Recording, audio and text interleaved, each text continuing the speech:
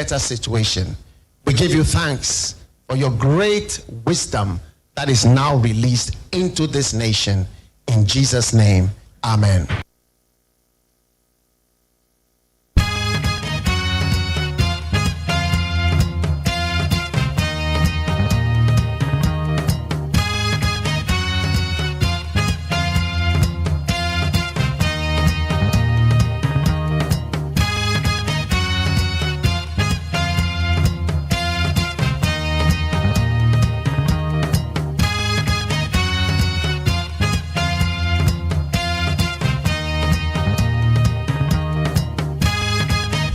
Yamakwa bed bagana MONTIE so high 800.9.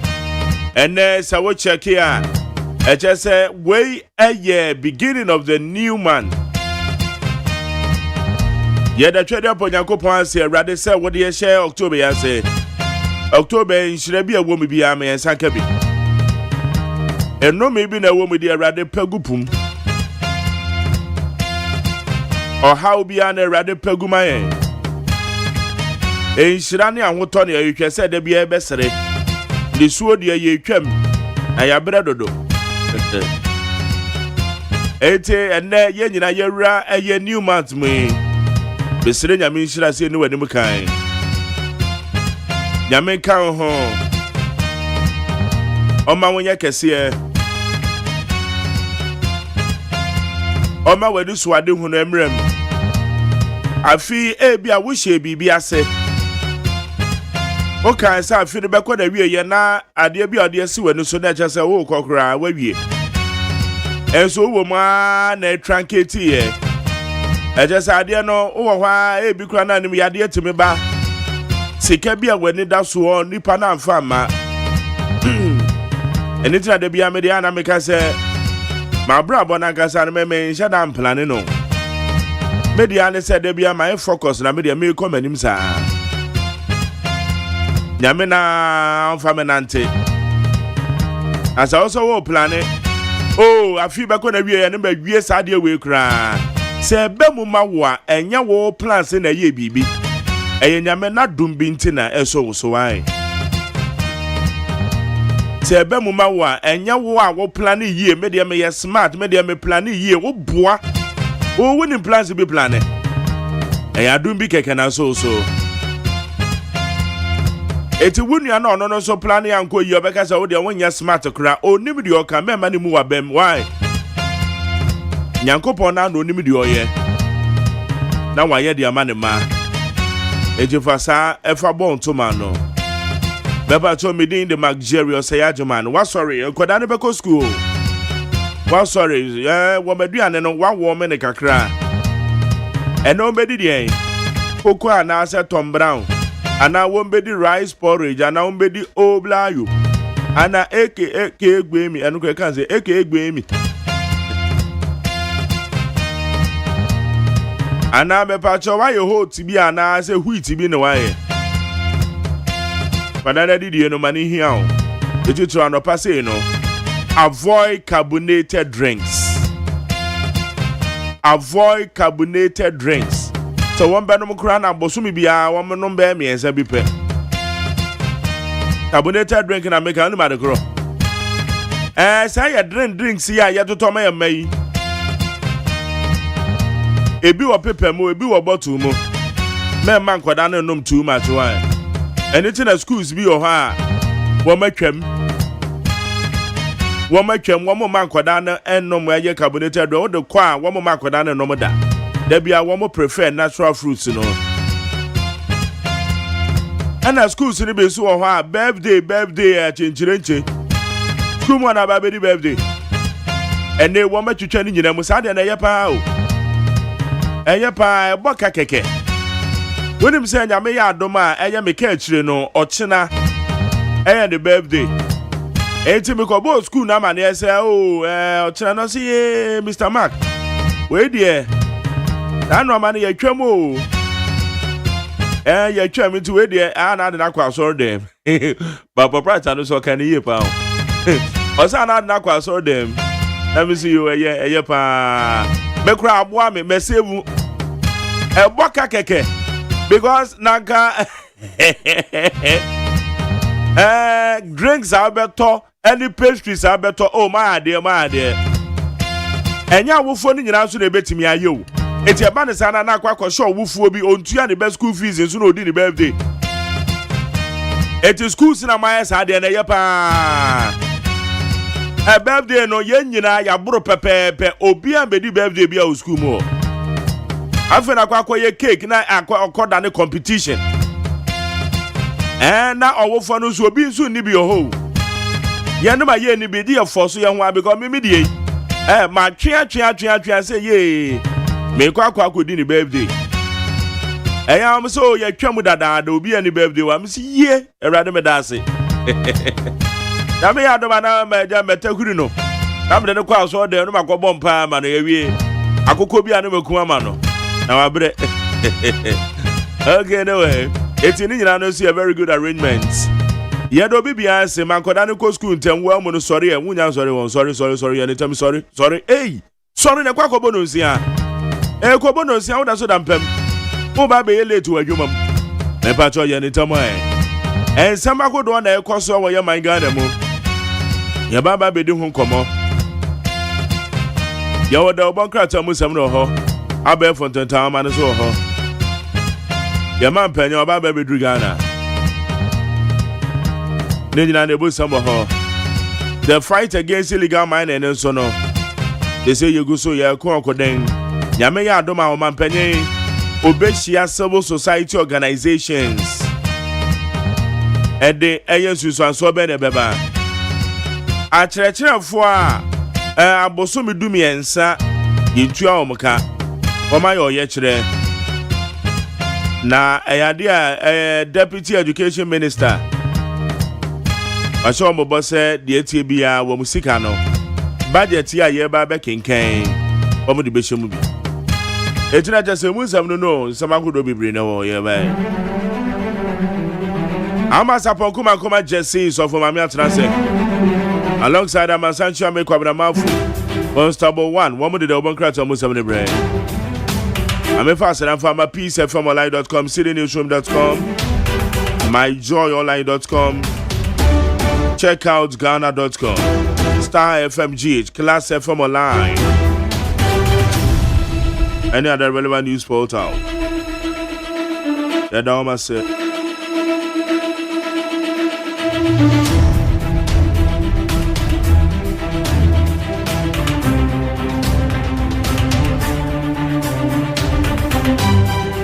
My young bone ran some no more near the Kona MPP near Bronyans and some so ye can. General Secretary or the Abronya Echo Disciplinary Committee. General just no so. They ask more. Okay. Your salaries will be captured in the next budget, Deputy Finance Minister assures newly posted teachers.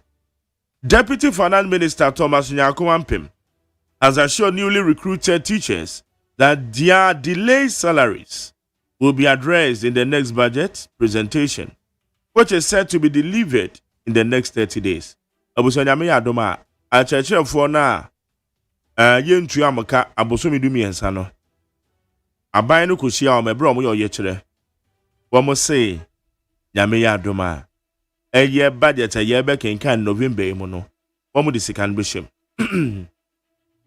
Wo mo si amotre. Okay. Utah considered options as Galamsey deadline to government elapses. The University Teachers Association of Ghana is holding a critical meeting to determine its next course of action as the 3-month ultimatum given to the government to tackle illegal mining comes to an end this week. One more share a bino bosome miensa say illegal mining one more franco. At the for most coupon would do.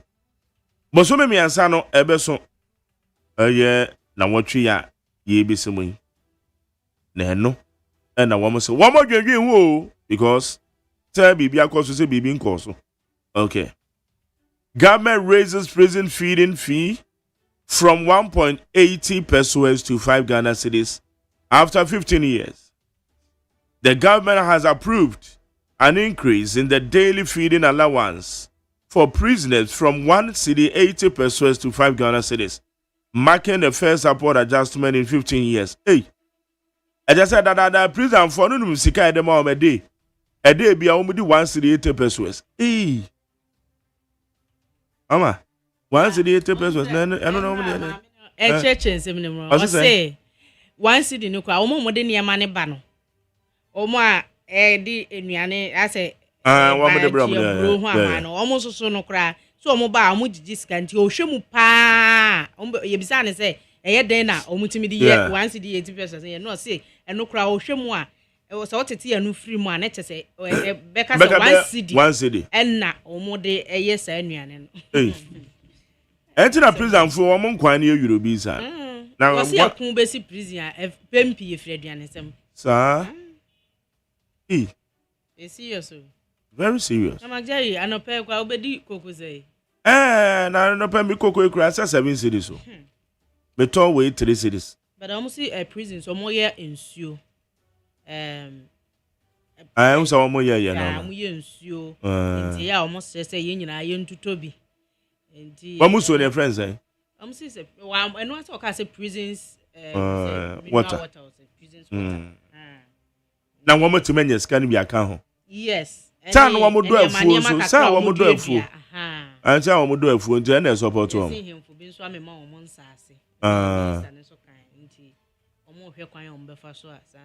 Hey. Eti dan nyina 1 cedi 80 pesos. Enu 2 cedi so. Rade nya kopo. No mo see 15 years in here. If you do know. Yes, also propose 10 cedis. And I'm paying say mo 5.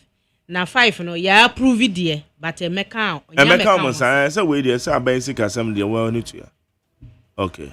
Is it a prison for there no. Eti for ensem bebre owura boache jako we declare so be call MPP chairmanship.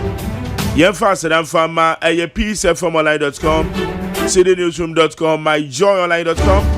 Check out ghana.com, Star FMG, Class FM Online, and other relevant news portals.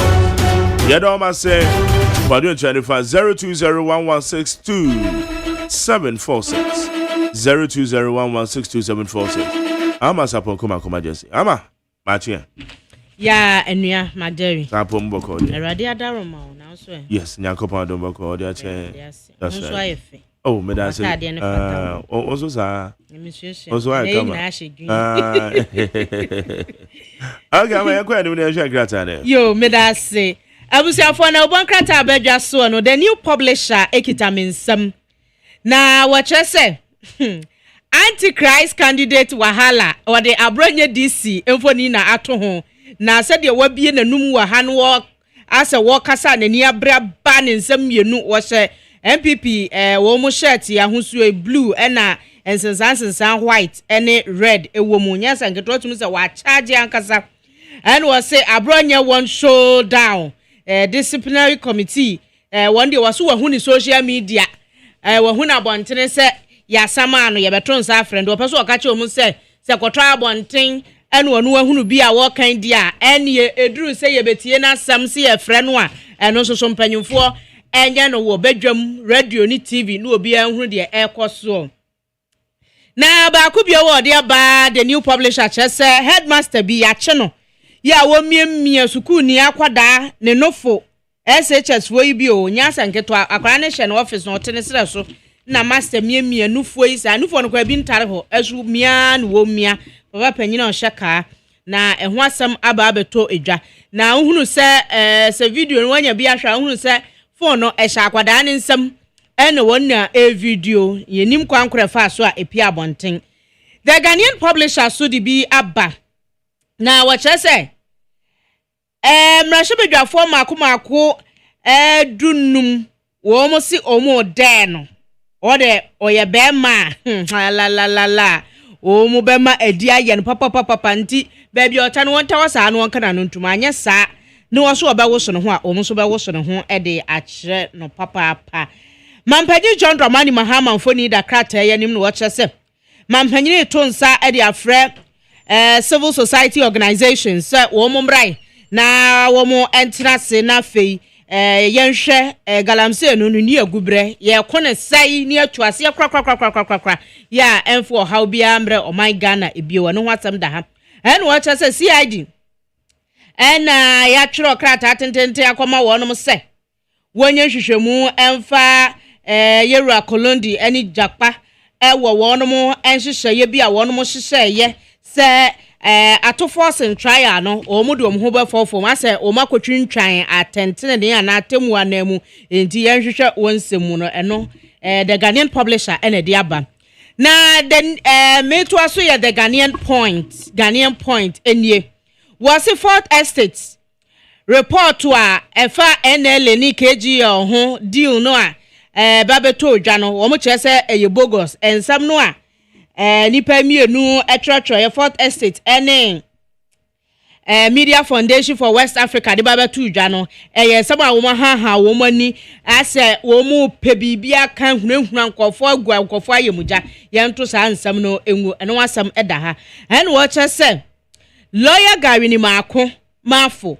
wono so akwasamane Fourth Estate and Central for and Media Foundation for West Africa for say wono mo entria cedi no Ghana cedi no million edu 10 million Ghana cedis and fanfa lottery bonanza report wo mo de ba ye ho say contragia womu enya ade free NL nsam no ye KG of no je say contract no omu de akoche ene omu de akoje nkate kakra bi o se enya no contract de omu ntam no enya contract mpo licensing and license so different from contract nti ano no procurement sembie anim ya omu betu mfuturo agunkofo ani nti o se koto se yemfre ensantwrofo yi ni yemmo wono ka Ghana cedi no million empim edu emfa emano na wo bo amane say Ghana ban omampanyi John Dramani Mahama ne na aban wonu ma pagya prison force ka yedi enu anuane emu wondie no emu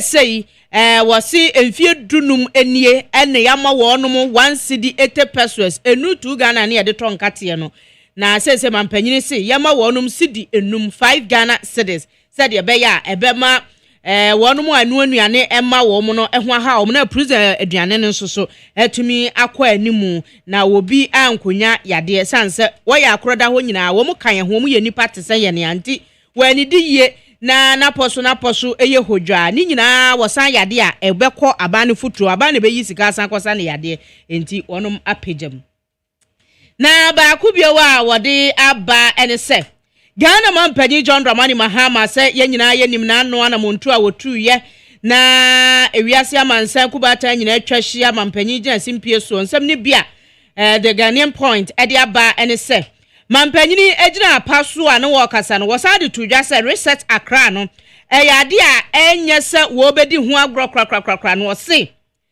sei me ma achim da mase me de me chance aba muma maduane muma minsuo me manfo yade ye ni de ebedi o muma yesika enkoto sabesabe amoase mu yesika enkoto de yade eyi ye hu yie no atwam ye ni suade hunu de pese eduru hu no ebra so se ya sore waka ni etu hu anamon ye take action na yetumi ayo ayenu yie ni ye ni yete ya mamu ni enimi ye ma yade ni ye ya ni ebetumi aso ye yade ano akoye yade ye ntumi fie ho nto kwa so de bia ana wode NPP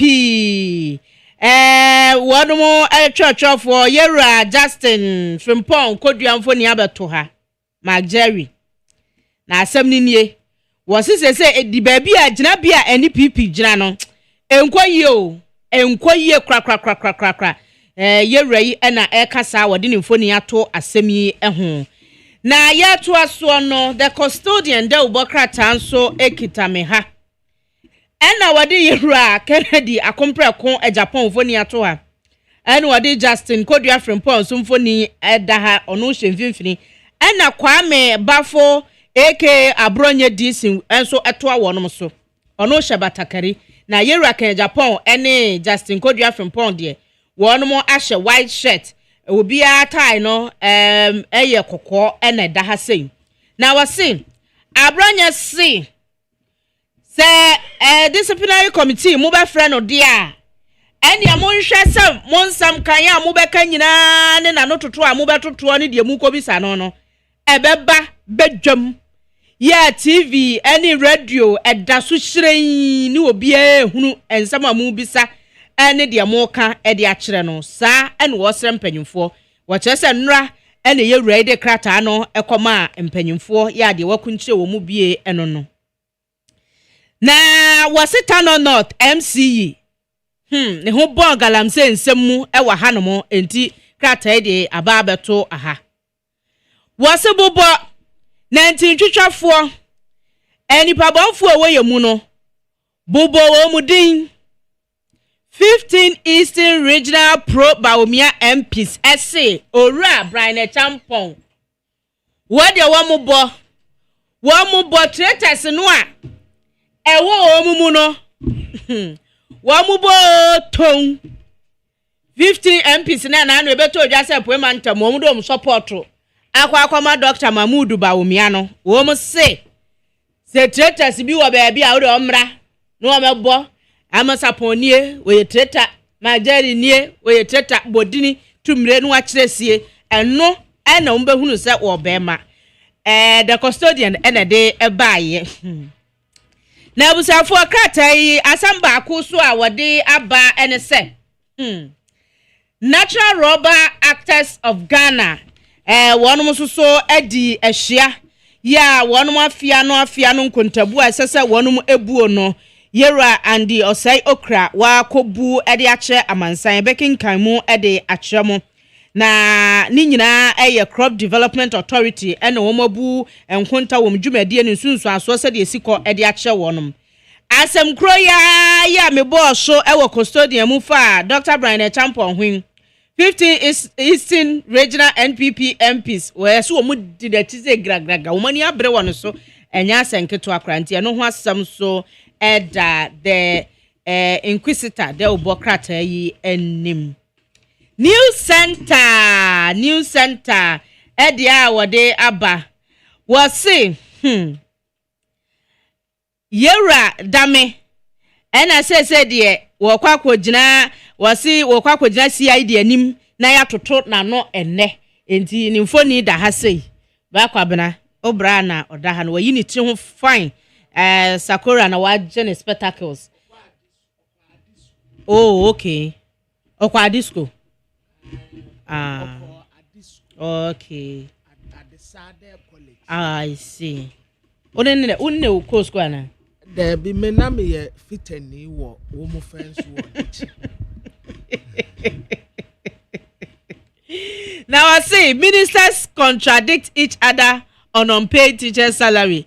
Ni wacha se ministers no wo mu akasa we bekase ya we abekase e de afa teacherfo akatua ate akamu no ho enti wo binim de enti a wo mu ntimi enka asem kro emfa asem ba akwe ho a ene we bekase ya ade abeche no na we so e de nam ha anopei na obonkrata ebe adwa so no ena mabobo animu nsem no a egu ho no ebi ede amamu okay braka yako peace naba abusia yako peace 104.3 FM so krata no sha bebere beba enen so nsam a wa na nyansam ketu mo de amonte ye ba baba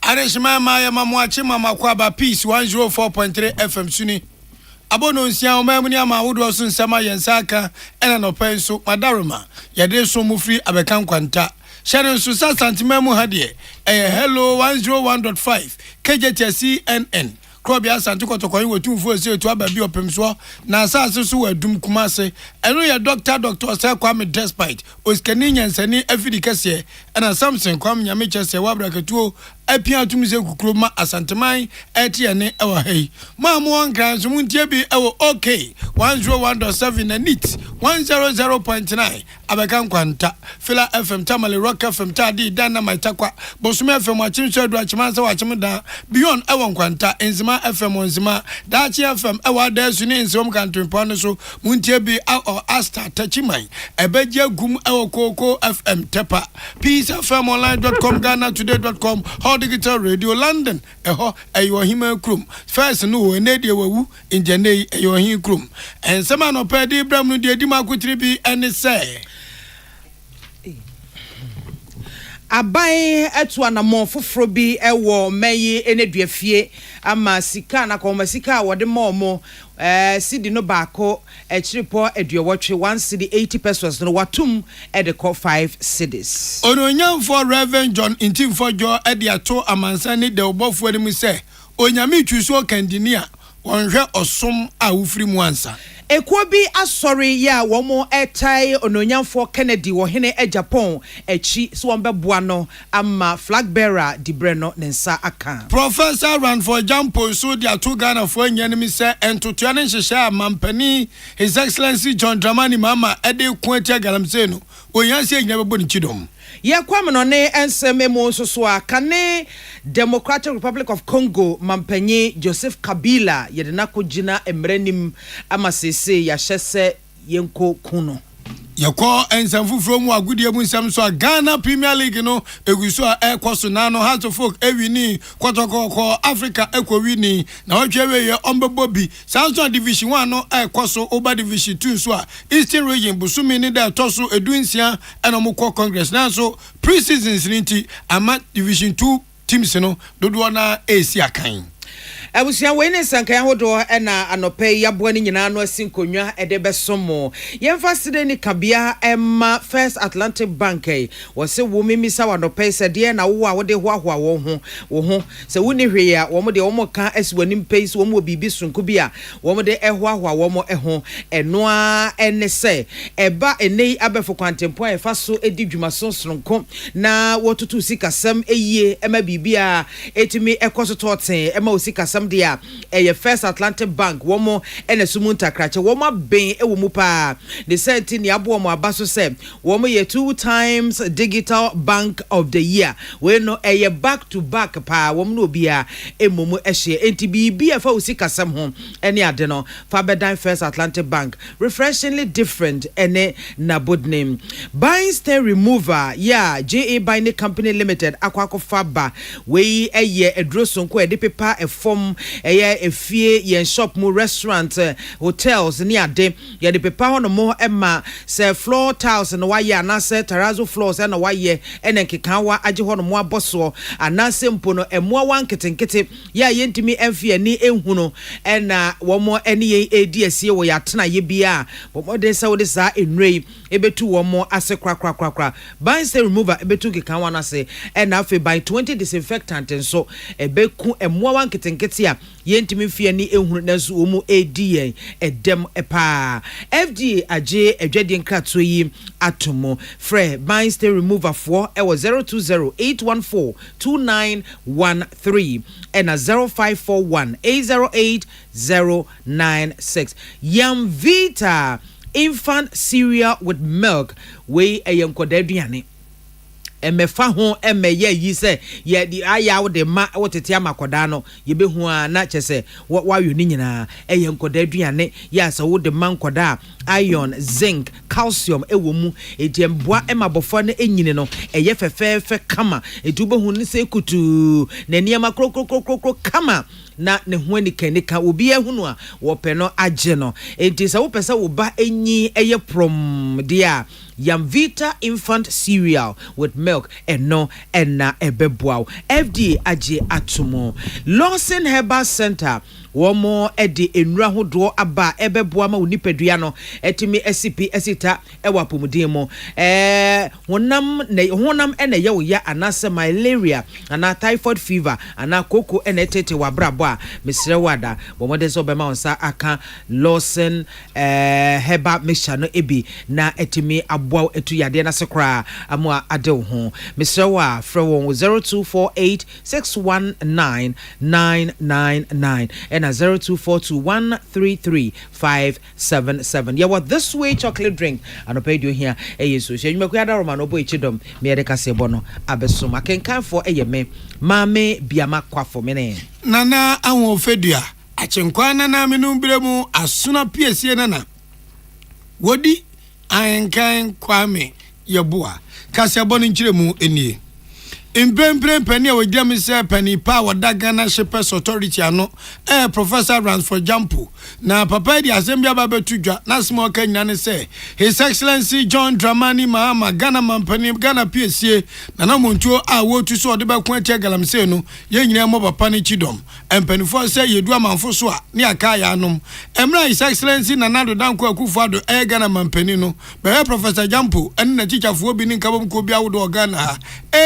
Ominya mampere kwa ngomba chinawe nanado aden nanado tiwo ene etu former gudia ewo kwayem ewo nsuom sensase etie tua kwasa de chekwa mu nkyire biem sanse nanado declare state of emergency one pai hrenhren ewo Ghana ha se wunnim na wura kwayem ya so kotu fuma gudia ukotu fuma gudia wo nsuom ne ajupa chi se kabo ene wo kwa na fata kwa dabenka enkiye nku ene edede de bi kwa so Ghana ha pa emu demonstration de kwa blocko 37 military hospital papa kwa bakwa wuye chese ensam kwa so 2024 eneja yakwatu abaze boom edema His Excellency John Dramani Mahama obi agitum se Ghana fo ato aba papa yi wadim kunim se finchem wona ne ko ho a enye Enjaman fo bisa se na Professor Jampo no wada na evisa aban man postman ko abam bosumi nwatwe bosumi nkron bosumi dum ne awurai galamse yante so obo ho wa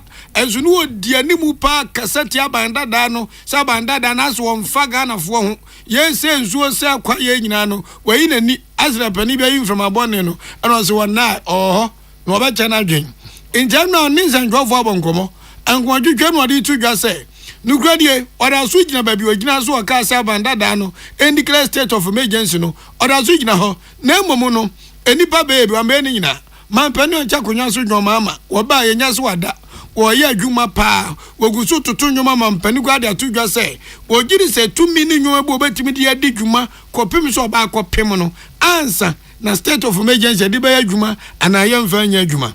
Professor Jampo say, Ejan San Seminar na mutuo papa His Excellency John Dramani Mahama 820. Na dwimu de, yanta na chi papa na nyoma papa pendi agu akwam no enso abapa. O se ene de, se Ghana mampani His Excellency John Dramani Mahama de otiasem. Okasema wotie, inti omu jide chansma omune neka no obetie. Ana mampani so she Ghana for boss em na waya campaign so bedi mampani a. Wobehwe se da chi bi eni akire no. Eye bibi a friend say LI eye 2462 no wo beba modisi ebe yidi afri wo no obi ntimi nwura kwayem enkonkotu eye afumagudi me kire galamsey osisa nwoma we nyina no aban ashomobo se parliament ewa homigiem na se parliament za babie ma wombe yidi afri wana manfo se iwiase se bempreduasa ejanka mobo ejanka sema ya enedia Professor Jampo na enya bredia ma bansa no sa ban homenden na bre no so anu ayi LI emra na nado danko Akufo-Addo ne ba mia wa abam de enya botra mom demonstration yawodo na nso nyansa ni ba Akufo-Trim prof say mampani we etoto nyoma yenta na chi na galamsey no kianeke yebetu susa ensamode epiemu ya sansamoda epiemu ni nyina no efa omenye nedua se ne esi ekrakra ye ho na ye niema esi efa na nka kanete nanka da bia da ye prison ni bia no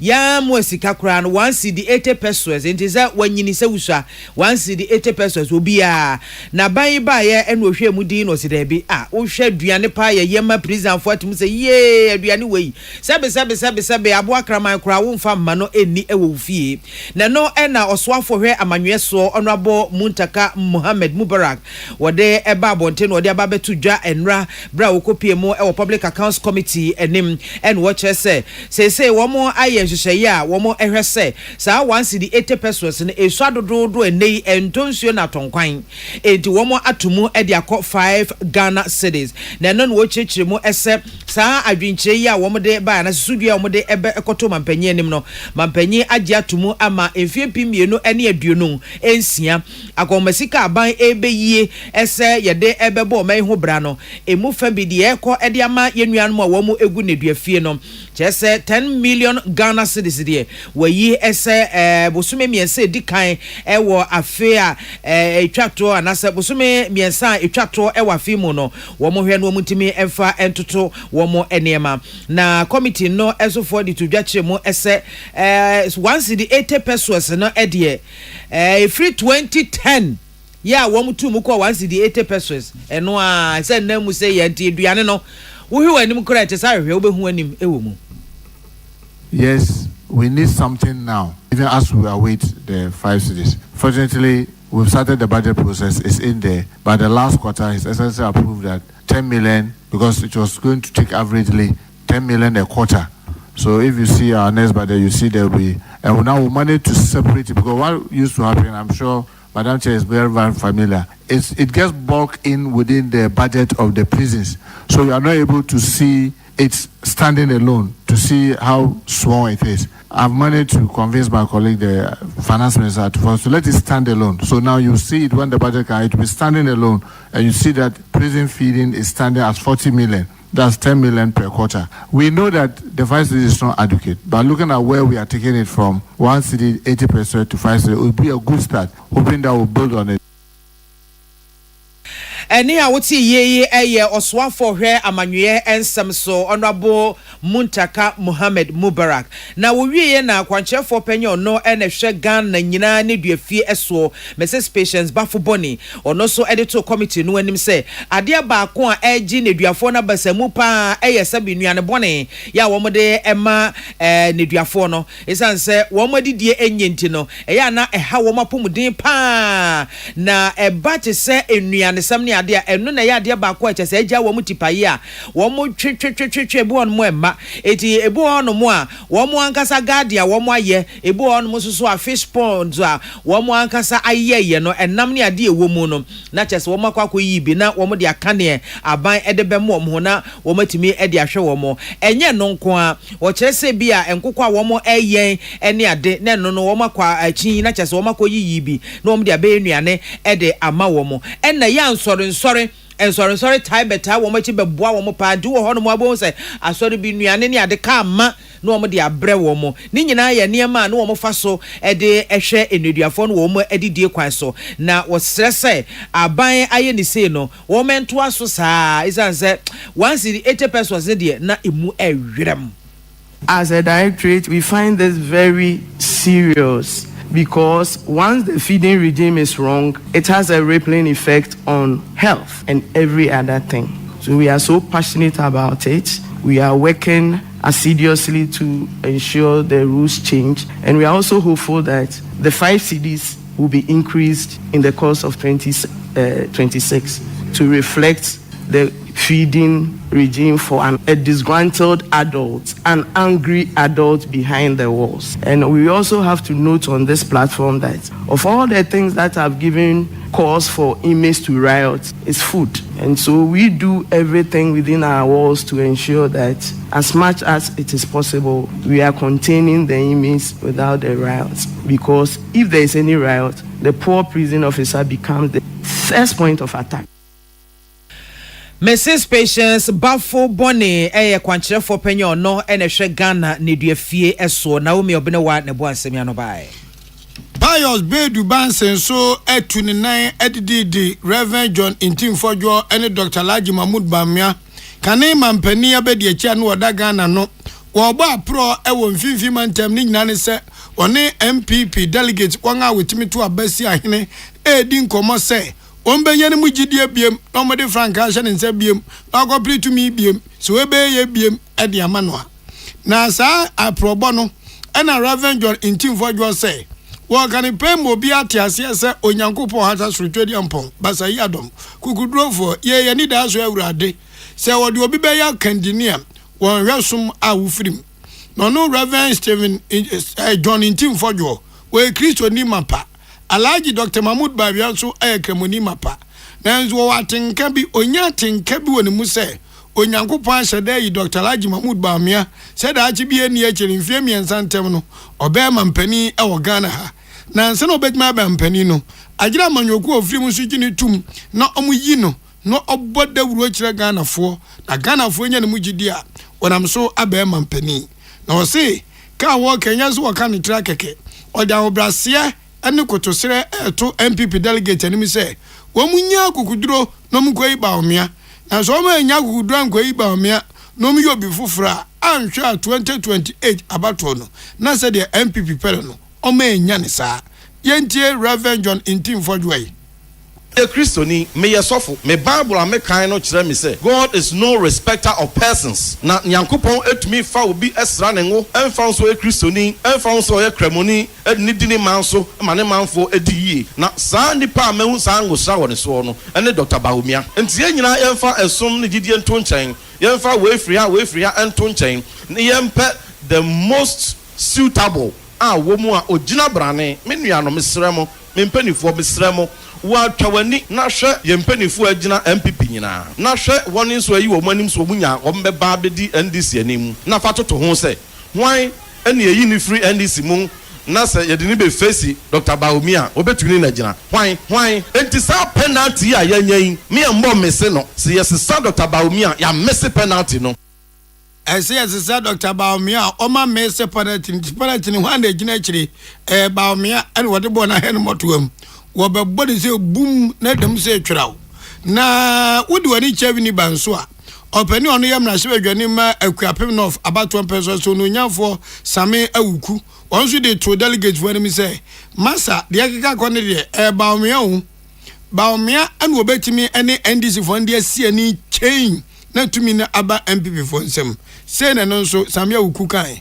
There's wisdom in consistency. Mo maye nto ya de pantwene edu campaign time ya nkofo de adwen te se te se Cape Coast Stadium agoprama so ye bobo wo ya dwum sa pasabe se be impreduasa obi animu a ade san onim ba bi order daytime do be share your baby bebre pasade nya san onim ba bi oko central region mon kai ye papai nyamo yema akufo nyamo yema nanado mon kai Dr. Bahumia so na mo moano 2028.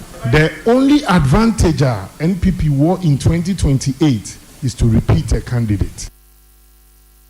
We same awuku ononyamfo ono emra sebedwani emma akuapem north abato mpeso so apuo mantem eni okuapem yeda sujina NPP amayoko no akache na ekobi watu ohudi ohene Japan Kennedy for president movement oak for president movement na sa ekoi yina womo echese womo so ebo womo ho so aba betai o Kennedy ohene Japan akompreko echi na ekoi aka bomu ena womo apa Dr. Pelgrave Boache Dankwa se onye womo national coordinator na ekoi echemu se womo aye krado pa se womo ebeye campaign chenche bi pa ede atayire Japan echi na nani so ade hunu so betu franka ama NPP ama yoko no se ni so ade hunu no etimi abemu Dr. Boache Dankwa pra one peace kasebo ehwe nkomo ena o kyeremu se egina wo mu esi yes wo mbetai yewura kompreko Japan echi nyina no egina empanyinie pa eni su a wada na die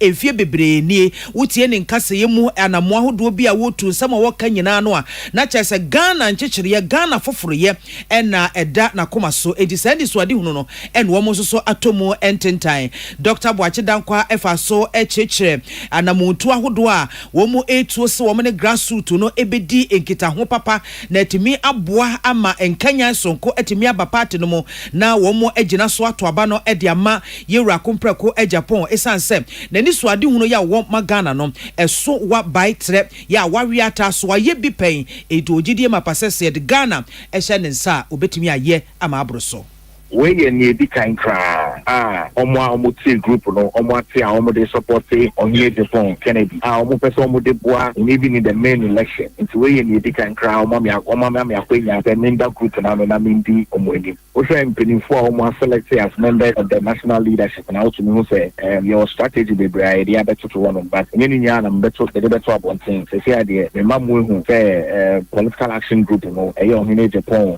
for Kennedy no mpinifobia transfer access our group no also omo de beboa campaign na ekoso benye campaign team no a political action group I bebo money delegate because somebody health works somebody health screening omo be train in the constituency in ya no a rebuilding agenda of the people of the party no etuma na ye Dr. Boachidan kwade ne nsɛm ɛbɛwie no wɔfa so ɛde ato chitafo nyinaa ɛnem sɛ wɔn nyinaa ɛmɛta ikyire ɛmɛboa sɛnea ɛbɛyɛ anamo a wɔn etu ɛde ahwɛ sɛ yɛwura komprɛko Japan wɔn betumi ato abama no wɔabɛtu frankama NPP amayuko no sɛ ni so ade hono bɛbɛm. Mubehu say yeba constituencies, yeba polling stations, the t-shirts, bremo, hope for president, and ebe amusun betumi aye ejuma ama Kennedy. Mamu who say Kennedy amode mo abono no. Mubehu say ade papa ewo no mu ni so ade ho a peso yema Ghana ronso no. Ode nya ebetiga.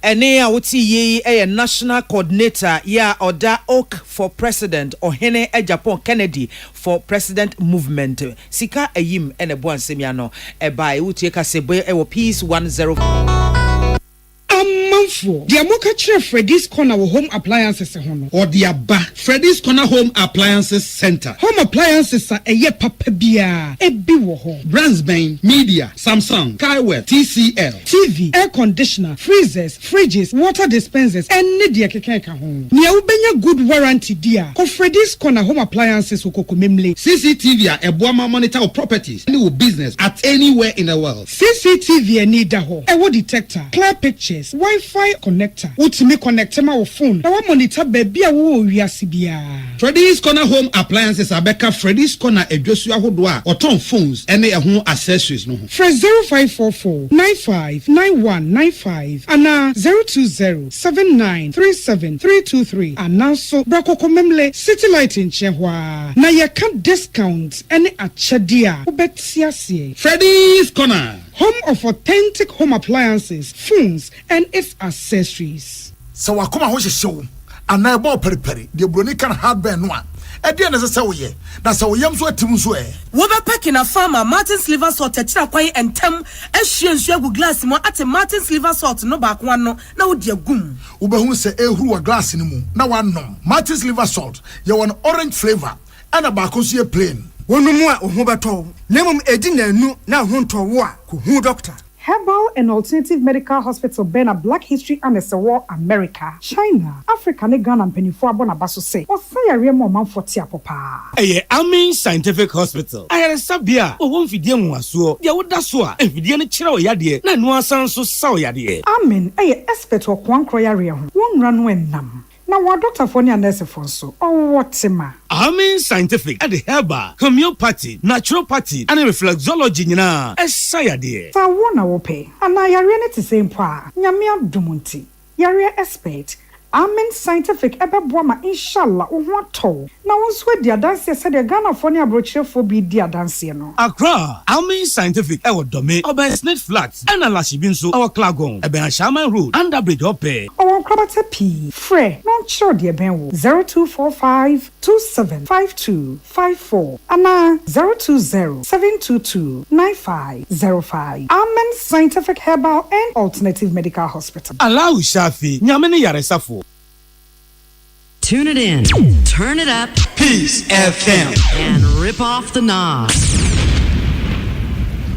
I was out for yet so ewo amanone ensemu na yemoshi ne yenko Democratic Republic of Congo maimo na kanema mpenyi na ohwesa omenso na oda mei ano era Joseph Kabila na sesei womo ede no akwakogina asenibia ewom so oni oman no mo ede nanso oman no koto ede sobo abono ese M23 atabanfo ekua womo eko oman no epueye FM no yera Kabila wono eneta womo achi enti Mampenya wote akonwa so Felix tickets Tisikedi wono ena atam no ede no akwakogina asenibia ede awudie ho sobo ne nipakum ho sobo abono enti yesi yebua ne kumfo yeko akwakokum no na wochemu se Yura Kabila yi wanya mfinhia edunum enan na obetena DR Congo man no so mfie porepore edu enwotwe ebra ne papa wo mu eyi no efiri honomo na wodane akonwa no mu ede emama mpanyi oti akonwa so mfie mpimi mienu ene edu enkono ena kyese okope baabi etsena yebo ne ho adwa mfie mienu ene aduonu emiensa eprobosumi no mo ewo afiye mu ena kanema mpanyi yese obeba na M23 atabanfo ko a wo mo kone moja wo mo hwiegu ni ade no obehwe na wabeboa na ono soso watimi apata makoma atoyem na saa moja hwiegu no etu atwa ewo goma ho ne no ena mampanyi chikese de ede atodwa kyemu se Yera Kabila wono ene taisa M23 fo no ene wo mo atabanfo no achi enti no na akwakogina mbranim ama niema na ebo no ho ban enti no yentimi emfa no nkogina aseni bia nyina no wo mo ayi ede afri ho no mo achese no wadampan enti wo mo na akwakogina mu a wahyese yenkonkoku no na saa mentemi ho ase ya ekoso ewo DR Congo eman no mu no Amasaku batan no ena afenso na brochi ama yahodo bebre no a ehwe petatakramu din a Rwanda man no ena omsusu wo taisa M23 atabanfo no achi a enti enam so kra Amasaku batan wo mde wo ma sojafo ne ade akogu DR Congo ho so wo hwemo a empata emma komie ne adwebre enti me emra saa so twen eba ye Yera Kigali akasa na o kire se enye nokre so boy de bo na enye nokre no no momu a wo kwa akoboa ama ntokwa no anu abrase no ena wo mo ede saa so boy etimi abono July kita won sabosome no mo ewa fimu ena aban no ene saa M23 atabanfo edu wo nsa ehye ase apamase so wo mbeja wo mdo matuo ni akondie ebegu ho no mo nenso no entokwa ni mogahwiego no kwa ena ekoso afe agudie mu nsam na ni mu na kuma sa santokotoko etu fa Africa na akopie mu Kwara United for Nigeria so am no mu de kobani CAF Confederation Cup kotoko echo mu hwomen amomutimu miensa ewon krakopo emu ti Kwara Fuezo atadwufo wa wamate dene kotoko ba mo de a omdo be ha na amomose ombubo mu dompe ayu musrade kotoko ede toa mo ewo Kwara United fo no abobo ano ere kohwe akukwa de hwebeku aku omu giamo meka baako omantimi ante ene krata pia bonten abedadwa ene sen de omu ka nyina ne se sesi omu pa mo supporters chew Kwara United for no pass supporters Chelsea omujitum say nyom mfe ene kotoko sa anuhu yemfa mpambuzuefo no mu visa kotoko no mo no mabo 3-4 e Ghana ndie kotoko bo bekuo madi na za kotoko fo no mpemu aden o madwum do o mu ni ball no bo abechi o mu jam o meka ba ku nti adane echeopa e wo Nigeria mem Ghana mampani abedi eche Professor Nana Opoku Agyeman ono so nsama bepiem ewo agudiem nsama wo kan nyina ne se wo ma eye UDS fo emrantie akwesi akan wo China ewiase nyina University Games World Cup ayekọ no Ghana team a your friend say UDS University of Development Studies omnom ko gida Ghana nem omakọ kodin akọ papa ebo enkrofo agufom agikapo e de aba eno ne man pani abedi eche se sabe se fata nkroma de a ede UDS nso omo fata bosobo obo ma baso papa ene modern bo ene zi watimi akwa shine ame na ewiase nya aja tum se Ghana nso ebe University Games a yen ya bi mu se ja talent ne ewo mem Ghana Premier League ne nso guso yanwe adwa na atwa bi ye ne ebesu na amanfo baby house begina baby akotoko begina se dia all blast nso akeka na wache se okoso adura jai omo bomodem pa yakwa proman time so a Eastern region bosumi a yawura mini de tosu nsia na congress ne baso Linford Asamoah Boateng ono eno ye Eastern region chairman president our that football association no ano omisi busumi ne de tosu nsia omo ko congress na ntutu bi a ball bon proman time no so no omo de ato omo matiti tim ni nyina anim na pre-season guso akoso Kotoku Royals ani Kotoku Rush omo yon pre-season e Kofodia Sports Stadium ana Nkan Football Academy so pre-season e Oda Sports Stadium na watwa wie ye no jai Nkan Football Academy ekopiem wakade ani Kademan Football Club adiko bom no mo ko na Nkan chom say yes yenimbo omo firi achimabo abo ani Kadefo ko ball pete 3-3 obi a chanjonko eka miensa eye Kade United fo na kwato twade kan so omo omukrom to mbe sha Nkan fo pajan ani azunso na de be wom yatete kan nyina za ahyomo bi ya be pone ye breba eno mutimiti omo kaba ko a ekwa miensa aha ana gudie mu nsam yadi sie yenko amanone ensem yemfansiye aba yen kwama no ne edie no emu Spanish La Liga no say na nura esi ekofa ye Valencia ene Real Oviedo ene de share so Real Oviedo Valencia etwa omo ekame no wo mutimi etimu ebako Champions League ne so nura say na koye Atlanta ene Club G womo ede ehye so Atlanta ehye womo mienu ma Club Brugge for Bruges etimu bako Kairat Amati ene Real Madrid chira wo say yes wo na mu oden wo twa wo ekapore enum wo ntimi anka we Atletico Madrid so eche Frankfurt ehye wo ekapore enum ena wo etimu ebako afe Bodo Glimt wo ne Tottenham Hotspur womo edishe so equity penku bi ahye no yonko eka mienu Chelsea eche Benfica ehye womo eka baako womo entimi ante Galatasaray ene Liverpool womo hye womo eka baako Liverpool womo entimi ansimu arabranka Inter Milan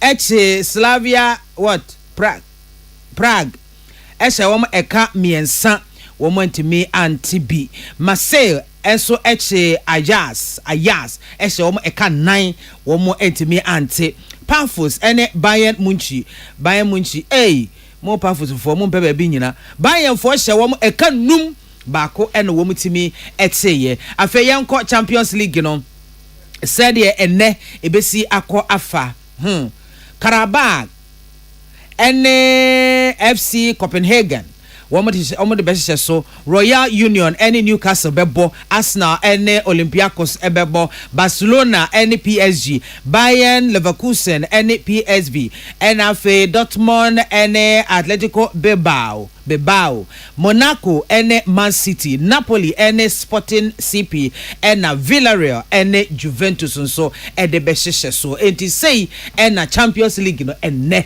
ebekoso afa yada wase kasi abonesi midin dia chenkwana na minumbre mu na wo fedua asuna piesie nana wodi ankan kwa me yeboa ena afi mame biama kwafo yemfa side ni kabia Emma Lawson Herbal Center wo de Lawson Herbal mixture bedwa so a eboa esiesie ni pedua no wonam nyina na eya wo ya wo no efri ntisu besi ne na mowira no ba bia tutu no ma onsanka Lawson Herbal mixture malaria typhoid fever koko ena etete wa Lawson Herbal mixture ebeboa wo yie pa wo pebi ato a ba bia to no bia okwa Lawson Herbal mixture wo benya bia to etu phone 0248 619 999 and a 0242-133-577. First Atlantic Bank was in Mimisa said, "Dear now, what they were who wouldn't shade there, woman, the Omo Bibi, or the woman to Omoka, and my you assume the dead now soon your Bibia, also to me, Eddie Wawa, who woman so me a 2-time digital bank of the year.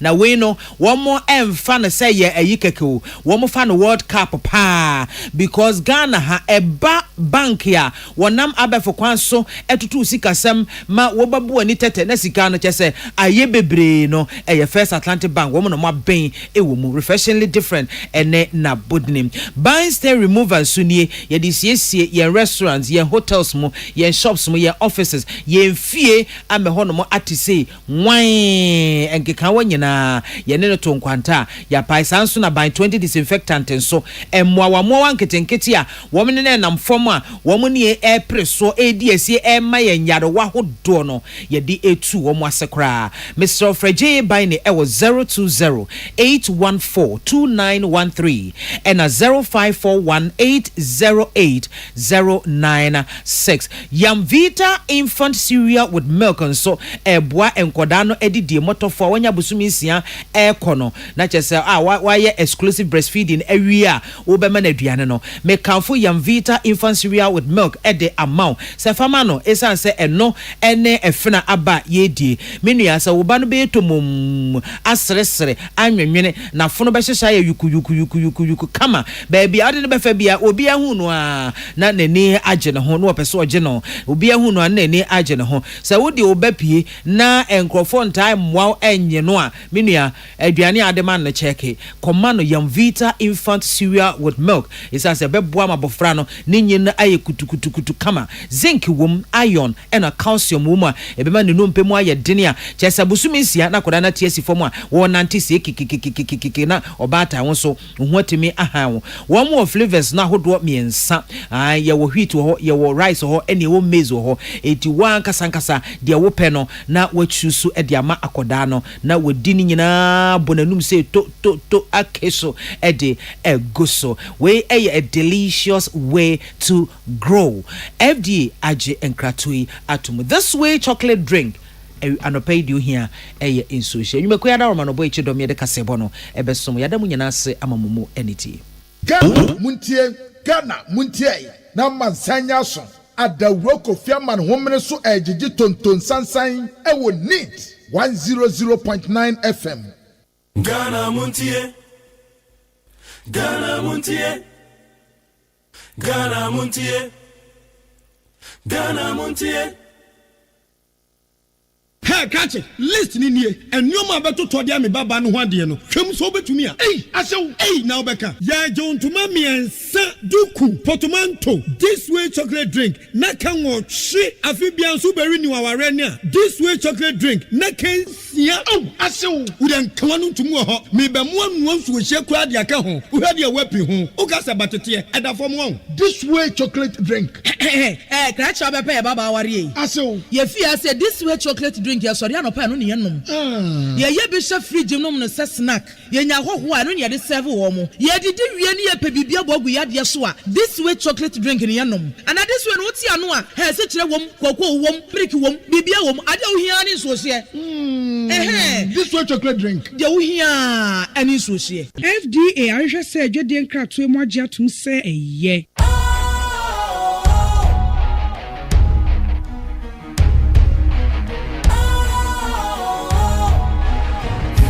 Cool, fresh and trendy with a new look. Makes you feel real good, that refreshing vibe. Satisfies you right just the way you like. Do you know? Do you know?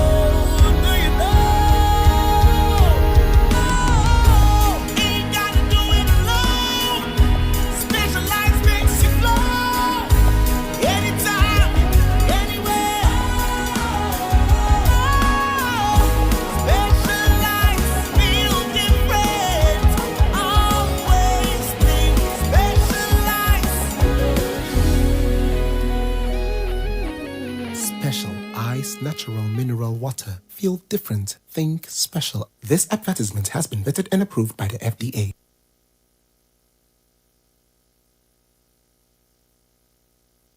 Ghana muntie na mansanya so adawro kofiaman homene so ejiji tonton sansan e wo neat 100.9 FM. Ghana muntie Ghana muntie Ghana muntie Ghana muntie.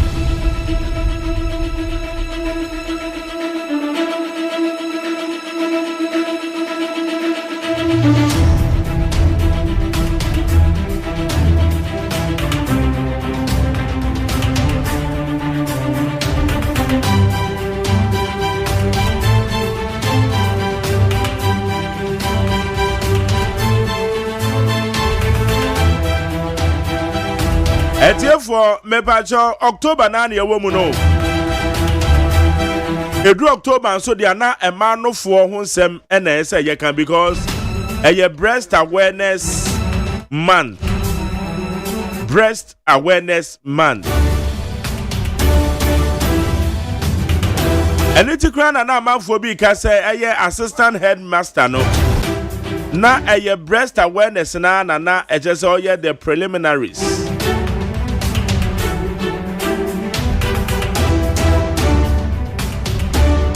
Ete bosumi ayesimu emema ene ma yemboaboa ye ho. Na yen screen your breast. Ema no monofo no mon screen ni kama.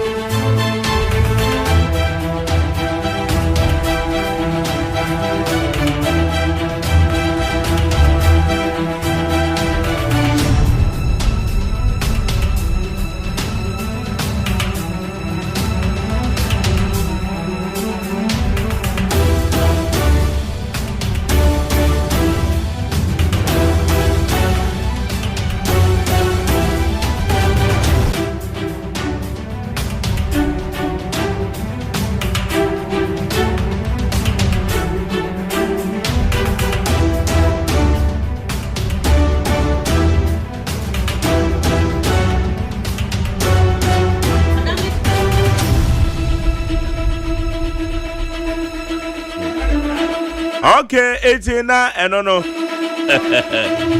Yema kwa ba de bandit 100.9. Na aye KGL ensem no. Say ya ke Dr. Gary no makon da me ko fe ne bra. Wasiu aye 430. Abronya ne General Secretary, Regional Chairman and General Secretary. Mepacho General Secretary no and the Abronya called Disciplinary Committee. Abronya Sunday were ready. I see the pen be a honorable Canada on Japan Antichrist. A mass and a damn crown goes away. Abba. And then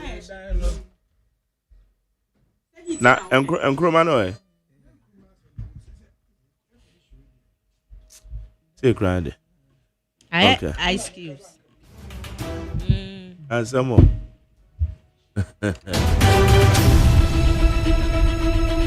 It's a for some of the adults.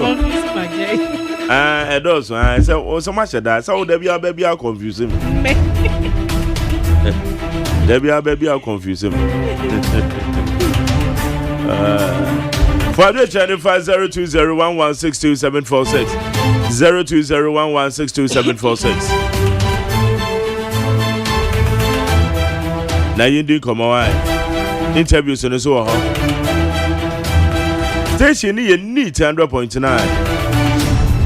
Na program ni din the Ghana Montie. Constable Amansanchi amekwabna mafo atenase. Ana amasa ponko mankoma jesin so atenase. The producer friend Kwadwo Damiado. Abena Freeman and I for your social media administrators. Your channel manager no one Kwesi Abuaje the darling boy. Dr. Faradex na ono no ye executive producer. The general manager Kennedy Asantio say ne boy chido.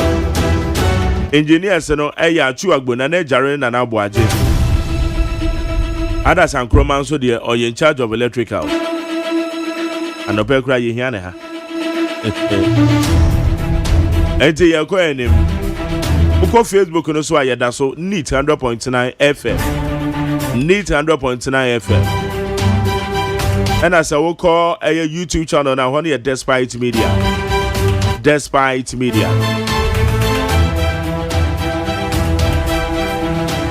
Eti ebedin komo.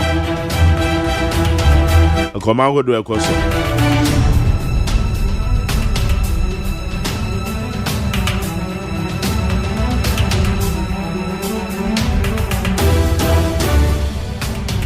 Okay, Kobi, Mache.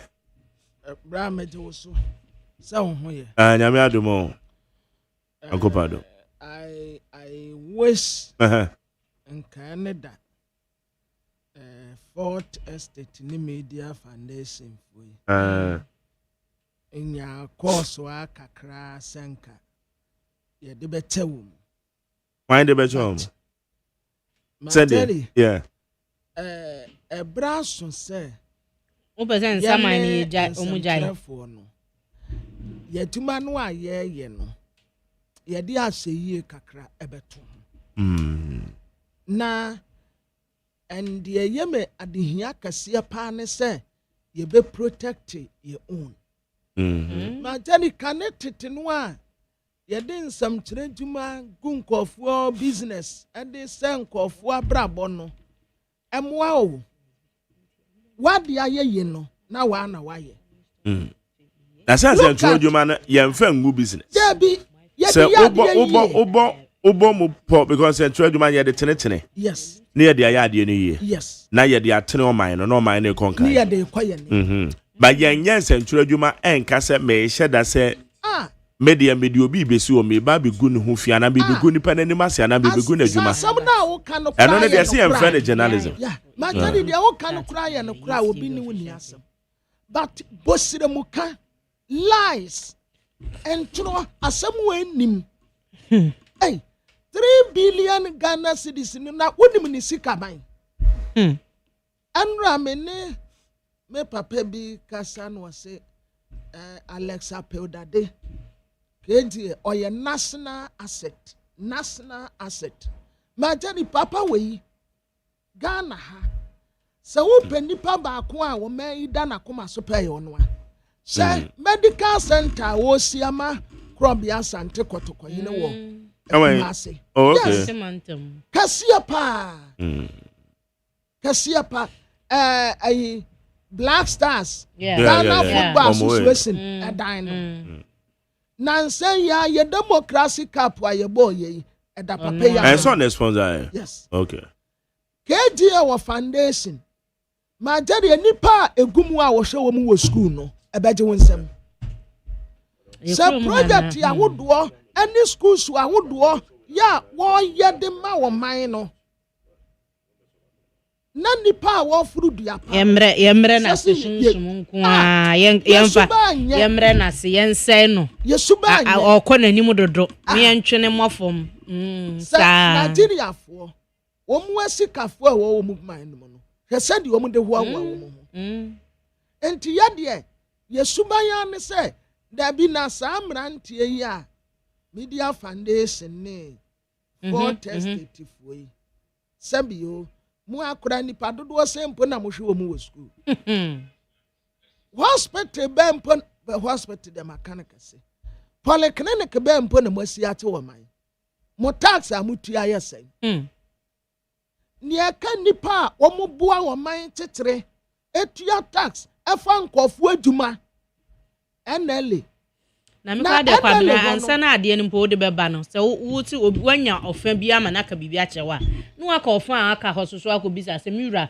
we na mate na mbese mkotworo eye no kre ana te se so ati ase aha na wutie fa ba akopɛ no wabɛtworo ne se de bɛyɛ bɛkasa asemasi ɛna kofa ba ayɛ ana we no mfaso ni so ama at first say ya kase koye director general wo NLA ade aba wutimu ane se aban no empe wasem en we pia loto aha yaka enela se koye adima wa enela eti se we yempe wasem ne ye pe ba bi di wakose ne ye de wakose ene ye de wakose enele yeah but enei yeah se wo pe adwumakuo ba ko Ghana ha enele wo wasika se tam na wotua na adwuma yefo kora kansa bosom ya so se innovation ani niema odi aba loto twam first kura wo kogina kiosk ho akotwa no tan fere software obeda akotwa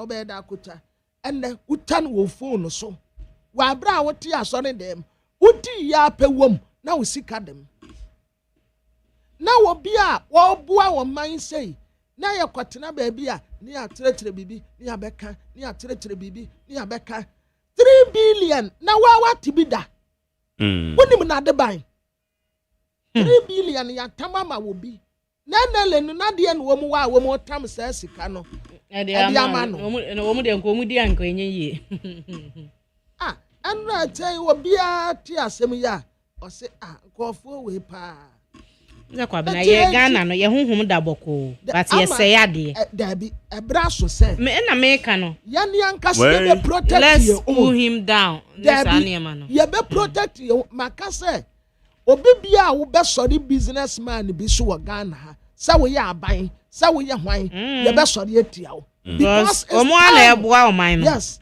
aban aduma ama aban aduma ma me ma one example obi frame me say oye aduma wo Minister of Tourism na was wo peduma foforo ma jari okura me mod ne qualification and why ye aduma wo ho no 18 years 4,600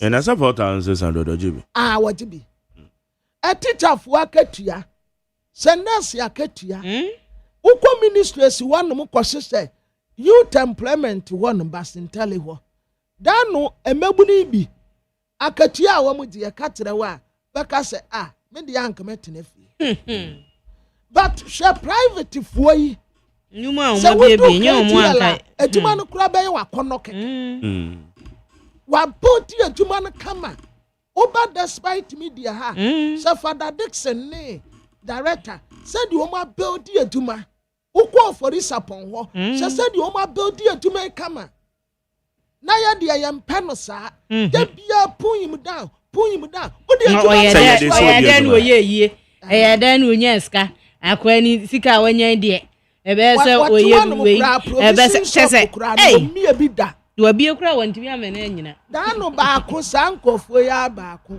woduru ha baabi na ewure not that star o type ni bi efita fo mpo na de battery be jumpo ne battery no ma no ko woka ha enkwada dodo sempo mu tax be na mutua mo man ya empanimfo asabi wo mo bobra etetere wo man de maye no mo sori ya na mo de mano esi wo mo yan kase ni obi build so I had the boni a ete say je kone gogoje but hwe mu hu say de wo de ba na no kre ente say je kan be gu obi hu fin wo mrekon ade na enye no kre because o man aye timu kwabna say de o kan ni central adwuma no e say ye die e say ye atwedie ye won sam bebre a ye central for ye ma ho kwan ma nkrofo abeka wo platform so a enye no kre e de confusion ababa na de confusion abana ya ka de gu nipa no hu fi sa tantantan sorry I said ye gu ni hu fi yo be kan so ansa megina hansa mesan so it is no man there we have to be very careful say bibi na ba bonten a nipa na ebone it say ye ka ye hwehwe mu yie ne hu ba bi ade na kwakwa kokusi na fe wo ka wonim dia wo ka o ka sa abrabo so wonim dia ka sa na it say ye akokọ botoma abrabo enough from get hey now we start a business wo Ghana ha kona bra apenda wo start ya ye be wi out ya workers frustrated wo bo from kakra usika be se wo business be collapse wo be san peja kakran and wo gina wo na so no wo Ghana ha no enough for mo na ya kwotena ba bia mpanimfo mu abo wo mu bra wo mu nyame esira wo no no ne ya de ya no ne ya de se lawyer Ghana ni ma koma afo atam wo moko 10 million Ghana cedis. Okay. What 10 million free for tested for one media foundation. What down for no? Now, my Jerry, I down for my Jerry. I said, I was one down for. Oh, I know. Ghana and Cassie, you should papa. Ye pen for nko so. Esi etume de huwa esi ya belti ya ni aye ho ya ka say we hwe director nkwa hwe nyuma a wabie director wa nkwa burochire hwe mi ai ya Ghana ha no wote hwe Mr. Foyi yeah hwe oh mpanyifo a wo mu ebi wo mu anwuma yes wo mu nyina Ghana ha ene wo mu tia wo mu aye adwuma ma na ye yie ase da bi ade e ba fi a ye montungu na enko abonten saa na ye di bu o man nyimpo enka China fo ba be di o man mu ahoho ba be di adodode na ye bre saa na ye tie subambone ka kire my Jerry say president ka say big push ya kwan aye ba be yeah yamfa ekokura amaburo ni contractor sana ye ina be ma bibifo contractor me bonsam ma no pa ministry awodo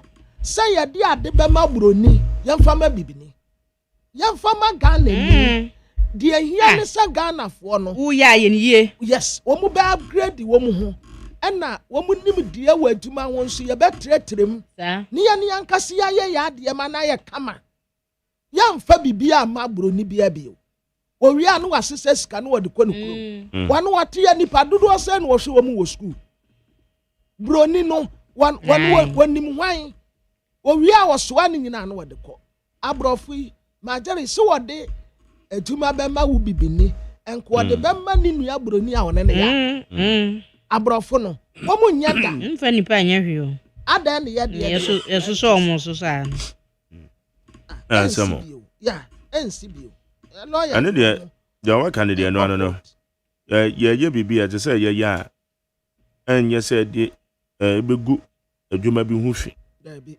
obi pa wa bi adwuma me krampo de kwamene obi a wetima bi adwuma fa nipa wo na obe wadwen se obegu adwuma na nipa kwotene fi da je say wo nipa no wunya na obeku no yeah wunya na obeku no because America no money ade a wo ye serious no adwuma no kra na e wa wo de na adwuma ni ugu no awman na kasa tumi ye chese se da bi ye ma adwuma ni ugu bediska sanfa koshim bediska akoshim stimulus packages near the amount so they say because banks no say banks no before the collapse of the banks say that time I no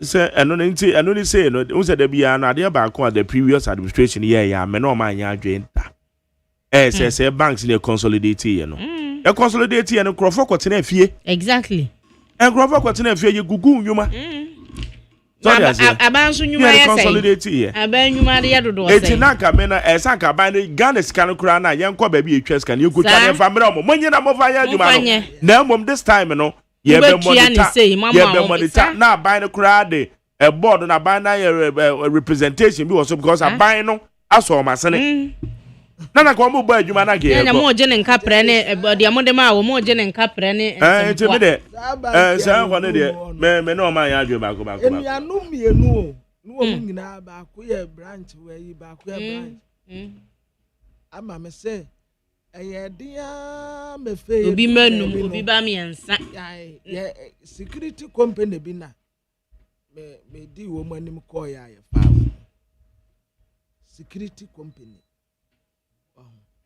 ya ne ankase ya mo aboa ye ho na ya manaka hododo ya share ye ho bone Grand high need 100.9 wadwe chira de be fa 0201162746 0201162746 Ghana Montie Studio we need 100.9 atana se ye ka de nagum enkrata na yanko yeah kwabra answer beba no Public Accounts Committee okay eno me koso na nya kra so utia sika na uma mesapopret sika ye mesapopret da bia na ma fe Professor Mills Bese Professor Mills be di ade foforo no ana manfo na Professor do little Professor say na wo ba ye na me de me pa amara me pa asumdwe na edi na wan na sika no no Professor Mills say amara mo amubisa eye Ghana sika no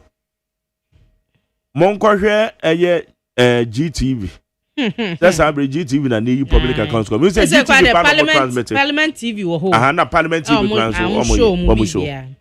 Ete mo kona mo kwhwe. Obom ba bia Ghana skafa eye no kure trudu. So asem na Professor Mills ka me remfeeder.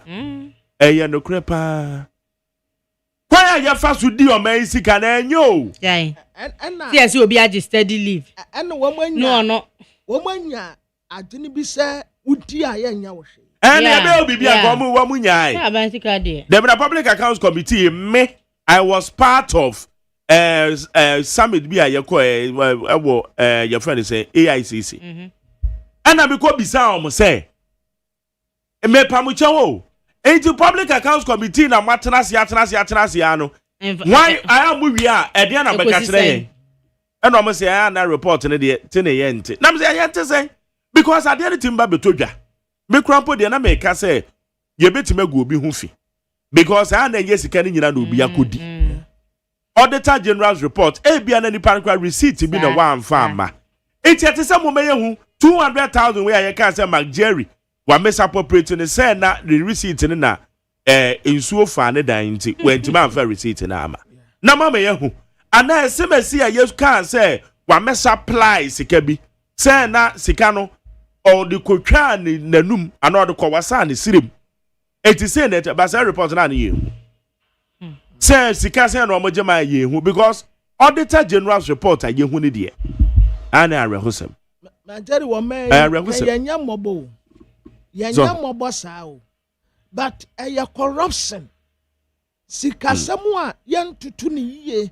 Ena sika enwunu kokwa. Dem bia me ka kire wo say sa ben bia betena so. Na okase yamfa mpaibon ta na ti a me nya bida. Mpaibon de wo ye de ese bo mo. Me mo mpaye ma. Eye mra so die ene ye de tetere wo man. Enya mpaibon tenten. Ma jari wo bia di sika nipa no nam ho osi ya mo mpaye ade na mpaye no beye. Se sisi ade ye nya ma awurade no ono ankasa nsuma na abofo a wo mu da aka abofo a wo mu nim kwan e fa so di sika efiri nipa wo na maya ne ana dabi na sika ne kura no se auditors ya ba mi ehunu se bia lupo bia ko baabi sika bia fa baabi no na o makọ ni ebisa monsam enti sika we ye fa hai brebe no maye se ye twiro kata kwa mo 6 months na 6 months mu di akira kwesi se ye frɛ no se no atoto papa obi make that's obi ya de opɛ in discipline amaya ya mutu kwan kwaso no aya ho mpai botenten enra China wo mu former agric minister sana mete ye jeli no okwa anyi in prison because okwaje bribe sa bribe na waje ye no ama odi ba ye Ghana skamumpo endu 10,000 njo ba ko oba ye betwa so oba ko wahu ayamra so die emra ye be enforce mra no din na emra tinipa nyahe Bible say obi ya obone a yemfa nche 77 times 7 yo enunti na Christ be wuye ewiase na yemfa nko ba bia mudi yemum ye ntwa so yenya amanenka odi ewadi anyahe se sa na enkwada ba bia wo mu ko school wo se hospital bia enkofo ekwa akwaji ayaresa wo mu a na wo bisa se ehefa kra na Ghana ye keka kwe na say mampanyin oto nsa de afre civil society organizations omo meka na ano mame kan so ye nhwe ohaw na no pomasibre because they say the emfuo sei akwa ye sei emfu say dan no meka say edufru tisi ye kan say omayasem the quality mama can say woman country His Excellency say want to sanfre National House of Chiefs and the release in the new woman count National House of Chiefs na nanuma info I and political parties both MPP CPP PPP. Obia Sako Biamba. Mama, I say invitation to civil society organizations, engagement on illegal mining. On the instructions of His Excellency President John Dramani Mahama, I'm pleased to invite you to participate in a civil society organization's engagement on illegal mining. So, too, the engagement is scheduled as follows: Friday, 3rd October 2025, time 12 noon, venue Jubilee House.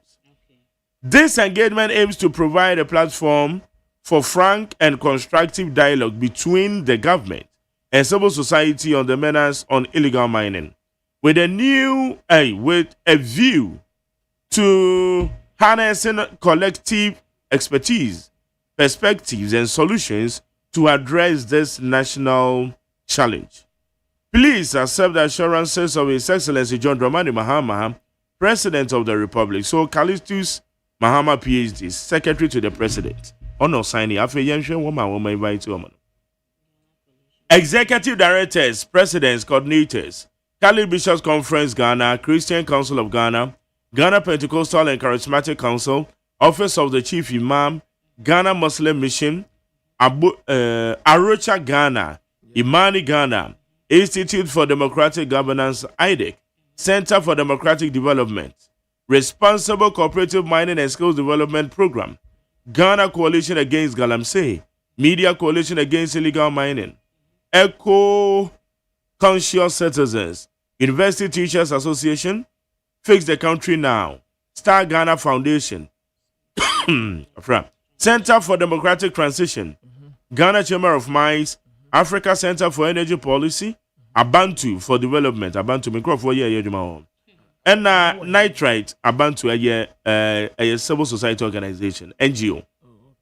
Wakam Ghana, Ghana Bar Association, Law Society of Ghana, African Women Lawyers Association, National Association of Law Students, National Union of Ghana Students, Graduate Students Association of Ghana, Association of African Women Lawyers in Development, West Africa Network for Peace Building, Integrated Social Development Center, Alliance for Social Equity and Public Accountability, Media Foundation for West Africa, Center for Extractive and Development Africa, Coalition of CSOs Against Illegal Mining, Institute of Economic Affairs, Africa Center for Economic Transformation, Ghana Anti-Corruption Coalition, Natural Resource Governance Institute, Nature and Development Foundation, CASA Initiative Ghana, Chamber of Petroleum Consumers, Ghana Integrity Initiative, Ghana Journalists Association, Send Ghana, ActionAid International, Center for Active Learning and Integrated Development, Ghana Anti-Corruption Campaign Coalition, Stranek Africa, Amnesty International, Ghana Federation for the Disabled, Concerned Citizens of Etua Landscape. But when him, the Kwabna said I can inform him, that's not kind of number. That's not kind of number. That's not kind of number, Papa. Banana no mama. And one bit of Friday. Yeah, Friday still one much I'm fine for them because you move free me. And political parties. And political parties and also NDC MPP will be a mekan hubi. CPP one obi a mekan hubi. Na yen nyina yen kan ho asem.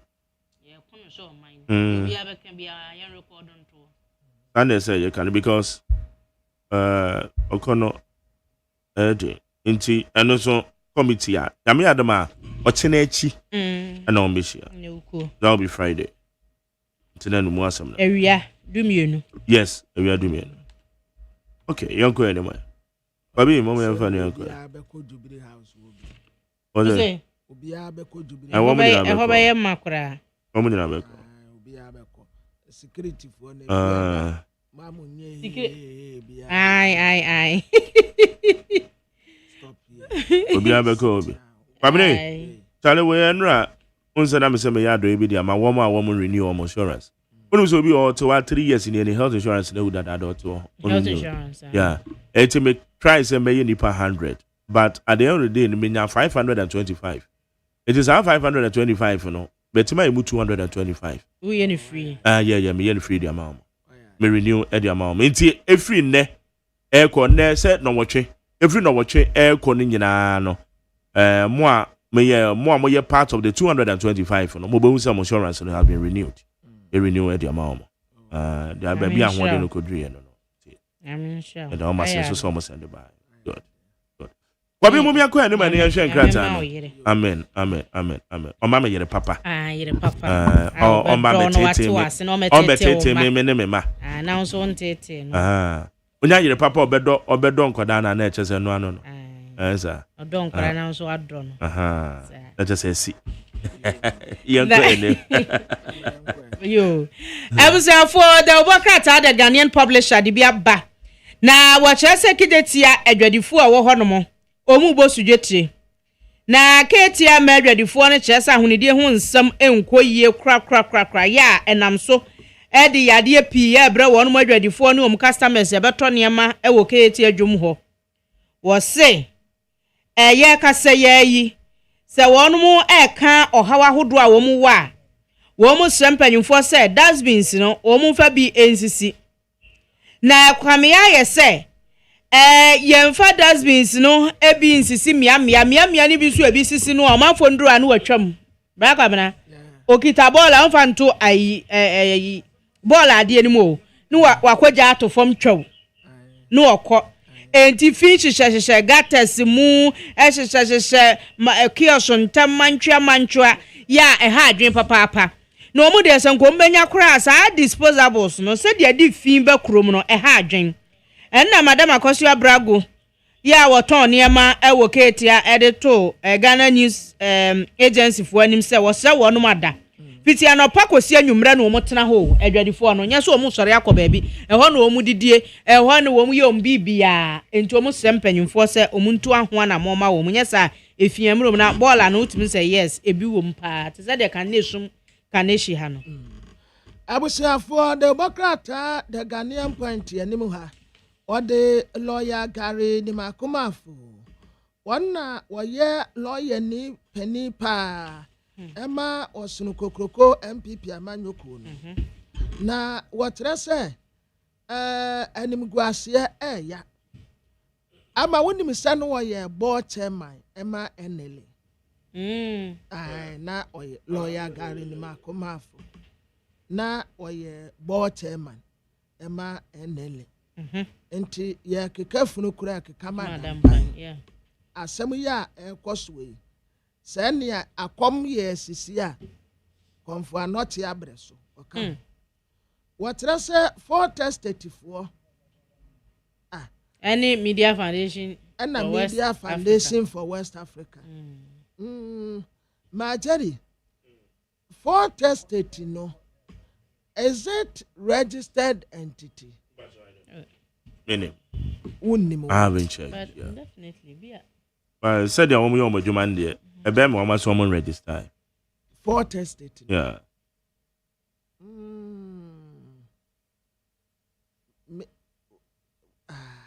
I don't know whether it's registered. I haven't checked. Okay. Say answer na but I do register companies. I did I also registered. Definitely. I do register company. Answer. And a media foundation for West Africa. Women so account.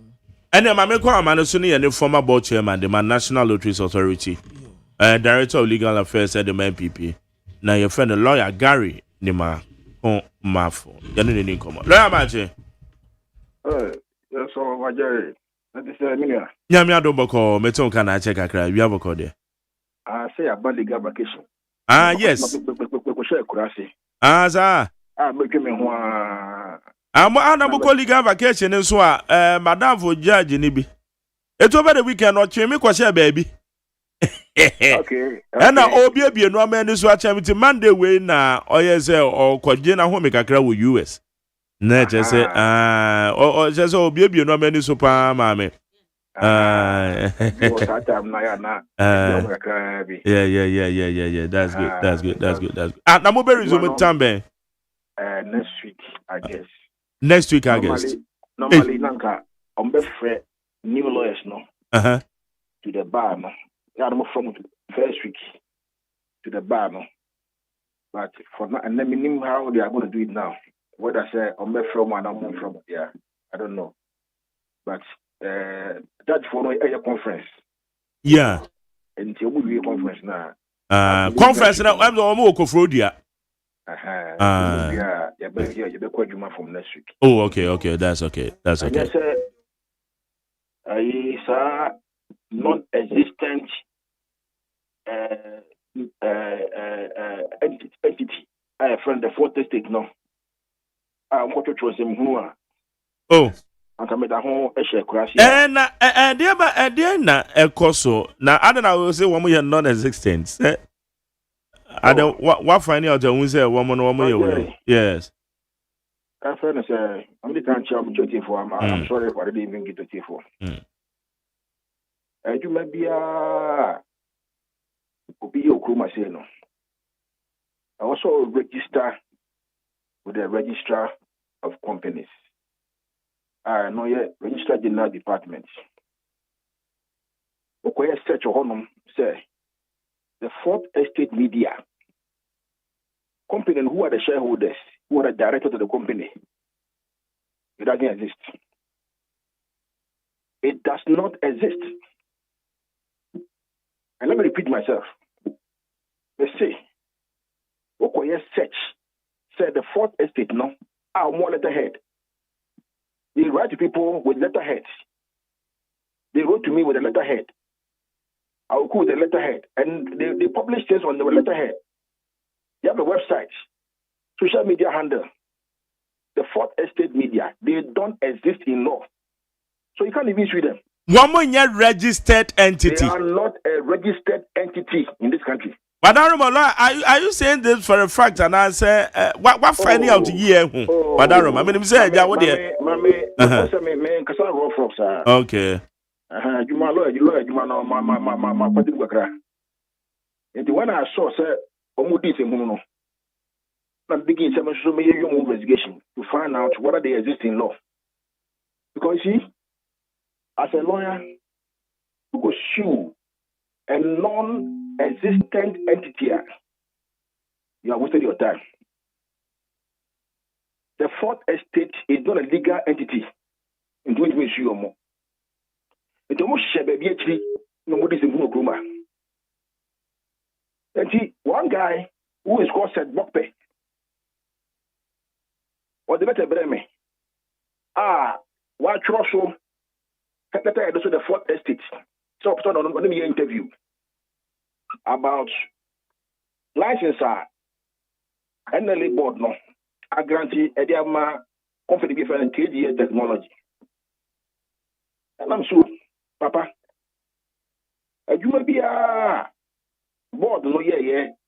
Make a board no show in March 2024. March 2024. It may be a no. Ya tro e won krata so. It may be a body no. It's in writing. And Nina is at the board secretariat. So contact the board secretariat and the manager of NLE from mom. I will say, okay, thank you very much.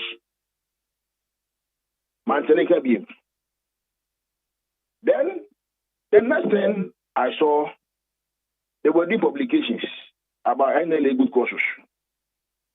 Now, because the former DJ Bekasa Huntino, I didn't bother myself because I am business.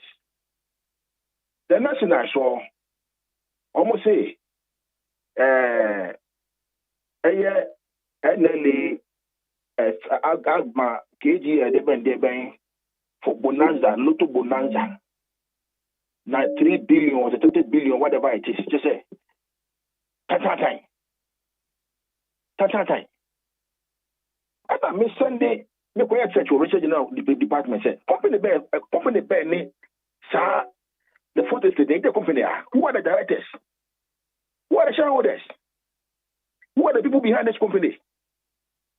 So I can sue them because maybe Majari, me from some yes, and those who know me closely know me so quite. Yeah.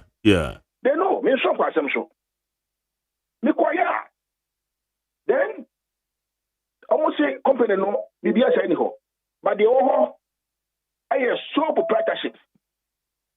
Let me open my phone and look for it. Sole proprietorship. And I'm saying that I didn't come said Bob no say is it your company? I don't know anything about it. My phone message na they are break kwabramafo. We are catching OT for. These people one must say a sole proprietorship but registered in the name of Fourth Estate. There be Oko companies are the Fourth Estate no, it does not exist. Okay, in their records. It does not exist. What exists? Yeah. Obi ako register Fourth Estate Media. Okay. I mean, 4 days ma said Bopeno. Say when I'm MONTIE AGYEMAN what say I don't know. It's not my company. Okay. All right. Okay. Meanwhile, when you go to Media Foundation for West Africa on website, I go to 46 for say journalist, investigation. The question: Fourth Estate, no, is it a legal entity? Yes or no? It is not. And she got my form. The catcher will say, "Obia trouble to be a boss." Say, where the Fourth Estate? What is regarding? What is regarding? They don't exist in law, and that is why I couldn't put Fourth Estate on the rates as an entity. I made sure because I just say that is why I should said Bokpe personally and Suleimana Brahma personally and the rest and Media Foundation for West Africa. Almost no more. Show much no more. This is the room. Come say. We court. Or make it Ghana for and the court no. The basis for the publication. Because you see, one thing I also say, can be a one. Make sure you have a legal justification for making those statements. Sure. Let me quite no. March no. Not KG no what da. You got two. Yeah. You got two. Number 2. Software na KG no any other human no. And yet any for dia. And yet any for dia. NL4, they don't do online lotto. In fact, NL4, they don't sell lotto directly to anybody. NL as a corporate entity, no, they don't sell lotto to anybody directly. NL was doing lotto through the kiosk. Kiosk, no lotto. And now, from the records that were NL, no, HSA, KGN, no, any proposal. Ever chair any for the management then animal hobby and the board may present it to them say you between the modern technology about be loto say the bear we shall sorry them we shall a kiosk move we shall few we shall be na you can stake loto online na me hobby and about the city and go and do the piloting let us see. And the company be a piloting. We say, hey, Sadia no, a bit me no more contract. Chassis on Juma and Nelly, Eddie Huska. Not me, Gary de Macomafu, not me the hobby. The choir got to soon. And I shake them. You say, I dear now, Papa Mayano, and company Mayano. They're the single biggest revenue generation for NLA. All the companies in the lotto space, none of them, and I repeat, none of them, NLA just cannot. And there's Adia. Ayumana Moyano, Yenshe, Yemo by Momo, who may Ghana for a Ghanaian company, or when a foreign company. And so therefore, I say Bomo by Momo. And you get say, a friend say, what a piano. Scarcely be here from home. What you just cannot, more for say, Mre and Nelly. NLE sika umunya no oko na KGL nko a ene kuku sika potiri sika batan ede ma NLE none of the companies none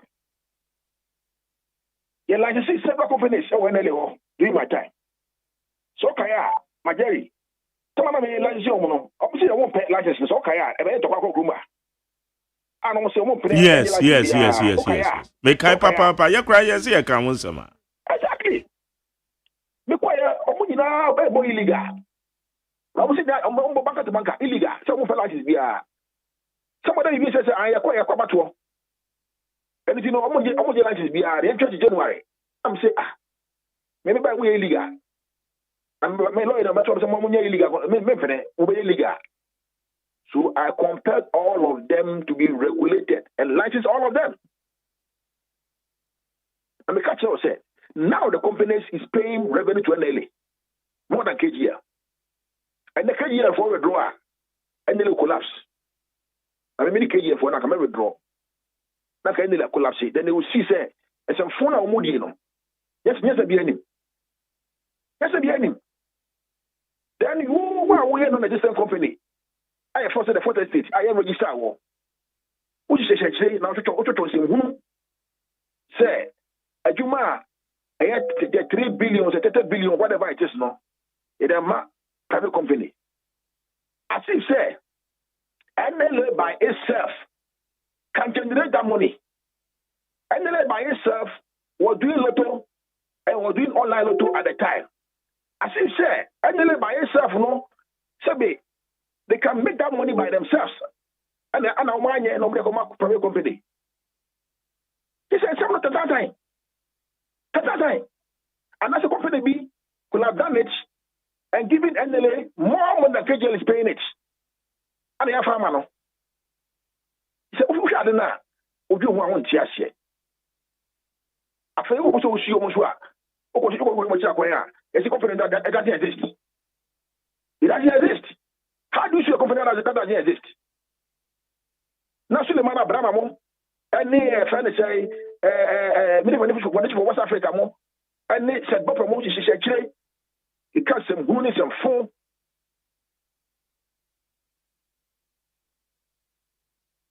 You see, now be our nose and bope.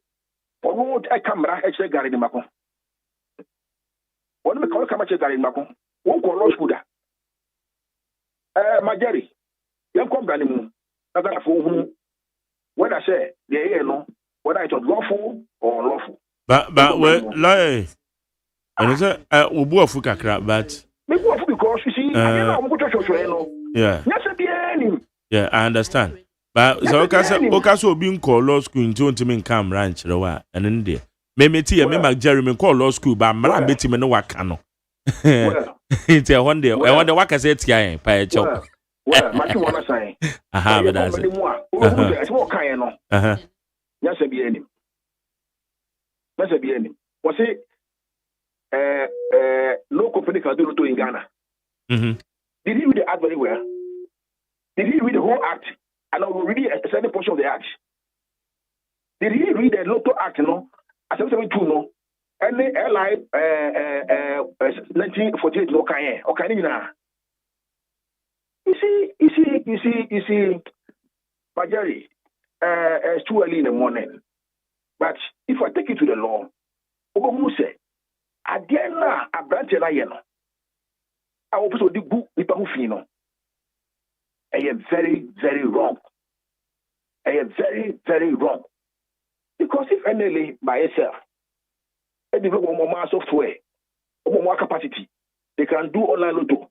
Why would they bring in a third-party collaborator? Majari, if NLA by itself can develop their own software, build their own capacity, and generate that revenue, why would they bring a third-party collaborator? Why would they do that? They couldn't do it. Open that coin, Juma, not the software, or say, NLA, I can partner you to do this business. You are before, no, NLA was not doing that. They was not doing that online lotto. Okay? I don't know, I don't know, successful. I don't know say like you no. Omaka who be a semba only KG and Adentia. Adentia. If you look at the claim of Stefalia now, you see say I listed all the company's license under my tenure from March 2024 to December 30th, 2024. Nina, Malisi Nina. I didn't know Omamu be a dina, only KG Rombundi. I didn't ya. KGL is the cash cow of NLE. When am I Nele Akono? Mama Jerry, me kwa NLE. But now, who be a more a friend say, Lotono. It push Papa, Papa, for the first time, 60 years. I heard the state of the art. State of the art. Of course, me no get here, so me feel home.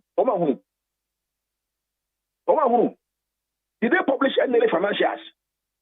Say the NLA financials are from 2012. They say. They say they are declining. And did they publish financial NLA? Many KG come withdraw. Now I can say NLA so we did 2 days. Come withdraw. I said what will be here. Who is a agenda? No be sharing this is but those things it can't pass behind my backyard. It will not. But you know, Suleiman Abraham said Bokpe, said J. Bokpe. Anybody from West Africa, I don't know who you are no court. No much justify the publication of my yen. Because you see, it's without any basis. Now, the other said, one my yen, you know, one must say, one I would deal with into my Anna. I say, what would be picture? Yeah. So, Shako media. I don't say. I Samia Oku, the board chairman, and I sign contract. As if say, the board chairman after the law. You see, a board acts collectively. Now, Uber border, yeah, time no, I call any one. Now, a committee on licensing and compliance, chaired by the Solicitor General of the Republic of Ghana. Mrs. Helen Akpeneziwu, one of the chair of the board compliance and licensing. And they didn't refer to the committee. All the licenses to the committee. And they brought a report to the board. And the board now approve it. Board approve it, no. And the board, main board chairman. It was a chance here because board approve chairman, you have to sign. And I for myself, say, the only abdominal, come. Me, I'm sure you're learning, you can't. I'm saying. Then you go bring my picture. I see what after the loan. Now, sabi. Sapa air journalism. Because I was say, Abranche, go to the board secretariat and go and get the documentation. Bibia or Hobenya, no kind. So quiet, so uncle, I don't know. So mano, so one famano, I don't know. So kind, so unkind, I don't know. Because what kind, you know the justification why some company were giving 1 year, some 4 years, some 10 years, some 15 years. You understand it. Because there's a justification for each license that we sign. But there's a reasoning why we sign for each company. And that's a license. If the Lord is allowed to get that license, how can we get license? Now, when you now over to a foot go for any Okuma. It's the car say, Obi on Mumrano, I come and camera. That's why I said that. Okay. Ma me kwa manosona Aya Media Foundation for West Africa. Kwancha for Penyo Dano, you read Suleiman Brahma. Ewa homanoso. Okay. Mami Bisano, Adarma, Loana, Yanshe. Is it registered? No. That's my first question. It's Mami Bisa said I will kind, you know. Alright, Suleiman Brahma, Mache. Hey, Joe, so it's for you now. I tell for Johnson about your poem to say. I'm not doing your way. Okay, I didn't pass it. Eddie Kind, Fourth Estate Media Foundation for no more year, Jumai. A legal entity, a registered fair manner. I'm say, me too say, ora Gary Mako, what can be bisano? Na, I am straight if I am a mama. It's answer, Matisse or a lawyer ni. Na, I'm say, also the make say, media say, ubisami because, well, we are journalists into the, I also ubisa, name and you say, uni before. Uko Fort Estate website here. And I hope if he say Fort Estate, at the end of your friend Fort Estate, you know, a project of the Media Foundation for West Africa. Media Foundation for West Africa. A NGO, OBA means you register, you operating in West Africa for over 27 years now. And they are setting up project. In fact, most Media Foundation for West Africa. You fact check Ghana. Fact check Ghana. Okwa Yebeka Trust a project of the Media Foundation for West Africa. I'll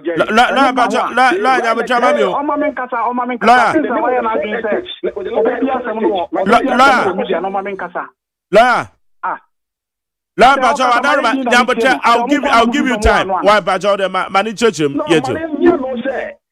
relatives in the name of the Fourth Estate. Fourth Estate, not ahead. Okay, good. Estate. That's correct.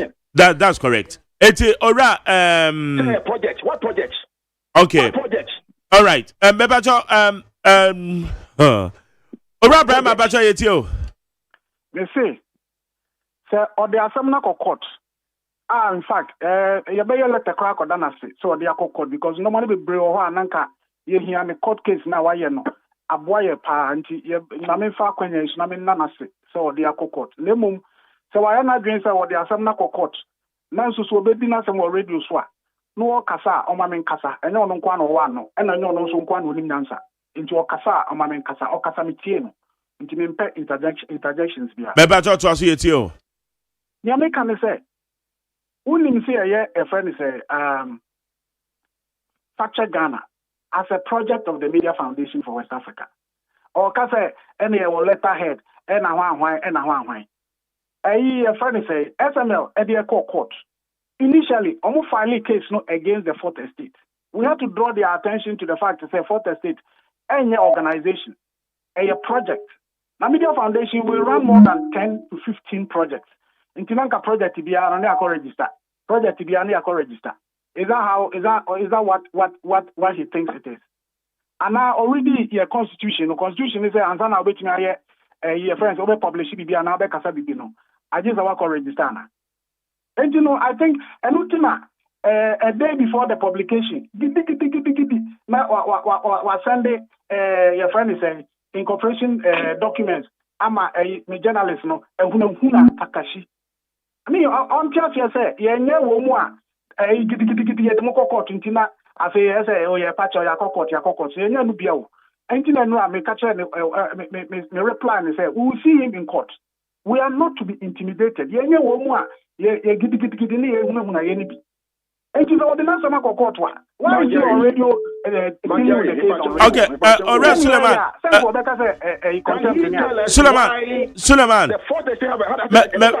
Me pacho yeah me bow. Say okay. Why a project or other than a project containing on a specific letterhead? What do you mean by that? What I mean is, according to lawyer Gary Macon, what the Fourth Estate letterhead ne etron.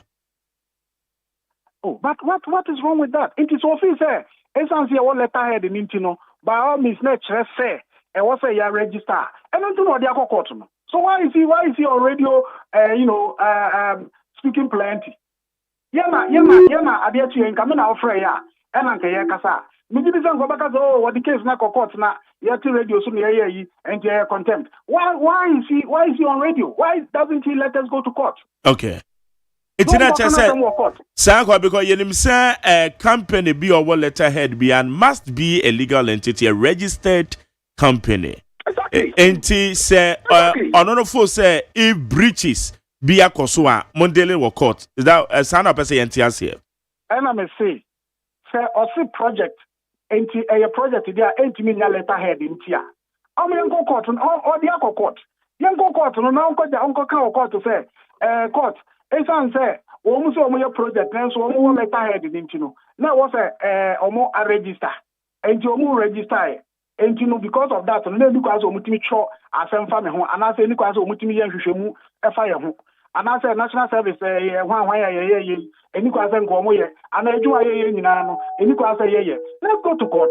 Okay. Why is he rushing? Why is he trying to justify his case in the media? All right. And he says, I'm a person, so we are ready. We will do it on yes, radio, I know you are ready until now. Me producer Fred will fire with Jina Suti. Until now, the important na was say NLA ora Gary ne Mako Brown on your board. Womaye, obo the top of my Master, let me first of all ask Gary say, yeah, can't someone will radio so because now you are asking us to go into the matter. Because will be and in fact, I heard him say, why didn't we publish NLA's financials? I'm so not a story in one kind.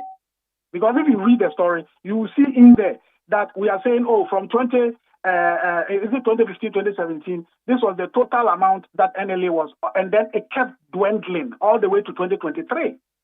I used to figure reports for NLA, a file. And you know, is it that Odonkasa non kind story, Nana?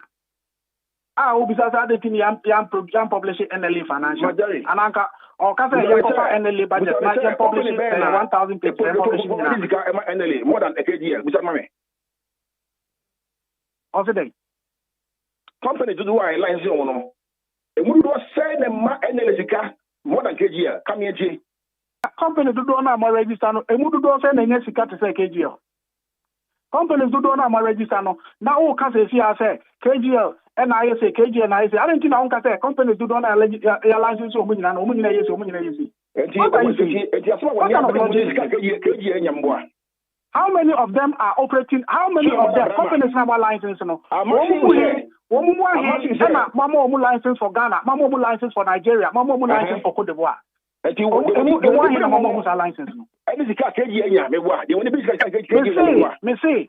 say companies na more license no. Who brag say more license companies no. E mo ahi na mo license say omo operate in Nigeria na omo operate in Cote d'Ivoire engam.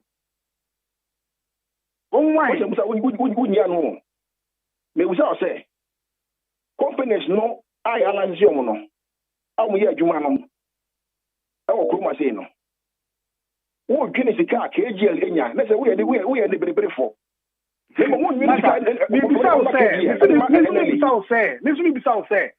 companies do not know brag about them. Software no, software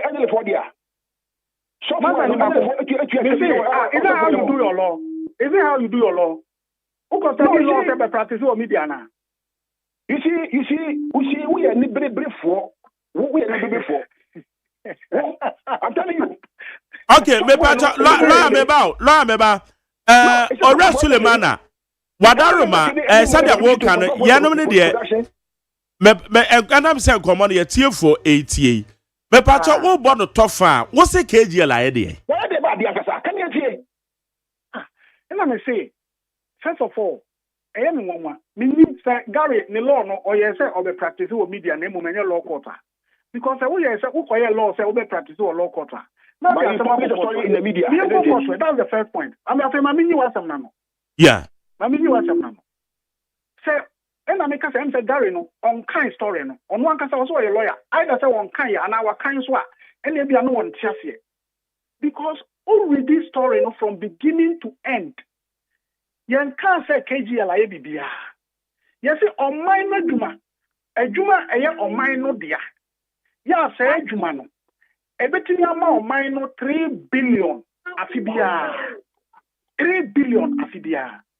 Ya emrano krano aye NLA emrano etre say obi ani wo kwan say operate lottery e wo Ghana apart from NLA. Nemum NLA ebetimi ama licenses ama adwumaku ahodo aye adwuma say licensed marketing companies. Samra krono anso ne kan say Sir, NLA MOB license say on find adwuma as lotto license marketing company. Sa company no. Ni sika wonya nyina. Si etwa lotto se ye den yo. Sa sika no directly e was a account bi a e wo NLA ye fe no lotto account. Enti sa lotto account no mu no. Ena NLA ebetua onipa no a company na wa ye adwuma no ne ye fe no commission. Na fe wo mo mbedi lotto no so no. Lotto account kro no amu so ena wo say NLA etua wo muka. Ena ye ka say NLA adwuma we ya eye online lottery. Ya ewiase afa na nyina they say online and obi eko. Ya eye adwuma ebetimi ama oman no 3 billion no. Mo dia akoma obi. What is the basis for the 3 billion? What is the basis? 150 million. What is the basis for the 3 billion? I know na me person maybe say hey, Manta Gary. Oh. La nya botra mami. Be ba so nya botra na on laborate. Wow. Na yetimi nya enyinaso no na memfa embisante. La ga ni makoba to nya botra mami na bredudu. Na eso wo be mana mama wo be. Be pa so ora Suleiman na bibisa se yo yetio. Na me to masem na Gary on kana no ntum. Me wie no person kasa na wakasa. Yes, and to say on your buttress, you would be no person of Bema no Wabem, part of me too. Okay.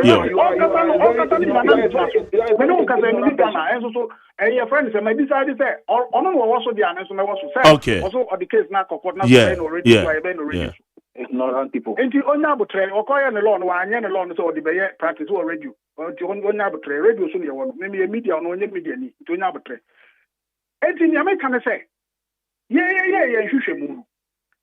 Every day, they say, KGL no, NLA, Edisa, a Jumana online lottery, no, Ediamo, almost say, Womo pet, and won't make me operate NLA 4590 online lottery. And then Ghana, and a friend said, Cote d'Ivoire, and in Nigeria, yeah, the account woman. Yeah, you should move. Ejumakono generate 3 billion every year. That is more than over 3 billion. And that is more than 250 million Ghana cedis. Bosumi biya. Now, enu jina license ya. Ora ni makone samia ukune. Friend say, omo sign ma sa KGL no. This is say womu ni say KGL sika umbe training na 158 million, for 157.6 million. And your report on the air can say. Eba ni say na oman na juma na juma ana say ehun juma potin ya sabre ya wo mu ya internet age no ni anka ye NLA wo mu juma no esombo pa no mo dia kwakoma obi ani pakro no enya 3 billion afibia na mo ni otuama oman no 158 million ni efi say enye contract ana say enye dealer papa. Look, Mami Musa ono Gary. Contract na wo mu sign no. E wo mu say na what bia wo mu ni KGL e betena se no ma ye reconciliation.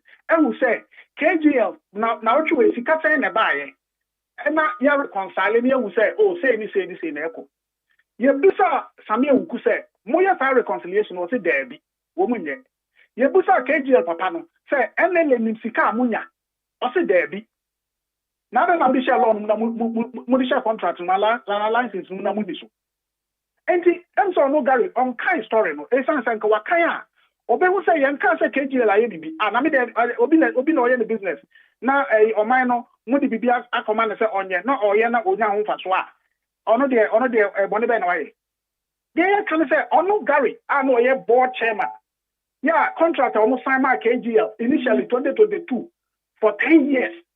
10 years no plan so got 2022 kebe ended 2032 10 years no answer ena KGL for sign by say you person mo dey ade no ma ye na ye kwa ye exclusive na mo say board no setting committee no mo hwehwe mu no mo say KGL betimi aye adwuma no ena omo de mo ye KGL interest total of 156.7 157.6 million no analysis be no mo ye hu say omo na adwuma ye de ko ma say any pay no mfaso betimi ayese nti se mfaso betimi ayese dia ene ye fi se ontua se mum na mum nye se analysis be no mo ye how do you give that thing out without even any analysis to know say how much. Can I come in now?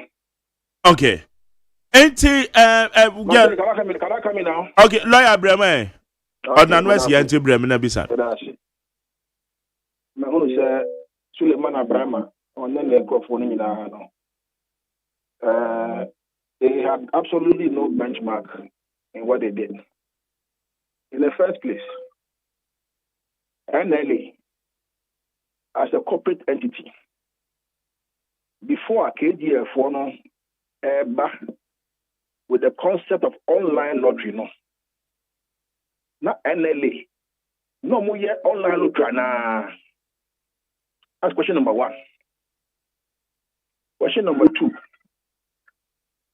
NLA, before KGF the concept of online lottery,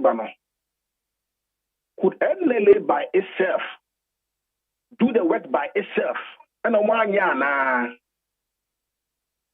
question number three. NLA, as a corporate entity, did they invest in building the software of what that KGF? Number four, NLA, did they make any contribution to the software now KGF for year now?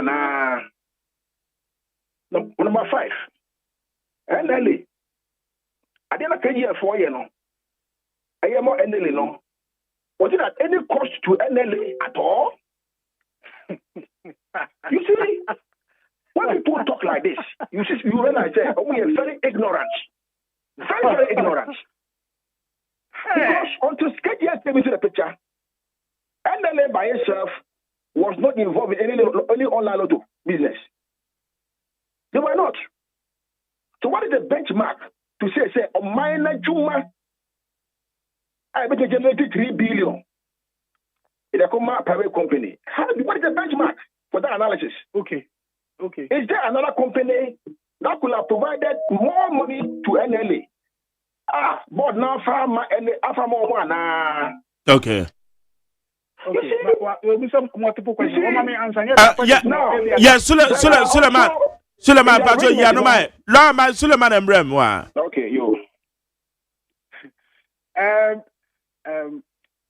Me and I'm a refugee crowd. McJerry, me didn't McJerry. McJerry. Yeah. McJerry.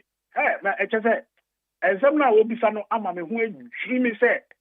Na, she said, yeah, Okoye board chairman say, Obeboa NLA, and I say, Okoye board chairman say, answer the question. They didn't kind. Yeah. They didn't kind.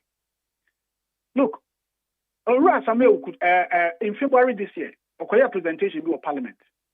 And all bubble lottery say, well, you are for 9 months. Oh my God. Can you answer the question?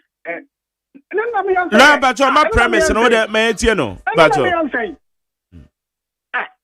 Emma, all bubble lotteries, and we are here for 9 years, send your lottery, and in for so munya, and I send your Baya Ghana for so you bet me a year, Naye, and brown more as NLA. Omutu Kwan Eco World Lotteries Association for meetings, conferences near there. Into a person catch me say, Womo do a appointed or more honorable. Not Omun Lim say, and we are baby a Bruce Siano, and we are here for 9 nano. Yet your amount for not kills mu and troll to name a online and amount for a yana. And then I shall be catch me say, oh, be say, all by office or not internet or one. All by office or not your friend say, you smartphones or what now? Nipan no buy and or say, Yamfa internet imra and a beboy, and the same is into Muna Modia Motihono. No moon names of baby, we are seeing Bruce and Siano, online and will be a equana. Number two, or say, Yamusa say, NLA investing in the software now, AGL, Yusuana. Now into a call hono. Now on Nimsa NLA work and for from service providers.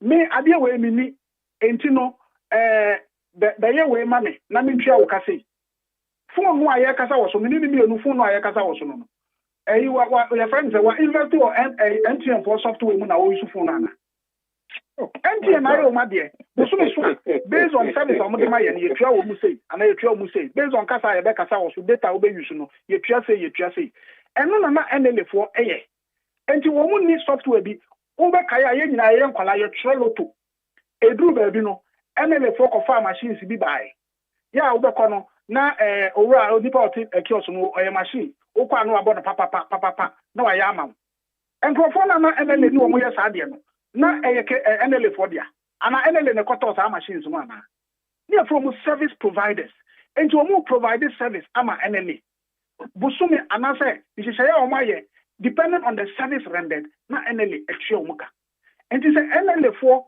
enim say there be we ase do say sia no say na owura egu ka no uko Malta uko Netherlands uko UK uko hiu lotto e generate sika bebre sika ni nyina no so no ni nyina ye online. And you say, no capacity, some obey, not some say, obey, obey online a yamama. The person, you can engage the person as a service provider. Now, one of our terms are muchiameka. And no power. And the law say, only baby or ye loto, our Ghana. NLA, and the loto, no man say onion. Sandy Pacrono, or ye NLA ejuma. So ye NLA juma dia. Adia was a NLA and say, on bet any panel commission. Enti yayan kolano obia lotto agent na lotto wan wan bia your commission de ma lotto 2 million your commission de ma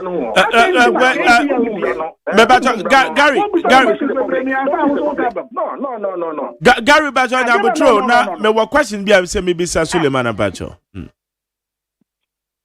okay adentina emramo e ka say obi obeton lotto bia no oton a sika no emegu lotto account mu na NLA for entry commission adentina sa amra no wo mu ani so na emom o mama obi emom eye lotto no na onu mom etua NLA ehu bibi why did they reverse the law did they reverse the law the law says that pay LMC's commission who can contract no an license now with the KGL now almost more airlines no as online lotto marketing company. Into a lotto marketing company. Into a lotto marketing company there. And run say, ni sales na enko lotto account mu. Na NLA for internal commission. I don't know man yansa. Also yanko I don't know yan present yan publish NLA for accounts. Every KGL buy 1 year pay NLA sika ekosho. In fact, before 2015, sika omunya ye no. 399 I can't recall the figures. I'm out. I'm not on my. But I don't know. Me person me bisa say. Answer na. Meba. And over Gary. Eche ye meba. Enele abaye juma.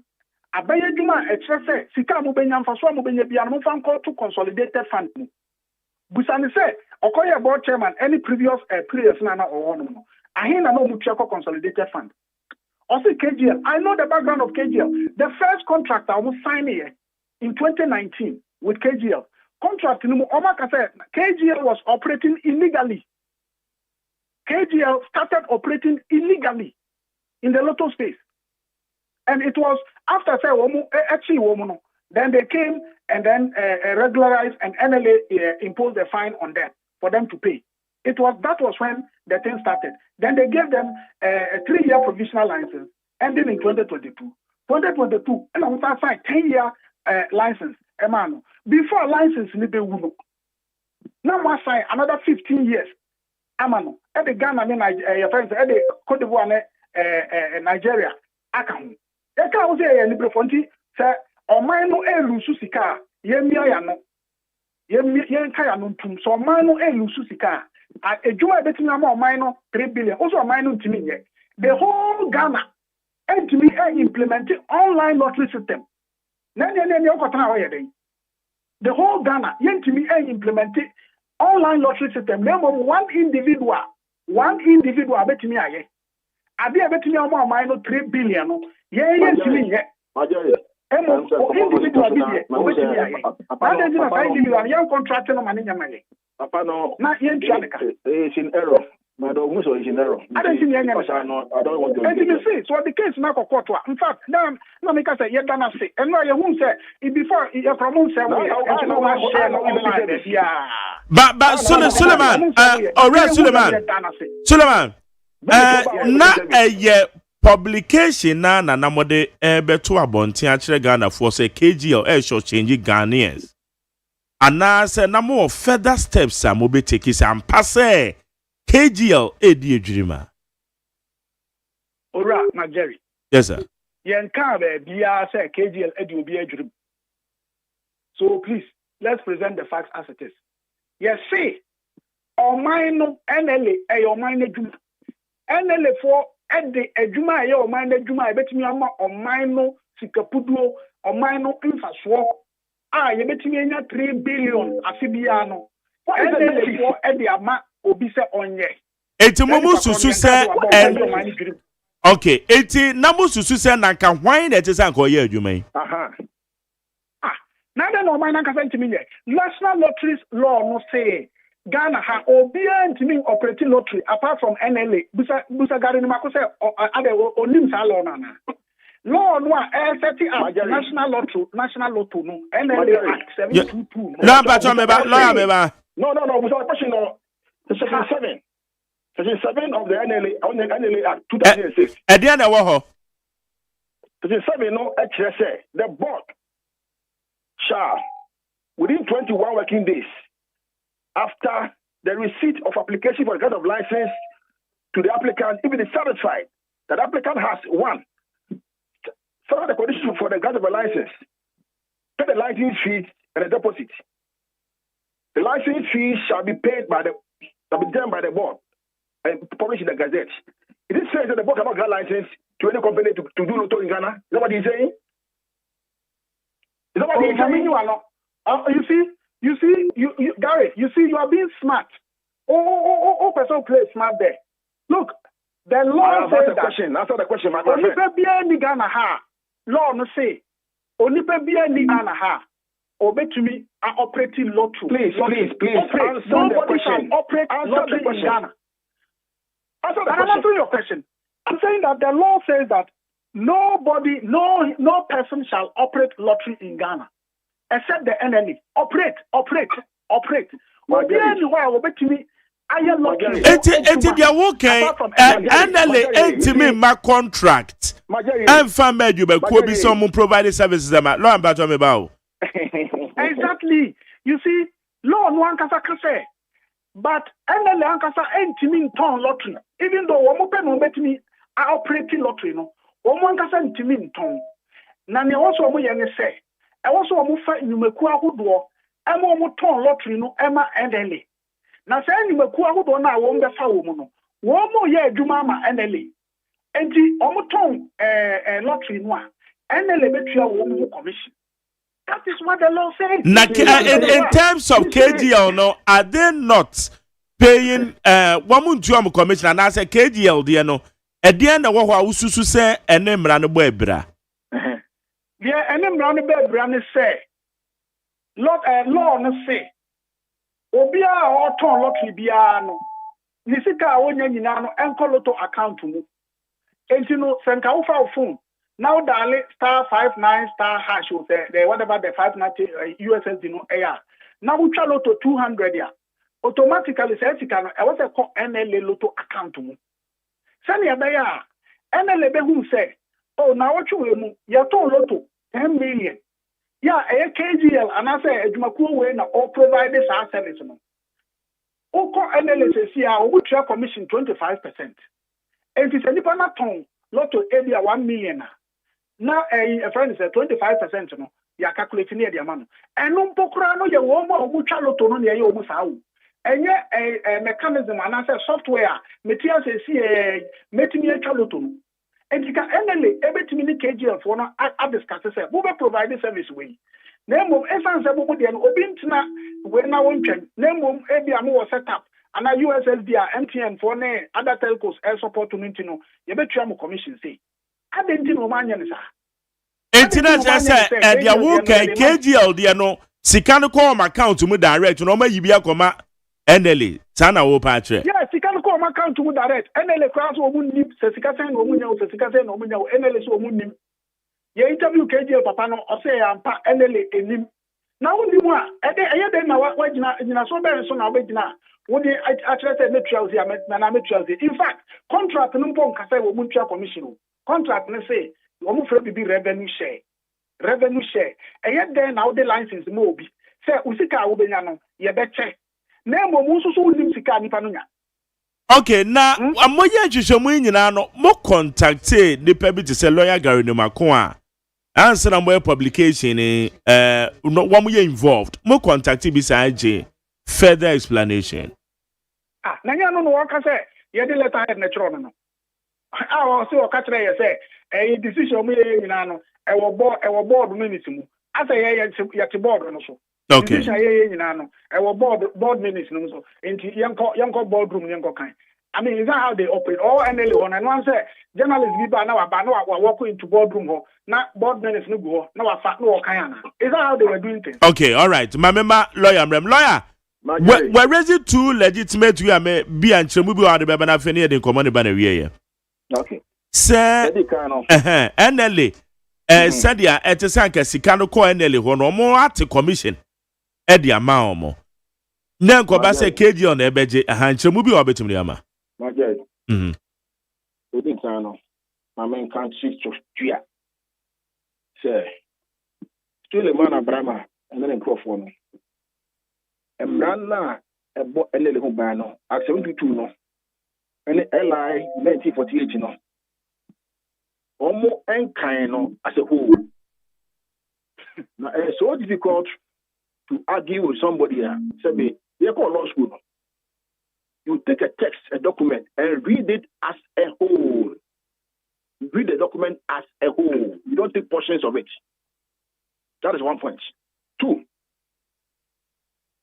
if they say, and then they board or no, any to me, so granted license to any company. So, on behalf of any layer, legally incorrect. Ubiankasa.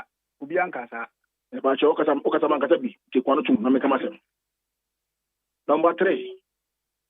What should no more can na said the KG and one a year Luto on 590 factually incorrect. Because who said there are several companies doing the same 590 Lotto, operating either paper, and I said they operate on point of sale terminal, post. Point of sale terminal, post. Several companies, claim this one. Either they are operating on point of sale terminal, which is also a digital matter, or they are being paper in kiosk. So what said page 590 factually incorrect. So we need the Number 4. What you are saying now,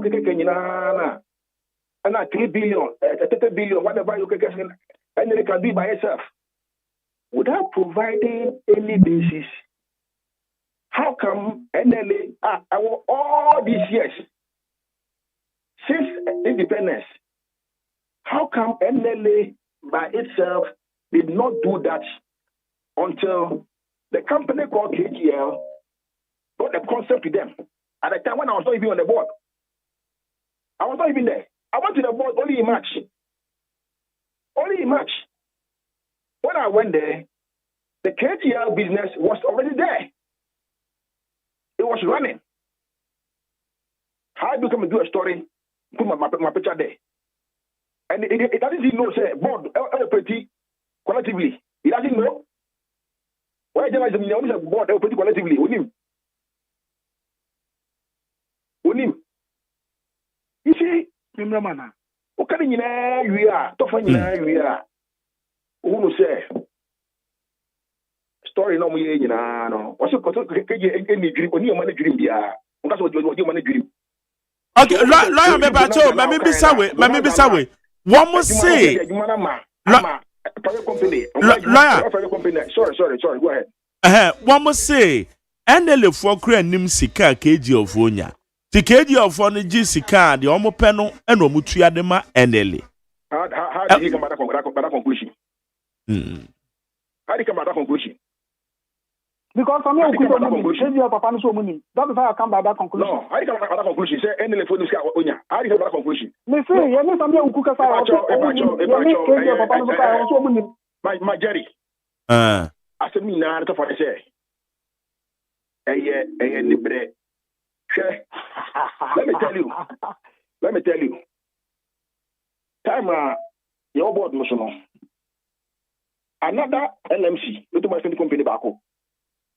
I apply to the board for the same KGL arrangement to do online on 590. Company no, you can't man no post. When do you tell me that for 10 years? For 10 years. For 10 years. I'm not buying a board. Let's see there be. Then to me, amount online because ebe conflict the KGA agreement no eba sana ebe ma adwuma enele for the KGA wono be legal tasso sebe ya pese ebe enele problem ya enti ya declare application no ya kwache ya ekuwi asia engofo de nenam na KGA when 15 years the day she say 15 years no there are time there was say omuye revenue arrangement no increasing did they read that one as well? Did they read that one as well? So the revenue is not fixed. They are just they are adjustments. I work put on as well. But Jerry, I am not based on any fact. Say NLA can do the work and get whatever money they are talking about. Why did they not do it all this time? If NLA could die by itself, I don't know all this time. Okay. All right. Okay. All right. La, meda so to Sulemana. Say, answer obey 70 piano. Quick. The didn't kind. Or say a libre. In fact, it is. In fact, a libre because Argentina or mine eja pabie ya ebetimi aboa or mine nyina.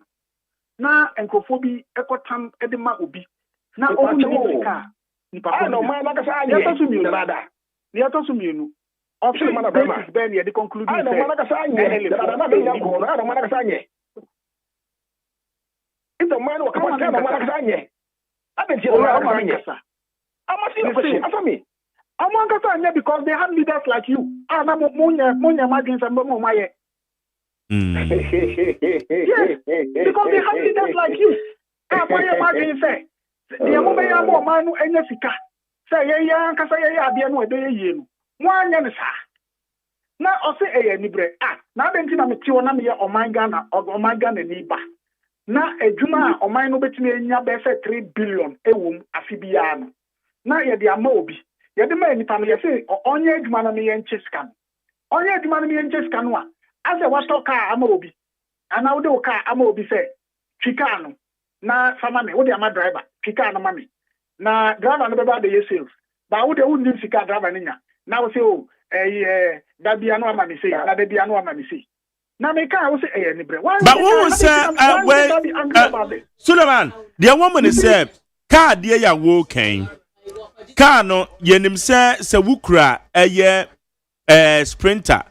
Ebia your friend said 24 seato say unim say ebia what the 350 na ebeba send the powerful you ni powerful but eba lottery si sika no enya constant eto da bi kura wugu nti no wanhwa de obenya no kura no na kwakwa e bibia nti ebesi den wanya benchmark to monitor eye sa dia working Magere say who read the publication no very good analysis. And he would never respond to the question. Respond to the question 2024 or something. Analysis about their wins. Percentage near saying. The average percentage is 48%. Yeah. What you say? Yeah, no to a no, you never try a nuna. Now say what now is away a board chair. Now your farm for NLA has staff over 700. Nipa more than 700. And you know, omuno as a minor employees no ne ade ne mo amoye leaders no mutimi oversee say e wi afia pa na nyina se sia obi e online lottery. Okay. Ono all kana obisa me say oka no person oka kire wo say nye KGL nkwa na ye de ebi mu ye nye KGL nkwa na ye online blah blah blah blah. I say what about the statement or say another company be apply say or person or ye online lottery ni bi yes there be conflicting with KGL there no. So what is he talking about? What is he talking about? It's a that is the old way. Obi chawo POS no. POS is not online. POS, then you post point of sale device, and yet online. You see, about online lottery, USSD. Mundi ni na ma KGL say apart from KGL, obi antimi nyebi. Obi antimi nyebi no so no. Mo so a mo hwa say KGL then no munya. Even though mo contract no mundi ashem law a license no ashem. Say NL ni KGL for na otu bia mo betena say reconciliation. Busan so ya. Busan so ya. Okay, it is a say no. Na me hu say KGL for MLA nim. Me say Samia Uku who was the DG no. Or yeah interview was see woman yeah coach interview KGL executive chairman Mr. Alex Dade say na MLA for nim sika mo munya wo your friend say online lottery mu ana was see there be MLA for nim MLA for nim okay. Suleiman, so now asking just 1 or 2 questions. Me brain it me patcho me ba. Okay, Suleiman, it now say what do you intend to achieve? Because you are your organization, what do you intend to achieve now? Which is not a legal entity. Oh, now what one of the affair one to I want the source mechanical. It's about what do you intend to achieve? Okay. They didn't kind. I am one say Gary, also Media Foundation for West Africa, any legal entity. No, I refer to Fort Estate, but none of the see I can't want to maybe into the inquiry. And Fort Estate, Gary, President Marjorie. Yes, sir. Google Fort Estate. They are to a project of the Media Foundation. Yeah, I understand you. That's right. Me patrosa pepe. Near achieve as Ghanaian citizens, as patriotic citizens of Ghana, and they say, a Jumana ye on mine way Jumano, and what's a on mine for swallow. That's all that we want. Okay. And I okay a license na Gary no sign here at the mark KGL no. Okay, I want to say KGL to operate NLS 590 NLS. That's 590 na KGL NLA dia busan sameboa. Omu dia shem say KGL is to operate NLS 590 lottery using via online USSD da. One kasa license no me man almost say NLA 590 na KGL NLA dia. Inti the American say sa NLA 590 na oman no dia no. Yeah. E was oman ni na ho faso. Okay. So betimi enya 3 billion wo mu dia. Na ne was enya 150 okay. What is the benchmark? Egu. All right. Egu NLA.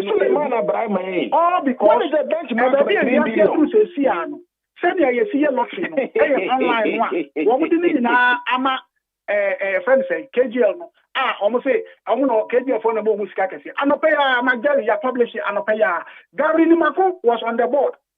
KGL now almost say woman your friend say NLA economy. NLA Cronwa sponsor KGL. Bisa no sabeboa. No board chairman. What must sponsor so am ya there? KGL. Say one more there. NLA good causes. Wow, look. Do you know how come NLA financing okay. Papa way,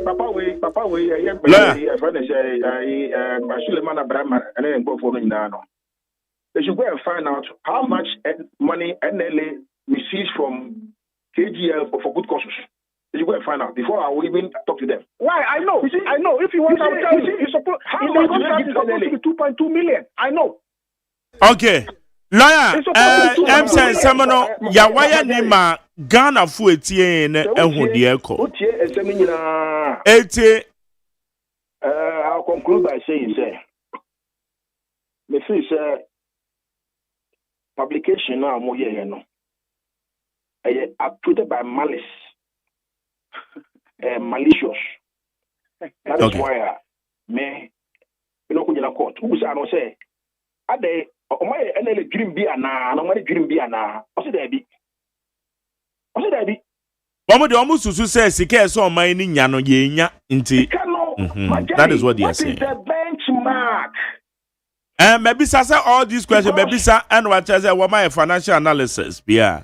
Because you see, Marjorie, with all respect to Suleiman Abraham and his people, you can make this benchmark analysis properly if you can say NLA as a corporate entity. No man kasa. Everything your mama juma. And will be on one. Okay. And not to be they can make that money. And they be on one. And I'll be a different thing. You see, I don't know. Okay, Gary, Sandy, we're taking the legal action. Yeah, near per se, the NTR Suleiman Brahma, and the Media Foundation and Fourth Estate. Okay, on what Suleiman, but conclude, Mammy. Aha, the conclusion is yeah, they did kind. Meta Gary as a pass, as we were their court. Because I'm saying no money be brave any other. They toss me and they say, Obisa say, na and Kayo say, NLA Ankasanka bet me ayana. And so a lawyer, but I had the answer me make a law no say. NLA law no say, NLA Ankasa, and to me Chalupu. Into I was a NLA, Eddie Ejumano, Emma Lotto Marketing Company. Now, what the Lotto Marketing Company no? No marketing company no aye adwuma ma NLA na NLA tua wo mu commission entino ne no kremu ne say sa KG la de na mo ye ya e me wiase da bia online ene ye ya yensusu ye say NLA mpanimfo no e be hu say o wiase da bia they say the online na obi ye no ene ye say ye mfa obi no onye online lottery no emma yen na sika no emra ya account mu na ye ntua wo mu commission enso wo mu anya ne sa and nobody will be no revenue share. And any pacro, Otimina 3 billion. And NLA, 150. Okay. I mean, no. All right. Gary, one call law school sell the practice or media, who call law school sell the practice. Okay. Solomon Brahma said that what can I say, Pepe? Yeah, that's it. So we need a yo, lawyer Gary Nimako. Beba Jones here. That's it. That's right. That's right. That's right. I was here. That's it. A friend say, "You didn't be uncle swap.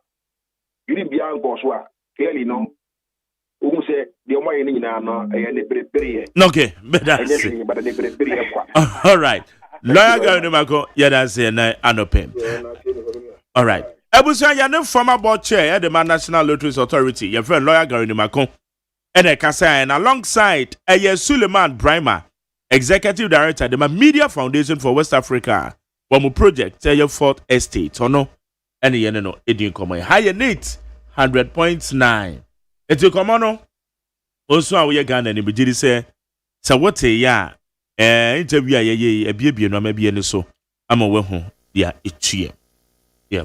Hey, catch it. Listen in here. And you ma beto to dia me baba no hwade no. Hwem so betumi a. Hey, asew. Hey, now beka. Ya John to mami ensa duku portmanteau. This way chocolate drink. Na kan wo hwe afibian so beri ni waware ni a. This way chocolate drink. Na kan sia. Oh, asew. We den kan no tumu ho. Me be mo anu so hye kura dia ka ho. Wo hwade e wapi ho. O ka se batete e da fom ho. This way chocolate drink. Catch up e baba ware. Asew. Ye fi say this way chocolate drink ya sorry anopa no ne yenom ye be hye fridge nom no se snack ye nya hoho a no ne de serve wo mo ye didi wie ne ye pebibia bogu ya de so a this way chocolate drink ne yenom and this way no ti ano a he se kire wom kokko wom brick wom bibia wom ade wo hia ne so hye this way chocolate drink de wo hia ani so hye FDA ahwehwe se adwede nkratoe mo agye atum se eye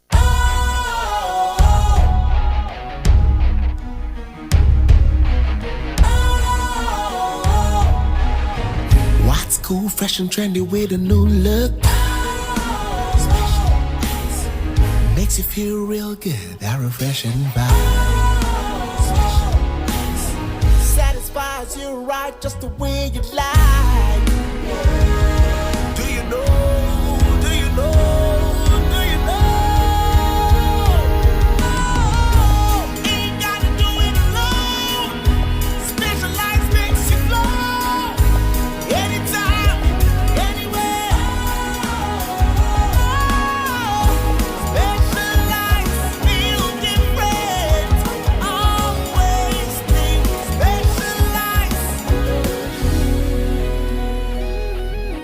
special ice natural mineral water. Feel different. Think special. This advertisement has been vetted and approved by the FDA. Yamakwaba at the bandit 100.9. Na a good fellow or day affair. Former public relations manager Dema Enely. Good fellow Martin. Marjorie, good morning. Na bibia wako. Nyame adom ko nso e. Ibusum kaka. Ye de nyame ase. Ye di nkoma wa ha KGL sensema 4th estate for the aba. Lawyer Gary Nimako former board chair. Na ensem nkoma yi nkyeremu bi wo ho a obetimi nso de aboa. Magwede medawase na unse Lawyer Gary Nimako also pointed out a lot of the things you could see clearly that Suleiman Abraham were struggling with. Now, in saying a bit to my car found I said, fourth estate for you will be a more information. I want to more in tea assembly and one so empty acceptance ye and on my sit down. One of the corrections I'm here, was the erroneous impression I know created on this Samuel could be in common. Samuel could say, NLA in Tika Kijoinia, and it the Brahma, the Sana report and the Becca China and the Enocre. Dana Yere cool and more opportunity to have a conversation with them and to explain some of the issues that they wanted to talk about. We even recorded the proceedings, as Mr. Oku has pointed out some time ago. Yeah, Yuri Oku Khan is the two parties regularly share information on whatever monies are coming in. It's on the basis, and throughout the period, the NLA have done some revision on how much is paid to the NLA. But what moving on they propose to do, which the NLA is working on, is to have a system, real time, when we plug in a real time, NLA be whom be a echo. That is not to say it's a woman echo, woman so that is a reference impression. But Marjorie, we have to situate this whole lottery conversation in proper perspective. Good fellow, Boamion. Men sa way in some way by ye mu be a dear to the pa. Annually, and until say one by plugins, when I monitor the real time, and how do they monitor revenue generated by KGL? Oh, they have set up a share contract. No one can say they regularly meet. They have to regularly meet to reconcile their books and all of that.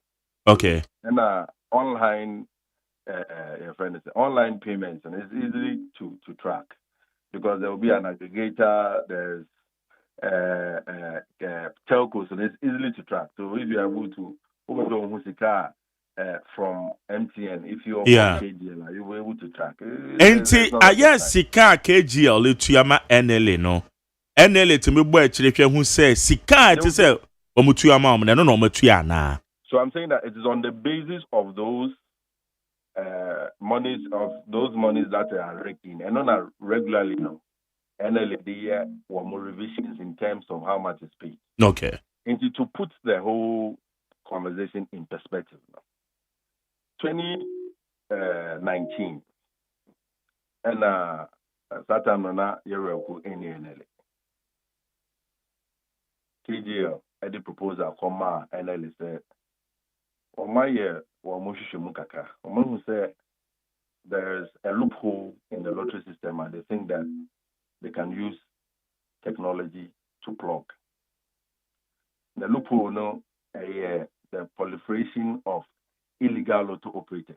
Illegal lotto operators no, those times are in one from banker to banker operators. So omo NLA eton omo game omo ye omo draw. Also esi omo corner omo mantra omo sorry no pa omo makotra omo so at omo atro omo papers. Omo wi a NLA numbers no ba no omo so ahwe wins e omo no matua omo cross. Ada aban inyam infrastructure. The other bit of it was that technology was improving into so we be 90 akolo Tokyo they be akolo to maybe at the office about 5 o'clock on point yes so to me coachalo to before 6 o'clock no. Not those things were inconveniences into they think that they can use technology to plug that into the NLA board had a conversation and gave them the opportunity to start it so that one who's an event and almost signing a certain arrangement. The arrangement and that KJ was supposed to pay the NLA 20 million CDs. Then there will be an incremental 5 million every year for the period of the initial period of normal try a human or normal proposal. KJ story Langasa. It was very difficult because Ghanaians were not used to it. Until almost one more brave parents and at the end now funnily for us for them and for us when COVID struck now we said them were lockdown at the Abano. NLA was part of the institutions that government exempted to work. It's no to still echo a Juma draw. Because the other regions were not under lockdown. Next one year, Juma and conference it me chomo. And no na it me go KGL. One year a lot of advertisement and marketing. And Juma strategy na. Inti yere kube by and there were a lot of conversations around it and I said Juma bye betuma and all of that. So he needed to understand with his board the big overview and see how he'll be able to manage it. His view was that it's I bear known say KGL Agyeman online is now one of the things that we have to do. It was practically impossible because of the contract to cancel it. But how do we improve the terms of the contract? His initial arrangement with them was to even increase the amount of money unless the KGO 25 million and about 55 million the first year.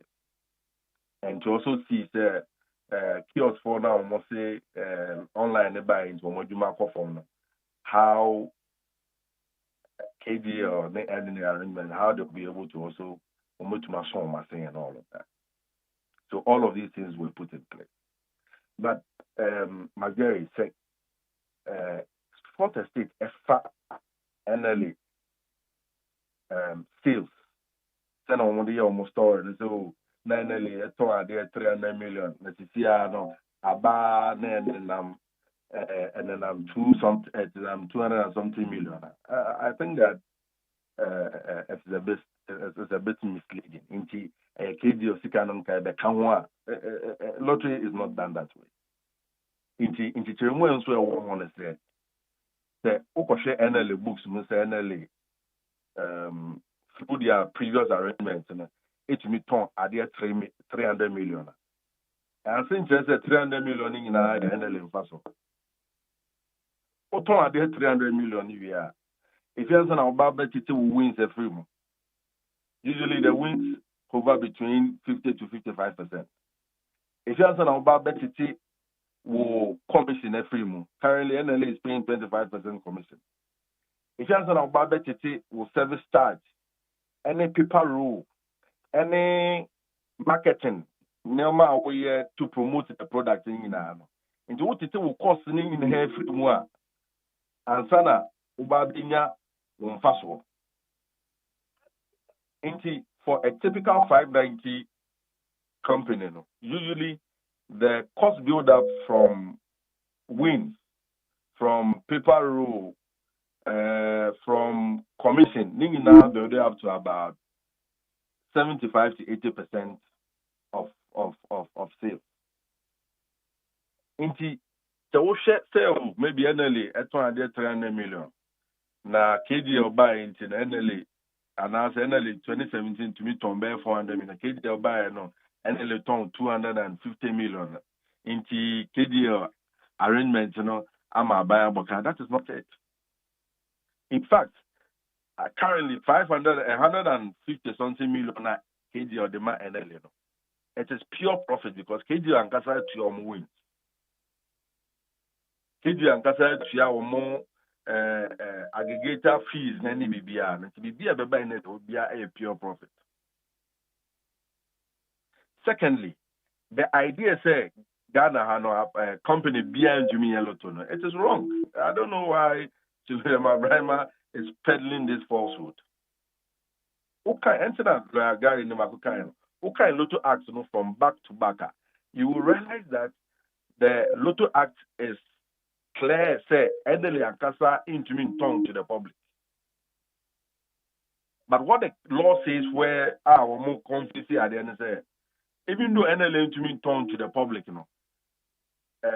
majority group of companies to mean sorry no pay say one years so here Loto.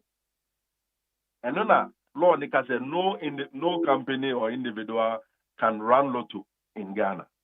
That does not mean say NLA into me move to me kata. In Tiene, now the proposal from NLA is okay. Proposal now acquire no they are posted through all the process. Lotto. You are certified to run Lotto. It is not true that no individual can run Lotto. No my caption, no my Lotto. The NLA law says that no individual can run Lotto. And they are Lotto Juma individual. It does not work. In fact, send a lawyer a canal or they are generating. But there are a lot of companies running Lotto in Ghana. There's a Game Park. There's Wulaki. There's Blue Star Lotto. They are all in the system. They are all running Lotto. But as I said, to me, Kata, and the mouth to me, Kata, and I send away to my age. And the also to me as a company, and the link to me in Beton Lotto public. So there should always be an intermediary. If the conversation is that Obi Pejumani BIA, it's a different conversation. But to me, can say, Abmaya Juma, that was Abmaya Yanana, Yediama individual. Ocean law no in its entirety. NLA cannot do that online trade itself. In TNA, my banana for say,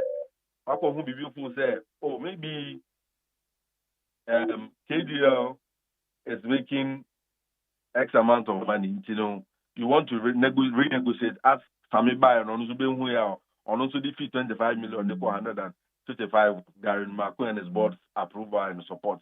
It's a different conversation. But to bastardize and let it seem say, 300 million, and they put the figure out to say that it is the difference say 3 billion and 3 billion profit. It is not like that. But we say no because my financial analysis actually say at 3 billion profits at the bemo mine. And yet no correct. It's not true. The documentation that we have is not true. He knows that. It is not true. It is not true. But I have a certain even idea with my experience with the NLE. Who even proposed as part of the Lotto reforms now our parliament no good in halfway. Say a buying a regulator to send a NCA tina NCA and NLE NCA and regulation. Now operation, the matter of operation, you know, and same film. Now company no ti a KG and now say a Managerial group of companies. No more yellow to say na I'm an to say na UK na Camelot AMA UK government now. Then there's an operator and a regulator conversation. But currently, you know, why people confuse the NLA setup is that OSHA law now a mixed breed and it's very rare around the world. Say company institution back on a operator, a regulator. That is the difficulty that we have. And this matter about Obian to mean ton lotto and I say lotto be a ton I say a lotto account. That is not true. In fact, there are exceptions around how even the licensing criteria is. In fact, lotto marketing banker to banker operators Ghana at the NLA call Supreme Court. Magdalene Meshes our case, you know. Our case in amount. At the NLA call Supreme Court say, as I said, Supreme Court NLA now your mom yellow to a because they are also citizens of Ghana and also have a right to live and a right to economic life.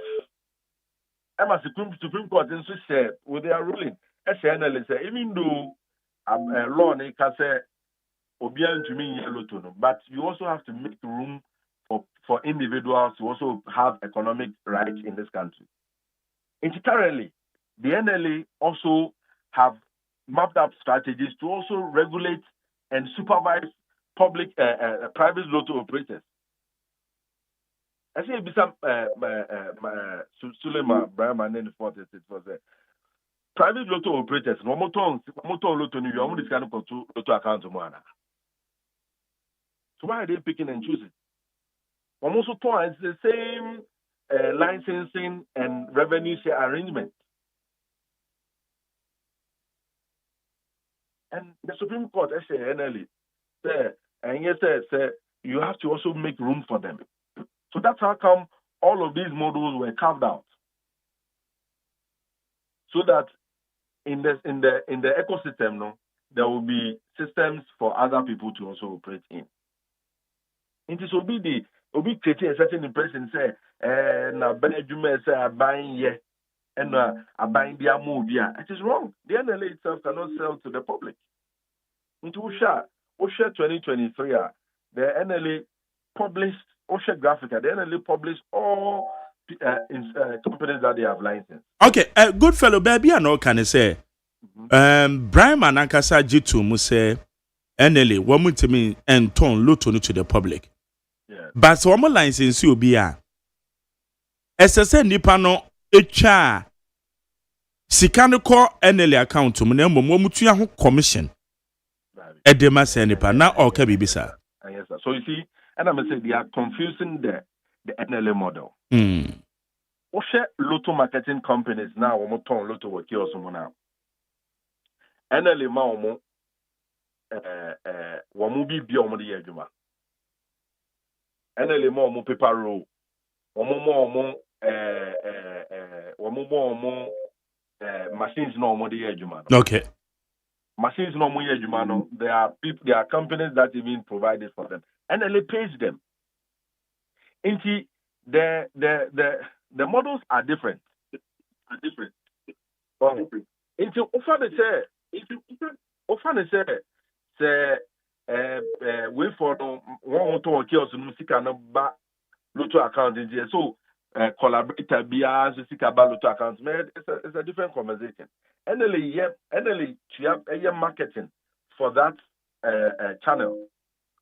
But we no ADL or marketing spend or movie here to promote the platform and to get people sign up and then promotions and KDL cost. Woman eje okay. Okay. That's how come we have that arrangement. Me fi NLL me koye adwuma ma Game Park. Game Park was a similar arrangement to the NLA. There is a revenue share arrangement. Why is Fourth Estate not also raising issues in that direction? Maybe we know the politics around these things. But Jerry, people feel that KD aye adwuma no ma and they also want to do something. We know people who are behind this and who are pushing for these things.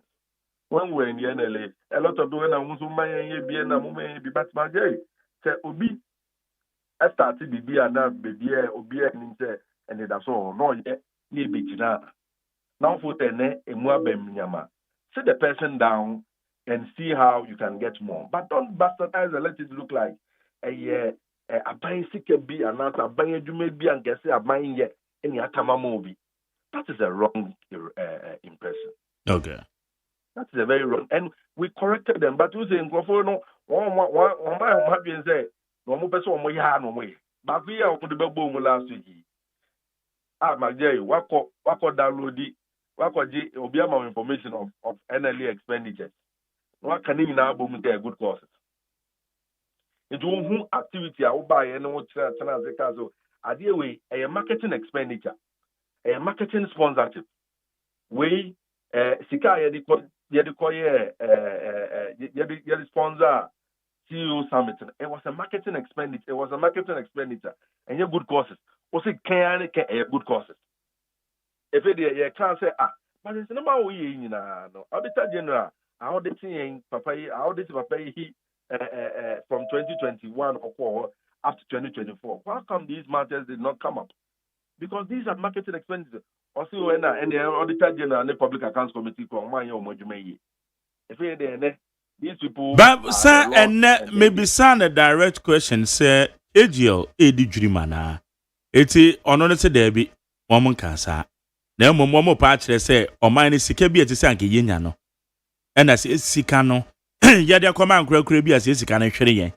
And yes, dreamidi. Nti woman no person ka yen an eti sanke ya de. That is what they are saying. And the law is there. Opa current director general so no kwatana we or check NL architecture na NL angaza bit my ejuma na. And they cannot. And they cannot. Oh, media. I have had occasions to propose moving forward. And when we meet some of these things, what is the end game? They cannot tell you. Like Sammy proposed. NLA just a regulator to say MPA, another to say NCA. NLA to me attach all the local companies say, okay, this time revenue I target 3 billion. That's a different conversation. But to put the thing as if say a basic be on no more just sorry now sensationalism. No my money is a peanut and 3 billion for peanuts. That doesn't work. In fact, for the NLA to get 150 million as profit, the NLA would have to sell over 1 billion cedis in terms of in terms of lotto. And sana one more marketing expenditure and sana many na ba bekan. It is a KG and year bonnet.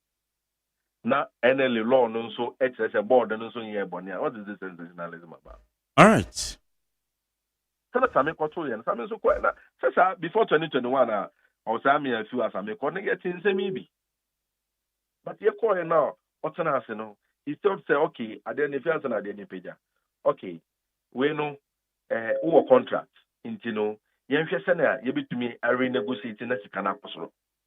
If today it is the position of government or the NLA that, okay, looking at now how things are developing and how now you have top of mind awareness in your way. Over to me, I'm a normally be over to mama will marketing like when be a form. Until let's increase the revenue share. It's a different conversation. And that is the thinking that should drive this. But I understand that more than much will be and will be a bonnie be and will be it does not help.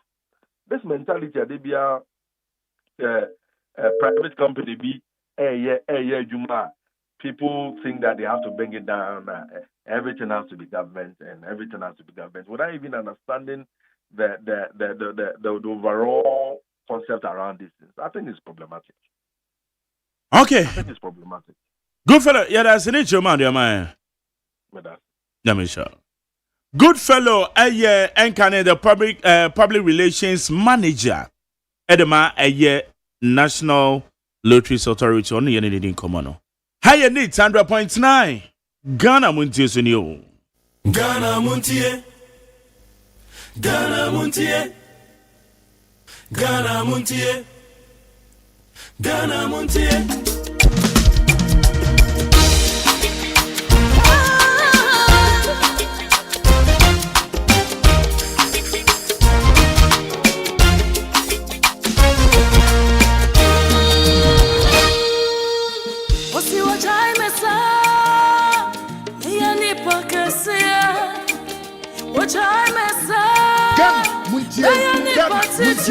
Number Sanya at the Woko Fiaman Women so Edgy Tonton Sunshine and Neat 100.9 FM.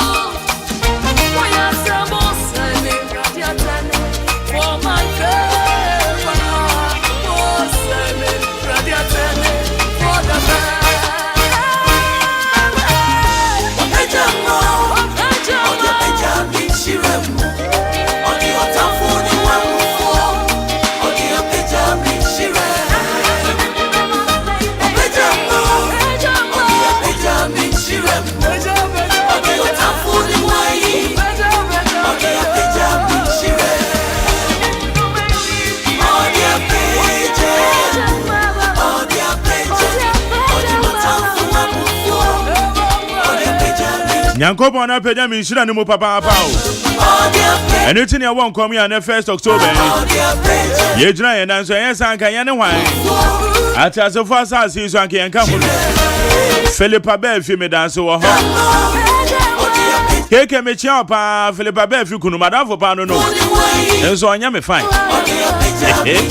And Philippa Bell fi be ba ha oni ola Michael ba be din komo. Keke madam for pass on me fine. I don't get it. Okay, Philip Abefi. Over crowd, wa pejamu. Inshirana kama.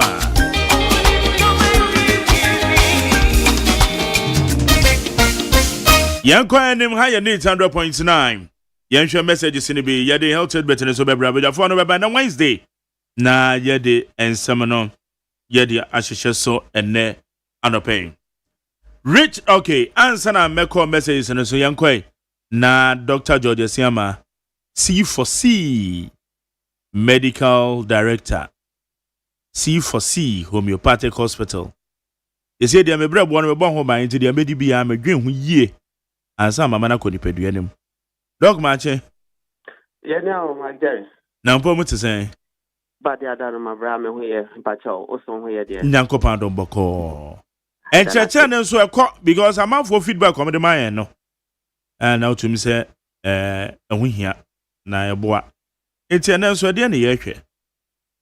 So, my dear, you be chia otifo bia na yada omase say brane breso omo ese ye kran ma yetwa so na yeso yeguso sua de ehun de ewose ye woni pedua ni mu de ni kwan se eye nempo bibia ekoso woni pedua ni mu a yebu yeguso no eboye nkan ma yetumi tu anamo ntem ansa na kofa ohaw foforo kese aba ni pedua ni mu na yeguso ayebo brebo no ho edero na se ote si for say kadia na onim say din komo afa brebo no ho afa nipedua organs ahodo nyina se eye wo pancreas o kidney o wo heart akoma no nerves adwene no brain no hemispheres nyina ye din komo afa ho na ye gidie kese pa ne se moja a ehote etimi efa nipedua no nyina e carry a lot of oxygen and a lot of nutrients are able to feed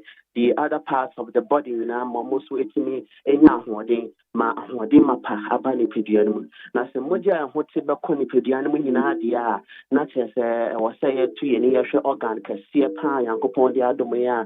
Ne juma no about 500 plus function eye brebo no liver ye di ho komono na ye kire se liver no apart from say osone moja no so no owia osade moja no koma yakoma so atonebo ase apompe moja no ma akoni pedua ni nyina liver ya biom any kidney ye the refer the cross talk abibia no omudin sawoso enti efibia abrebo no ebeyi woni pedua no nyina no obomu ansa wa carry ni nyina no de akoma ye kidneys enti se o liver ho touch ma kidney no so ejuma no be kosoro bebre enti ma kidney no so sa ba yare na chese problem na ba to ozum lions akesie mienu e wo ni pedua no mu na chese efia wodo nyina betina woni pedua no mu efimu rod so betina ni pedua no mu a esensanso e de ba no bi ni se onya inflammatory response esien who say o body no start say catch us say fiaba e basa it may systemic e funny pedue ni na no hu e may be kwa adwene mu e ko affected the adrenal ability or the cognitive ejuma e bi kura tini ma moja no very thick it may kura develop into thrombosis which is a clot of the blood. Imagine say you share nsuo gu ha you share kokoo gu ho the ayin e bedi kan atene kene definitely nsuo ne beko nti se kokoo no moja ne be yete se kokoo a impedua ne timi nyane nyina ye kidney is the most hungry organ when impedua no ohia moja pa didi so that nejuma no e dos wetimi aboaye it is on timi nya moja ne ye a na kidney na ho den bafo now the blood vessels so start because tissues are more a beboa aboa sena ebetimi amma moja emoba apono ni nyina no say na adrenal ba bebre usi anye ya na wonya vascular dementia and as a CVA cerebrovascular accident stroke and then ho ba begim adrenal lack blood for a long 5 minutes and over ntin wo hono to me start so mu e bi kura pressure no be do so nti adrenal ntin to me te na moja no so ni go adrenal because brebo no entimi ammoa enyi efi efri ni peduano e pa cho yeso so a ye settings kakra bibia no ye ka ye tenasia boys ye see ye de nsuo kakra begu fom ye benom kakra ye bedidi kakra ni nyina no ye ti ase yeso uye we nyina wo se wo detoxify body no o na why ne be detoxify body no brebo ya ne be yesa ni hepatocyte ne be yesa hepatocyte no so ne ye bo ho de ro se livoton ewa ho den sonko bia odi kenya isa hepatocyte no Emma hepatocyte no to me dine juma yi adena wo twen na enuma eko ni pedua no abe hali pedua na san wa pelivoton ni chira kwan pelivoton na fa kenya brebo na juma no enye na ifi a etna ni pedua no nyi free omo se na se wo ye fo no ye kese ba ne kase no so a ye no ma wo sisi ye wo ya because the pressure too which kase no so you are building a lot of fat you are building a lot of fat. Fat also a building baby na queen ma. Ultimately building the friend of visceral fat. Visceral fat no core or organs nankasa ho. And these are the fats that are difficult to you to free preventive. Not body now can't quanyasa. Then I'll be to me prevented. Onya livo to no one Kenya and Brabon have reborn it to me a year fini na ne fina can't build it up and can't such problem and brain pediano. But so if you are the high blood cholesterol. Cholesterol and a dose on pediano, you see with the cholesterol near harmful because in the body when you hear cholesterol, I drain a feed on it to help the brain sectors almost to me a survival. But any kind of dose, a bad dose, you do any lifestyle and a manner dose. Until a lifestyle no be brand and blood vessels na cholesterol production no cholesterol to try and repair that damage.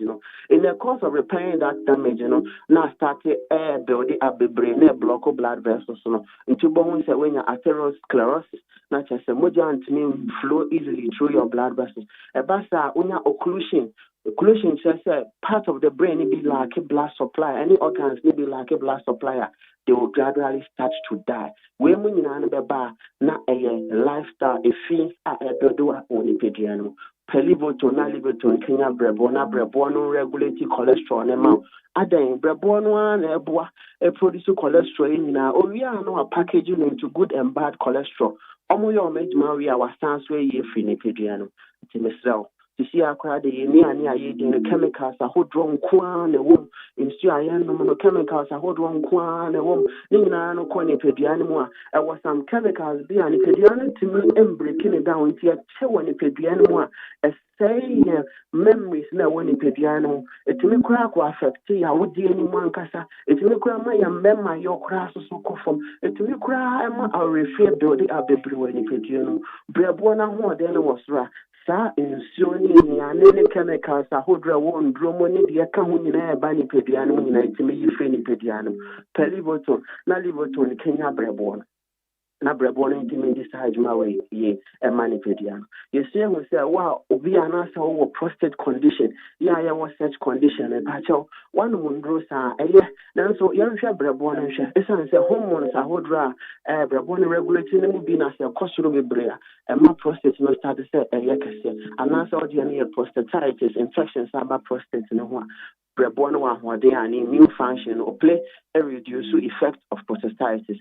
Cancer hodra niania hodra bani pedianum because of a fear hodra a building one pedianum brebona hodena was ra and one be if you mean if you ama odiane be a stomach ulcer that's a gastric ulcer and I say a duodenal ulcer just say the anni to more ya and I say the anni to more now cough until ya will be and so I got 3 hours time 4 hours time nothing now pains number service one for one fear or who I'm told that the patchoni no brebono boa so that gastrina your special balance your digestive system no more.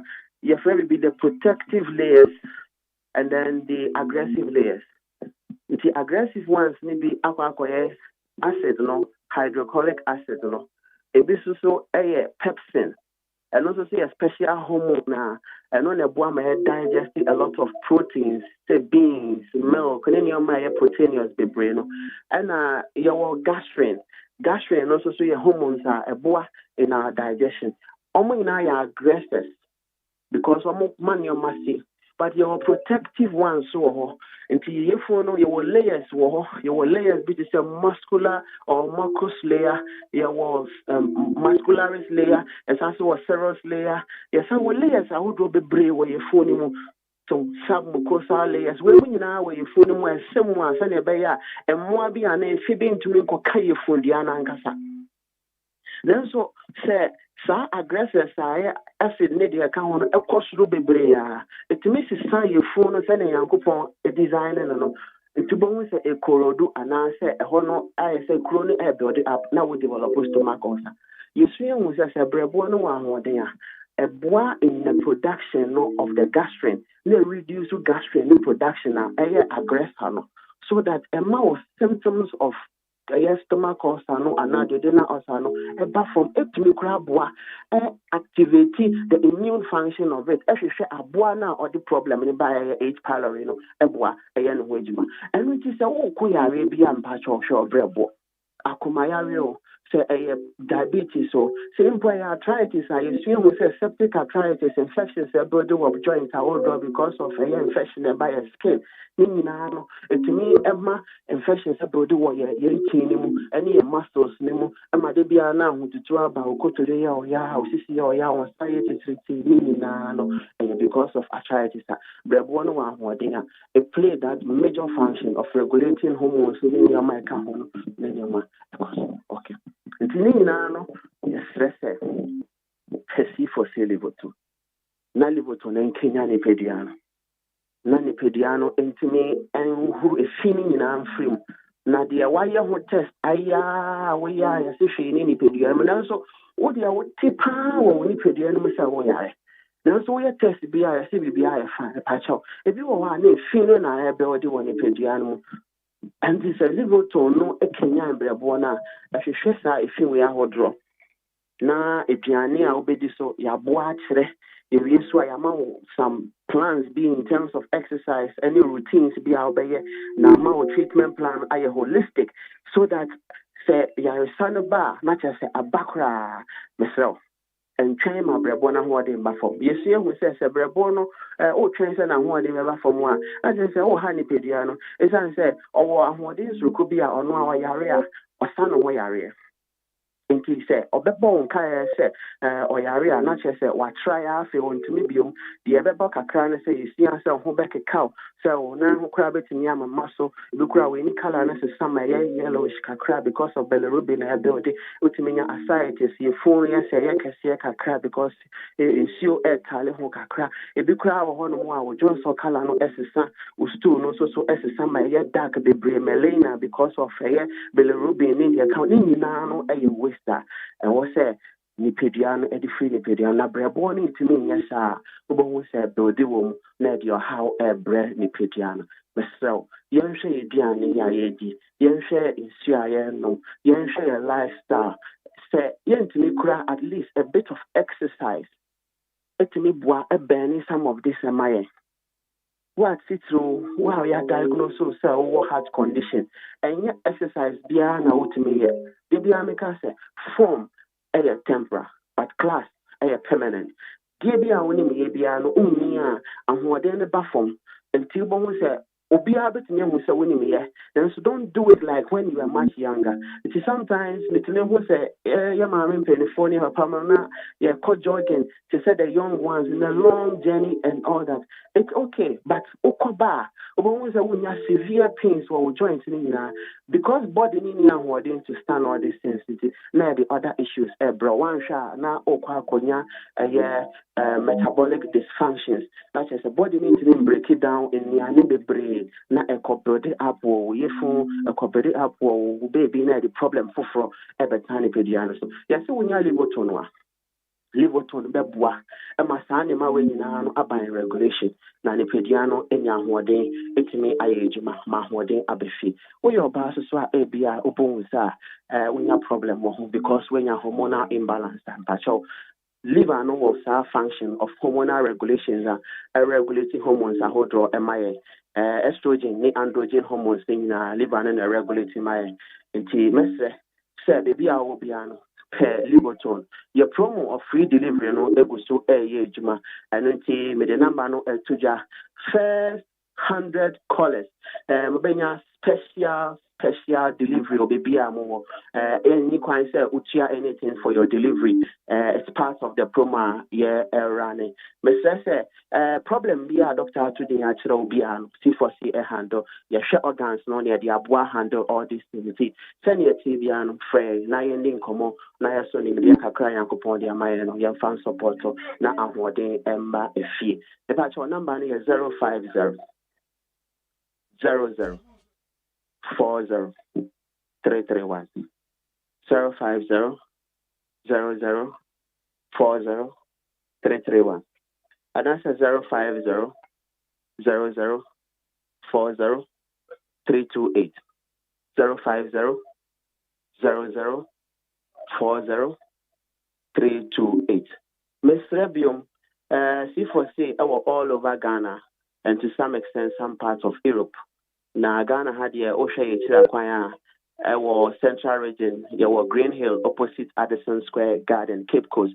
Agona or the Benson and important your branch Cassiopa, our Takwari opposite Fijai, May Spotter, Enya Yera Quino Hope, Kumase, dear, your Ejuso, Kwamo, Janshina, a taxi drivers, when you now catch your Mamodo Bako. Accra, your Benta SDA Junction. Patrol branch is being now starting at 7 a.m. now upon 5 p.m. Treatment plan is sending a cano. Your share organs in a Kenya and Brebuono, ama only organs in a Jimaye na Hode Mapa Abani Pediano.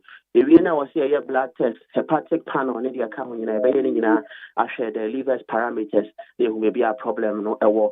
Na you withdraw quite a bit media Kenya and the Pediano Mahode Abba. If you are building diet plans also at the amount, na ya bois with physiotherapy, exercise, a bebois, na holding Abba.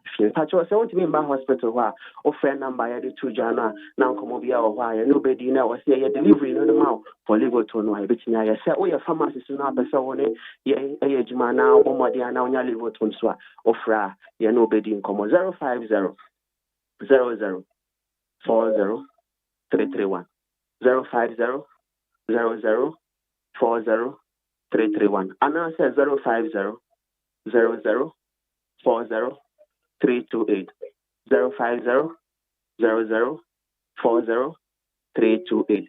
C4C Liver Specialist Hospital, yes, so brebo a won't qua. Until I see a GM treatment plans. Once treated, forever treated. My Jerry, I know pay with that Yankupon and count no pound for whom. Yeah, I don't mind. Me patch also made as a pioneer medical director C4C Homeopathic Hospital now 10 in Canon. It's Dr. George Siama. Obra one of the other piano. That's what Babon who buy ye. Ghana Montie. Ghana Montie. Ghana Montie. Ghana Montie. And then some of your baby and none pay and your Ghana man penny and Yamipa. Ochina Oshia Civil Society organizations no ma dwendwen kwa ye be fa so na the fight against illegal mining no etimia koso isema eda ya pono so bisa se ededian and e betimi e dia brayen. Is that the way to go?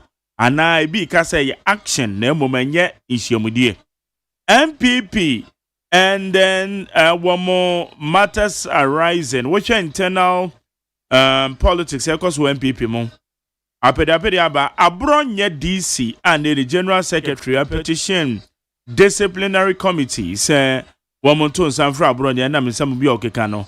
And no is to ensure discipline our party in the one na and also Yansama Edaponosua ye beshe na yaka hwase ye di KG onso nkomo and ye bisa say so KG olejumakui body bi na wa ye anything na the fourth estate Media Foundation for West Africa. One more train KGL. Edena Bijinum. Say yen train be a man now. We didn't know some of your mammy fan messages way. Richard Daddy from Asama said Nanado's regime was Ghana's poisoned regime. Dennis Miracle Abuaji and Nanado's appointees and family and friends were wicked. From Rollins PNDC to NDC, from President Kufuor regime to Atamils Mahama, only 99 mining licenses were issued. From January 7 to 2017, then to 2025, from January 7, 2017 to 2025, 7 January, 2,151 mining licenses were issued by Nana Akufo-Addo. From January 7, 2025 today, 0 mining licenses issued by Mahama. It will be in the interest of Ghana if the MPP remain in obscurity forever. And these wicked group of people have to, they have the gut to criticize Mahama's 9-month regime. Meshach Asante Edifriama Samados, in fact, one day shall never end. So when the Justin Kodu and MPP realized that Abronya must be called to order, were they not the same people who were making unnecessary noise about the arrest of Abronya, or is it because of the things that he is now saying about their own party, MPP, which is creating problems within the party. If you throw a ball to the wall, it will surely bounce back to you. MPP is on the verge of collapse. There is no leadership in the party, no discipline, no respect. Mecha Kasanti. Anodiabe. Hey. Okay. Where's say good morning to Mark Jerry? Fellow MPP delegates, we should not continue to behave like the ostriches. Never again should we attempt to do what NDC will never dream to do. The candidate we shall choose shall determine our victory. Always should be the taste of the general voters of Ghana, but not the few MPP delegates. Adam Paul. Thank you. Citizen Francis said even the weak become strong when they are united. Let's rally together, MPP. Let's put aside differences and work towards clean primaries. Together, we will rescue Ghana from NDC misrule and secure victory in 2028. Alai Baba saying, my salutation goes to the hard-working MC of Lankwantanan. Now, I'll say congratulations to Honorable John Jenapol for making Dumso a past tense, although there is no E levy, or there is no levy called D or Dumso levy. But the MTMPP opposition is trying hard to confuse Ghanaians since no parliamentary hazard of the sort, and for sure, as Dumso is gone for good, Galamsey is likely to be a thing of the past. Enoke free Pele 2. Okay, where comments are on Pele 2? I'll say it is possible for Dr. Bamia to lead us victory 2028, inshallah. Befa. Kudos to Adia Safia Mohammed, next MPP National Women's Organizer. Comments are on Pele 2. Enoch, Edifia. Although feet per inmate, 5 cities per inmate not enough, government needs to be applauded for the increment. Please, Mr. President, PSC Township Yard need board. Give to Enoch board chairman. Where is the McJerry Galamsey must stop now, and where is the organized labor and TUC? We will pay for COVID tax. I'll say we still pay for COVID tax. Why? Uncleable Edifritum. KK Edifrika, so American town. I'll say, I'll say in Ghana, so do we still have leaders that think about us? Galamsey are destroying our water body. And kudos to Honorable Moses Abo. Well, it's a good morning to you, Mark. My name is Okain from Bantama in the Senate West District. When is the info analytics going to MP's league table based on their performance? I hope Senate West will be second to last. I'll stop listening to the public accounts. It stinks and completely inform you of Ghana of the future. And the public and the civil servants are the problems of Ghana. They are more corrupt than politicians. So for my medi freedom, also Mr. President, if you can't govern the country, just be bold to tell Ghanaians and stop these tactics and see if you are still campaigning. How can Galamsey fight Galamsey to end Galamsey? Well, yeah, so for my or the free domain. Well, say good morning to Mark Jerry. My intelligence has proved that President Mahama has returned from the USA. We said in Amtama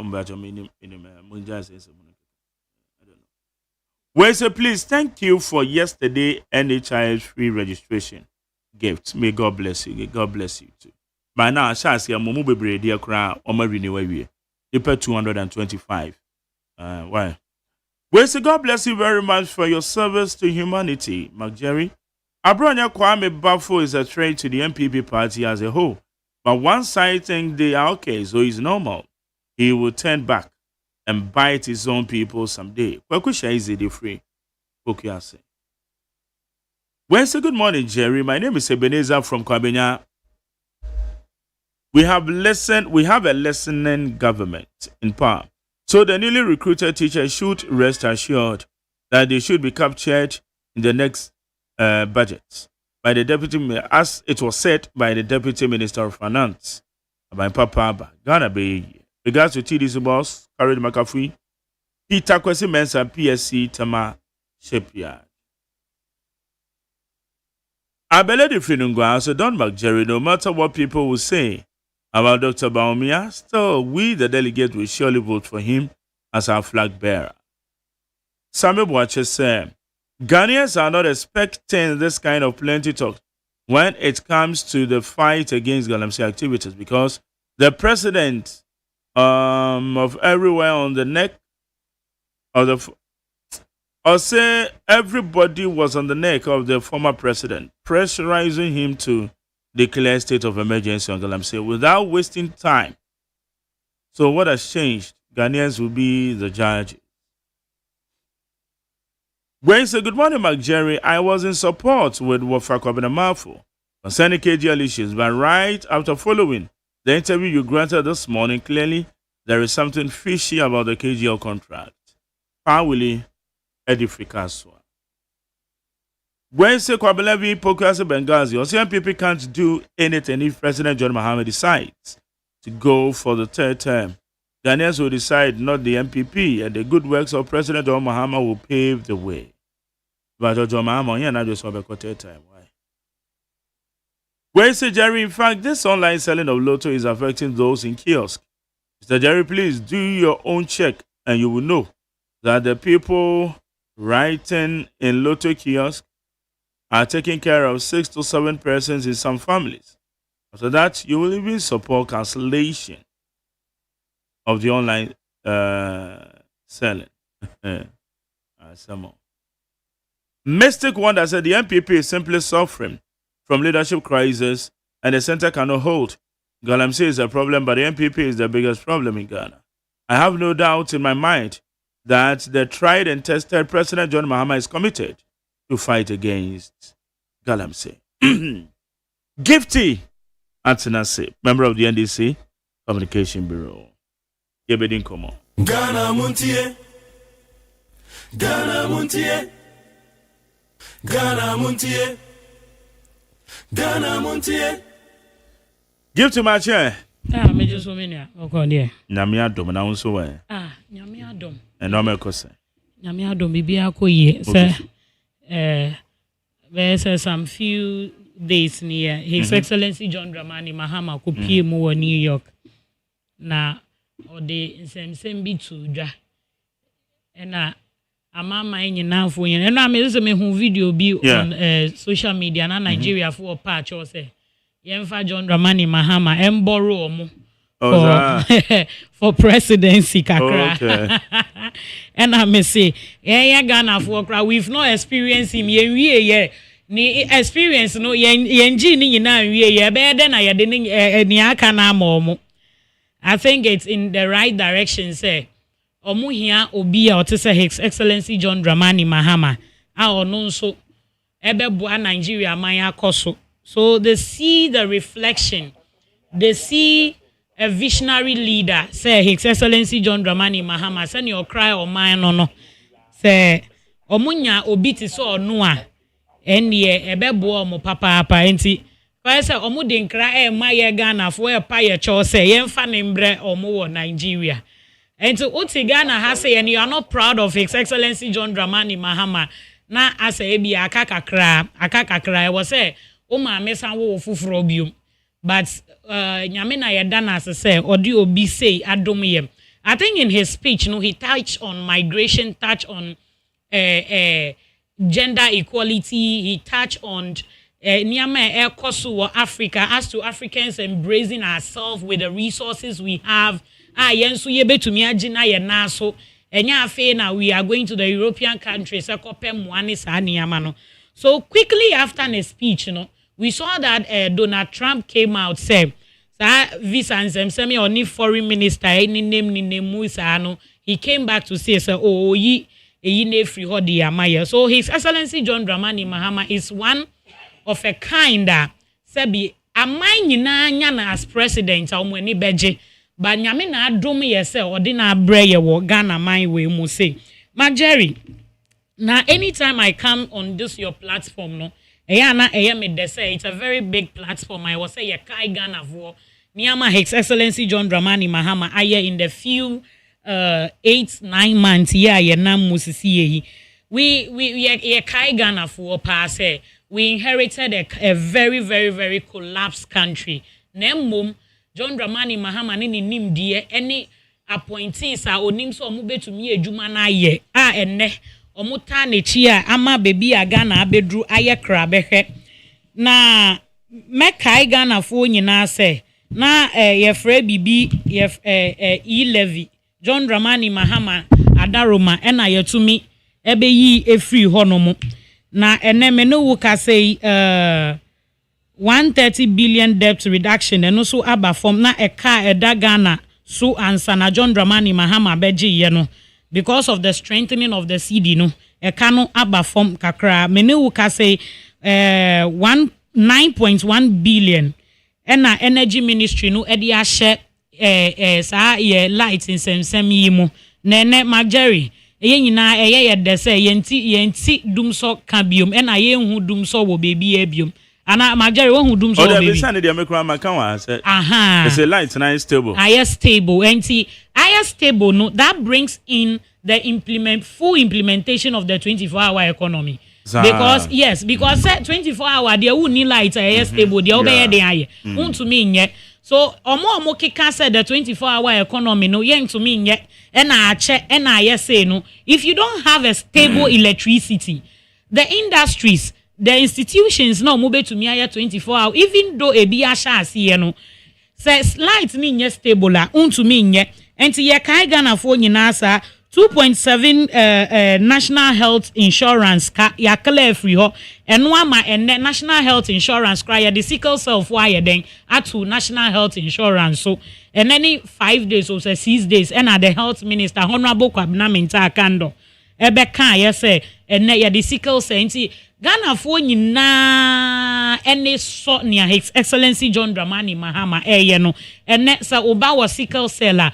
wo the health insurance co hospital a ebe cover sickle cell no ye free hono ma teacher training allowances eno so ye tue ni nyina ene areas bi eni ho bi a teacher ni beba abegina bebi aye dede atie mu se ni allowance enye de maaye and national apprenticeship program here in some of the regions many would say echina ejumara program no under the NIPE no and also omo belanche the University of Ghana campus and ye me dene say na no me kosro omo bebi omo ye omo ji omo souvenirs for echina program na ebe koso no wo hwa say youth ni bebre wa business ideas na nkomunya sika kakra dia she ejuma ni mo so they can also employ people and the very motive behind the ejumara program they say omo ideas about businesses ni niama no omo na ye be use omo na ya kyerɛkyerɛ omo kwan so ye de wo be fa ntitiye mu ye de wo fa ntitiye mu wi afedie na ya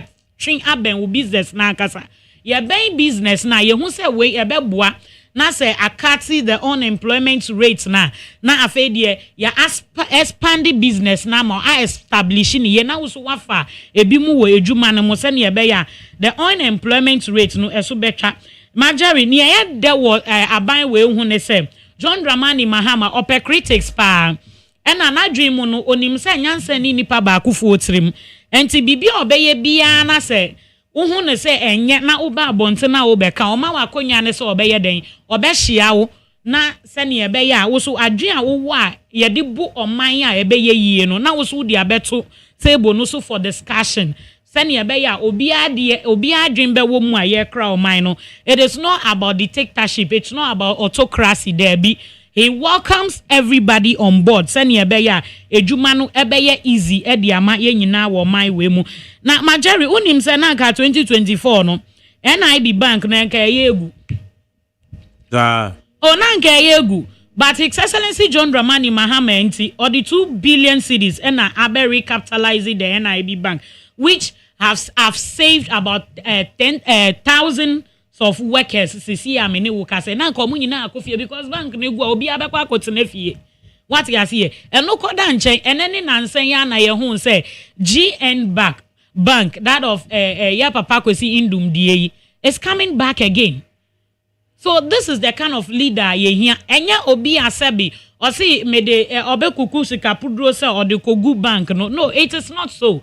And the GN Bank for Mukoti workers or Mukoti nyina, they are happy because GN Bank is coming back on its feet again. Yes, it's coming back. Haven't you followed the news? Said GN Bank. Yes. And I say, na obi bisame. Because me follow how you be reinstated GM Bank. Na etimia bejina na nine so na. Even though I'm one of those and I make a set yes bank collapse. It is a GM Bank about there is a very good news. Very good news. Good news to Bebrena Sebi or Muko Tnefi. I know someone in my area. Sebi or no ye juma of GN Bank or bet Tnefi within some 6 months or we will call. What you say? So a lot has happened in the under the former administration, but we are not in say yeah babe can say we na ye ni we na anya ni ye, but we are in to correct the mistakes. What you say? And correcting the mistakes is when you take critics and then you work on it. What you say? So we are very happy that we have a president today who take critics and work on it and involves everybody, including Sabi, who feel is a count. We are even welcoming the MPPs on board. So they should bring their ideas so that ye Ghana for and your politics ne ba differentiate ye but the poor mining ye dear who idea be a faber to table so ain't na enram na me catch madam for be say the fight for Galamsey no ebi mo ba ye ko na Majeri and I pay me no say na who bubo licenses be a ma ye onim say as at 5th of January to 7th of January ye ba be so His Excellency John Dramani Mahama in Krano na MPP for no eda so mining licenses, you know of that, right?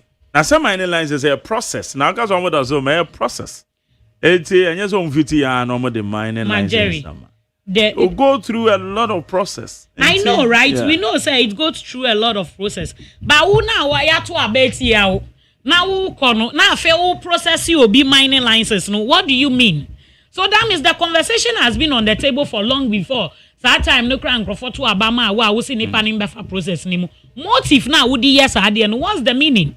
And to them, the NPP has the moral right to be talking about we know the NDC government not doing enough to fight Galamsey.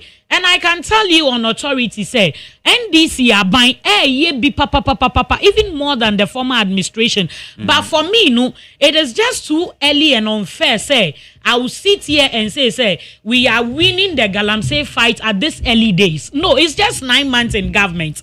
What of someone who uses 8 years and couldn't even do anything in the fight of Galamsey? What you here? Someone who even put his presidency online, say, when to me and fight Galamsey now, say, what you here? But this is the time, nanu ya yet say clergy for no. Also came out to criticize the president, say, that is not what they are seeing. And due to that, Echina second prayer, His Excellency John Dramani Mahama to Nensa frame SOS for ni na obia who can be a civil society. Sa mumra na yentina se. Na yen shenia ye betumi aya ye betumi ekun Galamsey no. And people are saying say, why don't we call for state of emergency? It is not yet there. What you see, it is early days for state of emergency because ahimfufu na omugugugu sa mining sites no.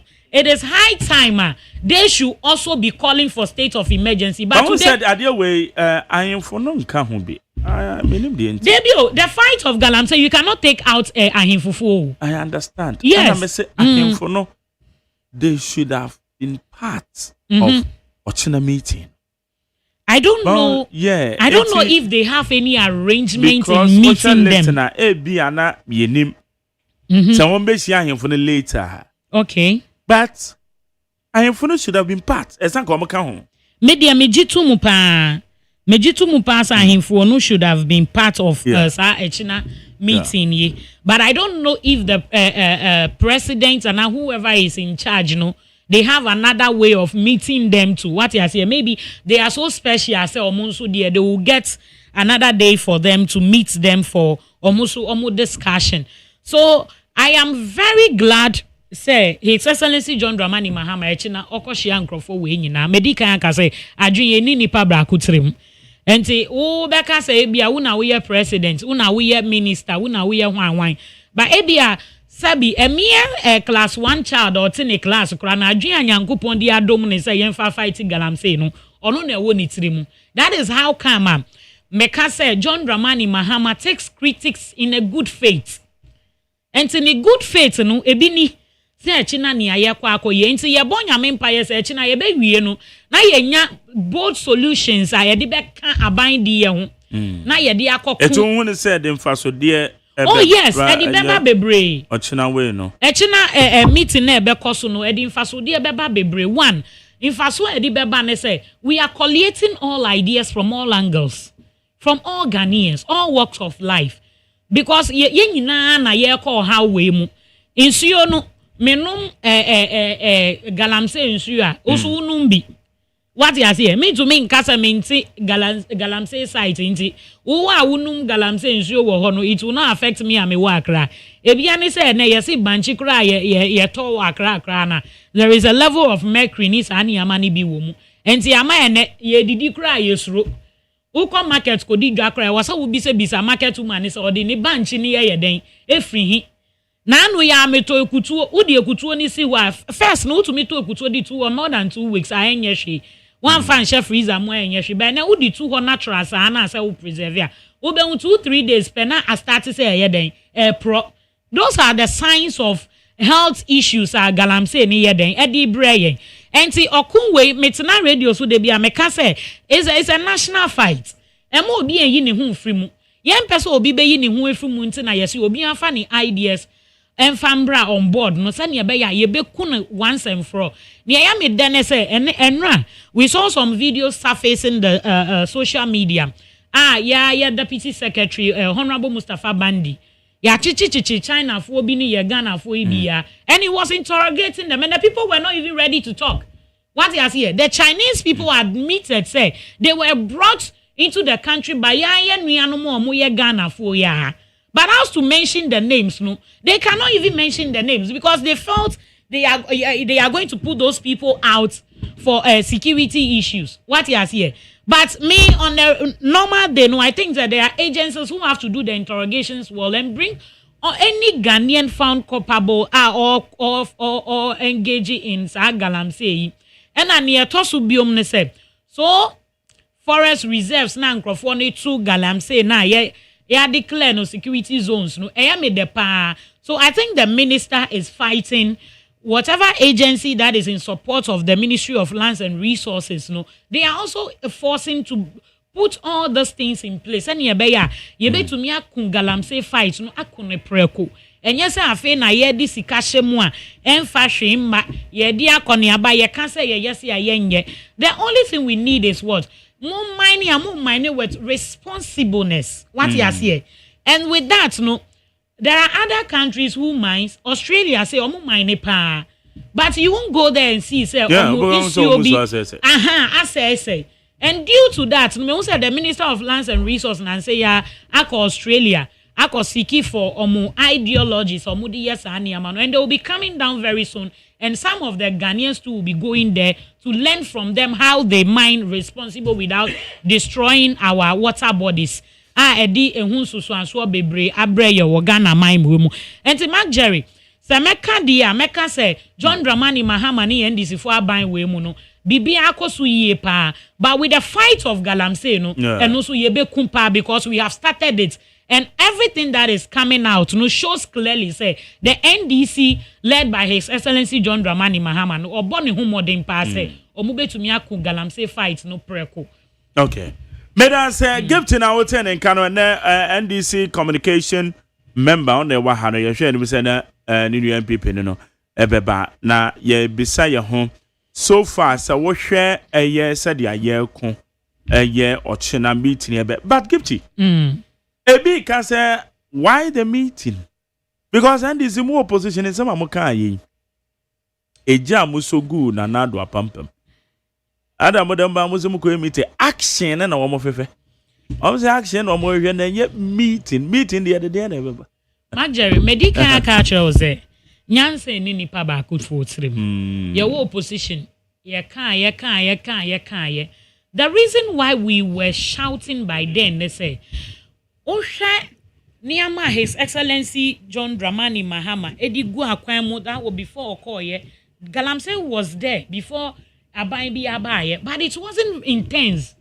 They say from 2022, 2023, 2024 basically 2024 Ankasano MPP for be free sono. You saw what went on with the fight of Galamsey. Operation Wine, Operation Vanguard, Operation there. And money, huge sums of money went into that fight.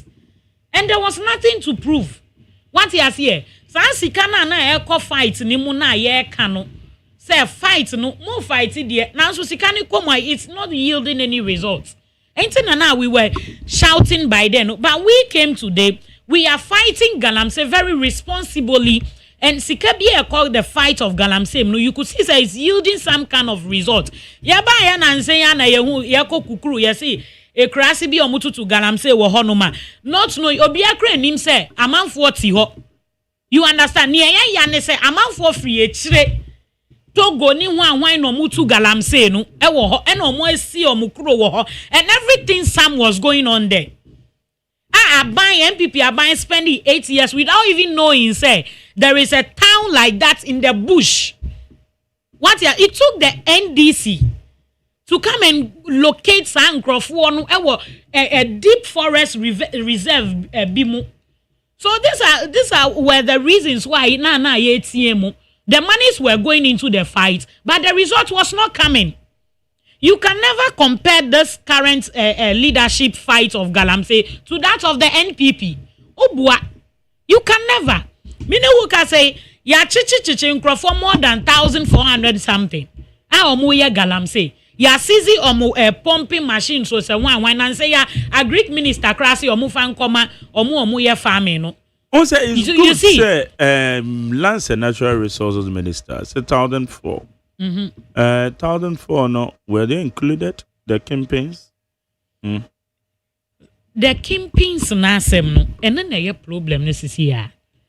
I made mention of Ahimfufu. I made mention of political parties appointees akesi. But with this NDC regime ni die, na say ya wuti say Attorney General Kra say yenko investigate your party phobi. Say wuti ye. That should tell you say when your NDC near appointing now you involve yourself in Galamsey, you will not go scot-free because the president himself will not allow you. Say ube good ni masses. But MPP Abayemu Yehu, a whole national women's organizer who was into Galamsey and nothing was done. We saw Chamawun to me Akunta mining. National women organizer ben no into Galamsey. Enye Kate Jemfuai. No into Galamsey. Now unim. Oh no, you're mining. No, they were into it. When you buy your corn, they were into Galamsey. They were not mining. You understand? So you can do your checks and findings. What you here? Oh, there was any case in this year you follow. You see? There could be some question in video American on Galamsey. You understand? And we know the likes of Chamawun to me Nancy ya buy and I say no ni lines is cry, but he was mining in forest reserves. What he has here? So you can never compare the fight under the leadership of NDC to that of the NPP.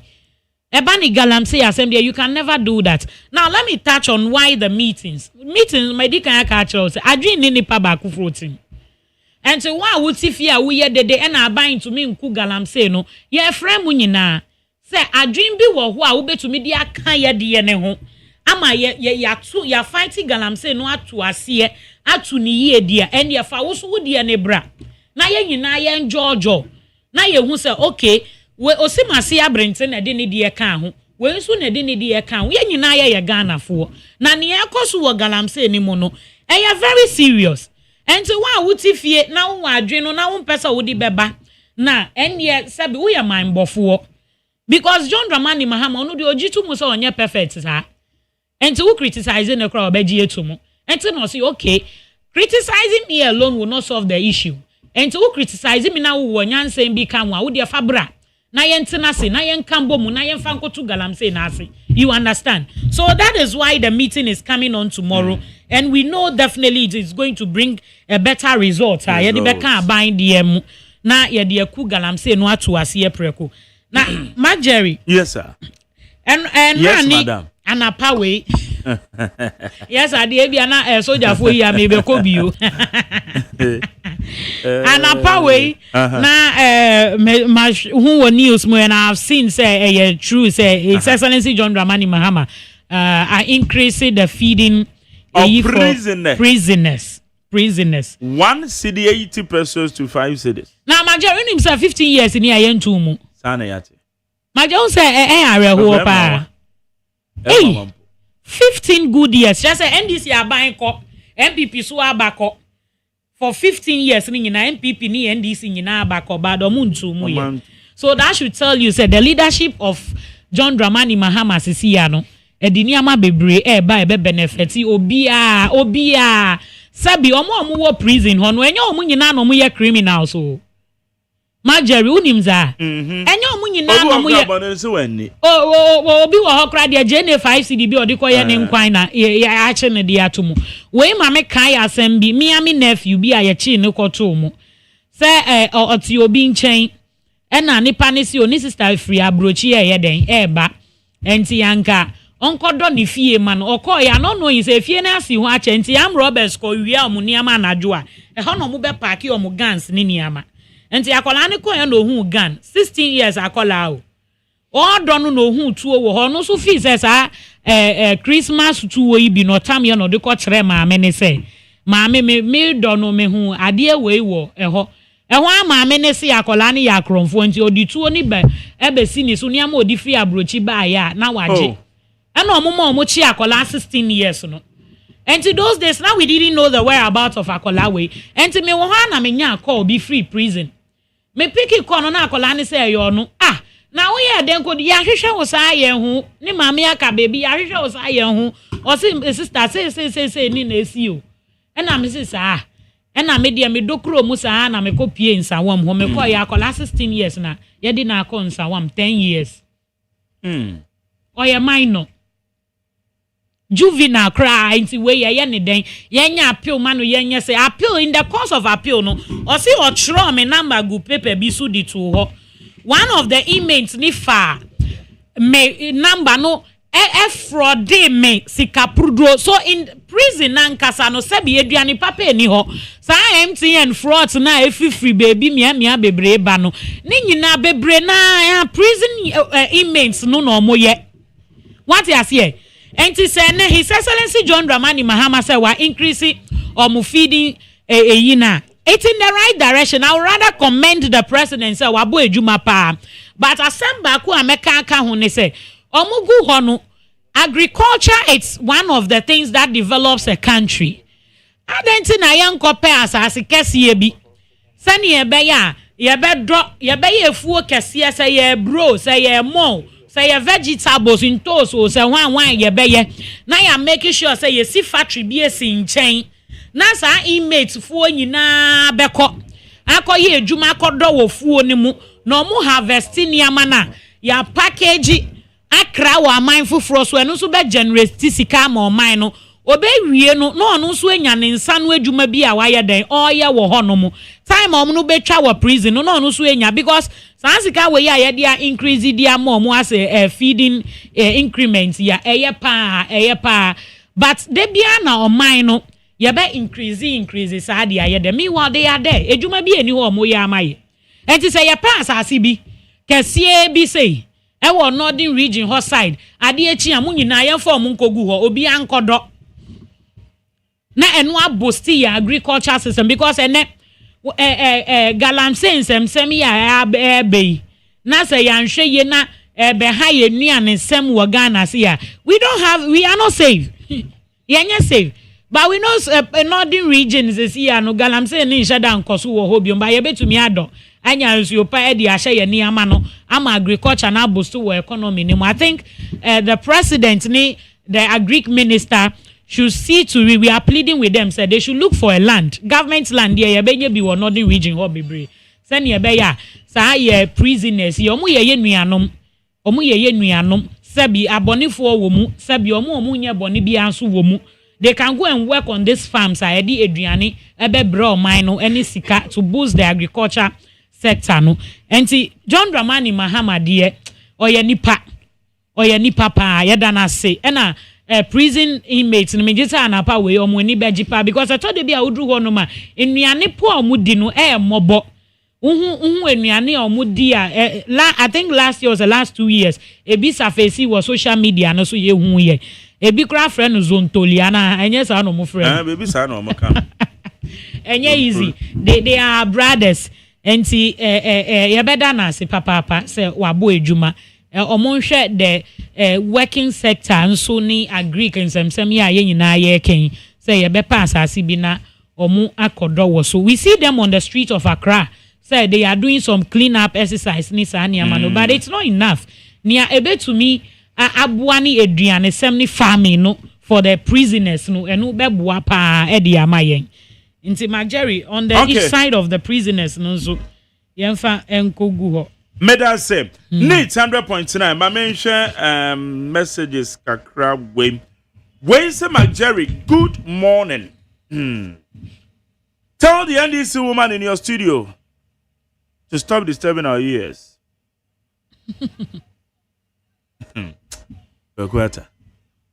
Yeah, okay. Eric Kwakubu, what they say? I'm pleading with the Utah Labor Union CSOs. Cali Bishop Conference Chief Imam clergy to put pressure on President Mohammed's government to declare a state of emergency on Galamsey because they are destroying our lands, water bodies, which affects and poisons our foodstuffs, and which will also affect our Ghanaians. So they promised in opposition to declare a state of emergency. So they should go by that. Where is Jerry? So, what is the outcome of the container seized at Supplement? I want some more. National security. And I win him. Say? Win him, Anna. Oh, no. National security is working on all those things. Alasan Sese said the fight against Galamsey cannot be won without the chiefs and the community members. Very true. Within the areas where these hooligans called Galamseyers are operating. The action and policies of the government is commendable. We Alasan Sese. Okay. Onosonedia or the abandon. Okay. Jerry. Yeah, Gifty. Quick one. Now me fam call a year MPP. What should they call MPP more? Lessons be a more this for Musiana. Oh, lesson dear Sabi. Because most when Chamoton Belmodi. And yes, I enjoy work on a hair. As a was a unia a she and now was she and I very well. And yes, I will be saying Swiss Woody about who do any better. Aha. Send your bay Johnny by best stop here at once. And I yes, aha. Jerry, let me touch quickly on this. January 1st, 2025. Number of lines is a core 67. January 1st, best swear in the new president, His Excellency John Dramani Mahama. Yeah. 67. January 2nd, 2025, near core 11. January 3rd, 2025, 19. January 6th, near core 5, which means a day to even swearing in of President John Dramani Mahama. So you made the licenses now? Or where they? Galamsey licenses and another danko kufu adoni ba umiamaye. Inti ene me nwanwa say MPP for no has the moral right to be shouting say we are not doing enough to fight Galamsey. We accept it. Yenye de yebeji atumu. Yenye de ye nkase ye kofra asofufu akobọ mpa ye wo Galamsey site. Yenye de ye nkase ubetumi aya brane beye. Yenye nkase ye fa omani sika na akosha operation Vanguard mu a result bi amaye. But so far so good. Utumi who said there is a lot that is going on in the fight of Galamsey. Say unti ye cry majority of Ghanaians are on social media. And anything that goes on in the fight, but we bring it out for people to see. So this is what is going on. What he has here. And see, the fight into Galamsey need a process. And we are on it. And we'll definitely one day win the fight of Galamsey. No? Now, Jerry. Answer now, MPP for you. My info will be now. Teachers are into your McKenra. One more year. Deputy Finance Minister Shiom said, do second budget in so far. Sadia we have told you, we share Julius Debra, ne directives of the Maya, a Belgium of farm after 7th December. Yet they say a buyer set up a committee, so much share no maybe more, to validate what more and a numb quite person. And che, because or you should directive December 10th month, any your room. And che, I check for idea, any a buying no assurance or the amount. Your comment. Jerry, my comment on that, meaning so what to say. I think Bank of Ghana was affected by that. Yes, but they called. They called them back. And a health service. Yes, and one cry immediately. Exactly. Yes, so they called them also back. I mean, you can say the health service. They are about posting about 10,000 nurses, and so we are nurse near now utifia we are GSM. So many years, a beautiful 4 years, a be 5 years, a be 3 years. This is a good news to you.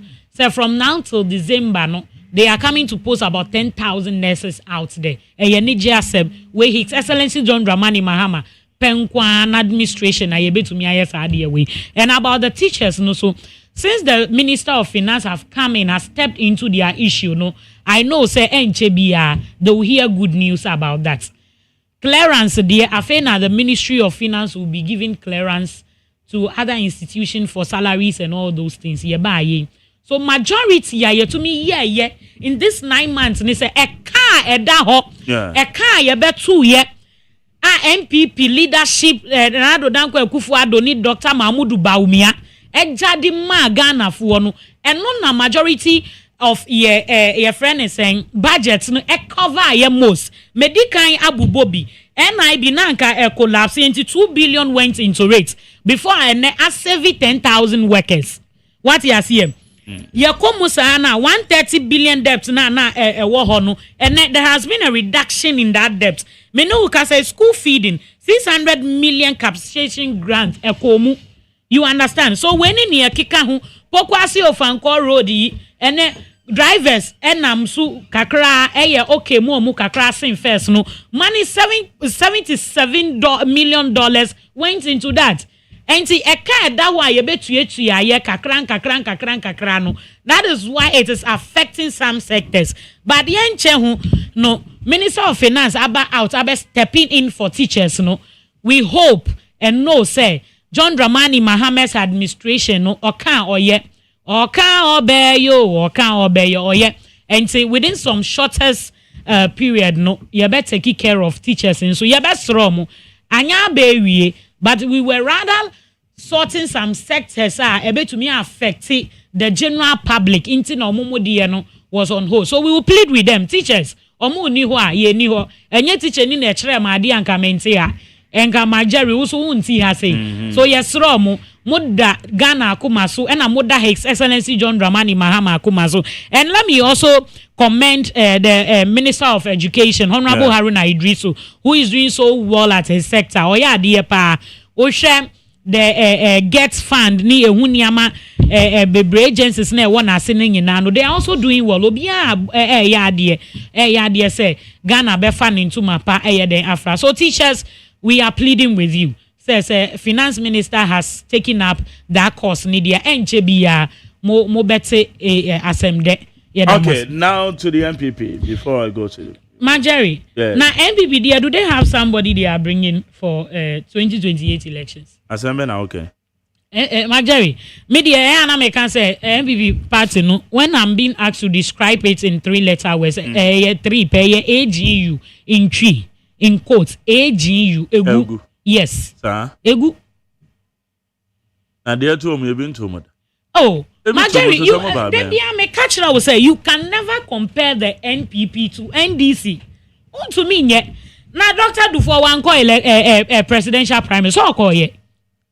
Ya we abema slighted. Scorpio Gabra mu yetiti omu nyinanka those days. And all of them obi atene ho ase.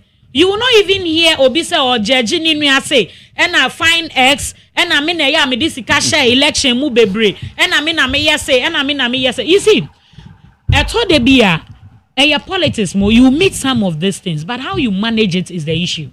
Because after the primaries, no, there is life. There is a political party after the primaries. And the omokasani or trances na bano. It's too big for the party to carry. We are fed here, the gap and vacuum that you have created with those utterances, no. How do you amend it? Sabi, akuma edam akume mono, enye anu bi na ewo wumu. Majari uti yemi. Enti ebi ametumi aka say oh Majari dear Sabi o ye kwasi apenye. Na echina mekoshia no wo baby ametumi ahwe Majari enim. Me to me hwa weni because me didi watem. Ena aya we ya. Obi nso wo ho a wo ka kire ne say oh si mase ye kwasi apenye ono emfa ne ho because estro akuma ewo nipa ne mu na estro akuma ewo me mu. Enti MPP there they don't have any credibility as it stands now.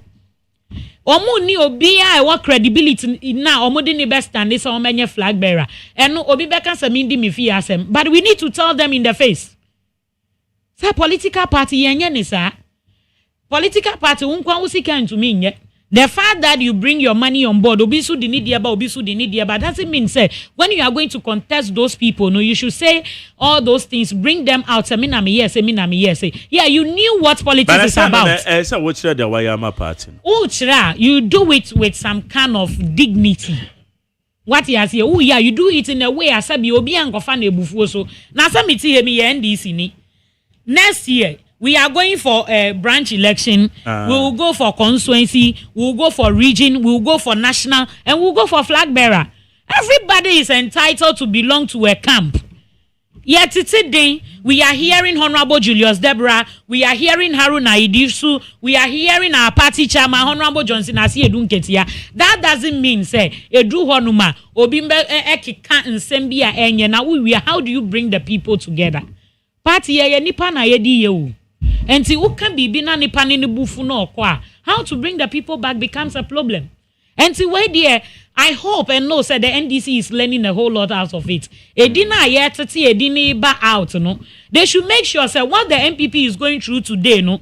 The NDC will never go through because we have a country to govern for 42 years. They should know that. The NDC should know, sir, we have a country to govern for 42 years and even beyond. They should know that His Excellency John Dramani Mahama is leaving a good legacy for that matter, not for only Ghana, but for Africa. Today, John Dramani Mahama is not only asset for Ghana, but it's an asset for Africa.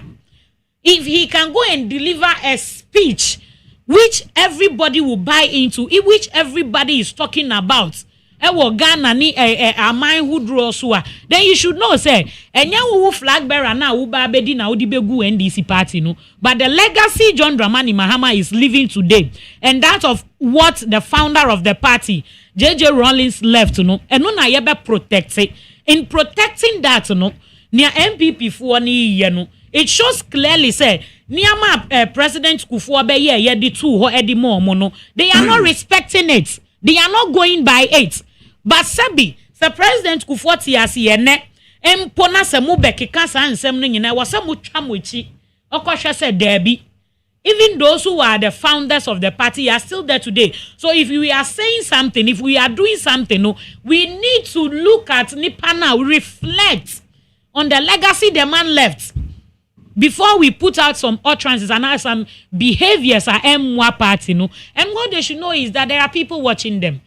The fact that the MPP party negunu doesn't mean there are no children or there are not people who are interested in becoming MPP leaders someday to come. There are people there. And see, edi important and amu edi and amu kachere nkola na omu peso omu yet to say no. Look at the likes of Abronya and Co. Very well educated man. And then utsie ne kasa ase ento asum kra. I heard General Secretary saying a lot is going on in the party. Yes, indeed, a lot. I was very happy when he admitted. And today, we will have to organize a tutorial section for the NPP to come and learn from the NDC because you can never never stand anywhere and compare the NPP to the NDC. And it dear ubua. To me yet. Because one, you can credibility, intelligence, you can your friend is saying formidable candidate. NDC for na wobi. You can obi obe to me unite NDC for na wobi. Ni omu ye omu to me bebu o mine. Enti Ghana for nyina hye so NPP for you to for nyina hye so say this is the time ube free NPP party ni mu abe join NDC because this is the only party Sebi the logical thinking, the logical reasoning no ewo ho adachi ye betumi dia bu o man adachi wo so be ye leader adachi obeka say no I was mentored in the NDC party and today I am a proud leader with some credibility. So, Jerry, the long and short of it, they say, NPP, they need to come and learn from the NDC. May name a team be putting up a training section for them. And no, yeah, and that's all my school. Now, I'm going to go. Today. A copy ni sa. Yeti NDC for school. And they are no almost remum, but it's almost yes, and no, it's not almost re. And I'm saying, so what? And Jerry, this tells you, say, at the NDC be with reasonable thinking, critical thinking, no, and on NPP for sure. So, anti-Semitic high, and then I can say no. Excellency John Dramani Mahama and the NDC will organize a tutorial section for the NPP. Senior Bayer, they'll come and learn from the NDC what governance is, how to manage a political party. And what's so muti as here. Time this one, ya be mo invites free of charge. No mo be suya de. Okay. Ebia wo be tuya kakra na de aton nsuo ne aduane de omo dia. So that they'll come and sit down and learn from us. What you here? Because NDC is nowhere leaving power or handling power over to the NPP anytime soon. Ghanaians are comfortable in the leadership of John Dramani Mahama, and the only thing I always tell them is that they should have hope and faith because NDC has come to stay. NDC is in the right direction to give comfortability to the very people who voted for John Dramani Mahama. Okay, thank you. Need 100.9. Deal for Meba Muso. Namoso Yababeje Madwinchre. Na Mamisha we.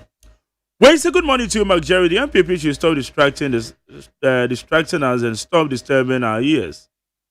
Or the government is too early for them to do that. Would you ready free and yet tema and or the abbey. When say Mark Jerry play this morning, I heard you saying someone HIS card has expired for good 3 years. Please, I know you are referring to me. Add me and Yamawa. I want to know 3 years now. We are spy. No way. When you say good morning, Mark Jerry, yesterday I wanted to text you my gun. Why I don't want to go my year ground be bracket. When you say Mark Jerry, if KGL is earning more than NLA, which is for all of us, than Ghanaian, then we should go back to the table and correct matters. Okay. Yeah. Mami kwa amane so 03022579002. 03022579002. And 03022435540. 03022435540. Mami do wadwen chere and then somewhere they discuss it. Memo ache. Champion Mark Jerry. Yes, I tell. Anopenya miasum dinka. Na memo abaso ne edumasuma odi ma desktop media edumaku no obon modern. Maminchia me MP eye oba kampa aida adwa ashi program bara baso atuma odi. Mark Jerry. Mesro. And the senior NPP party in Ekon Mark Jerry. Ayaofe and ayode. Na me MPP ekoboni memasem. So yen senjuni. And is a coboni a affect on mine. Eko ye di anamko amakwa akodi. Na me de me. Bata mama mkeka se bia mko kamasem. Yes. Mesre MPP yem paying for say yesre wom omfa omnan ensifam because and somewhere you be e kan yes that top down approach, you know, Omo ye dia a favor opino. Chema untu dia baba tofo. Abronye e dia baba tofo.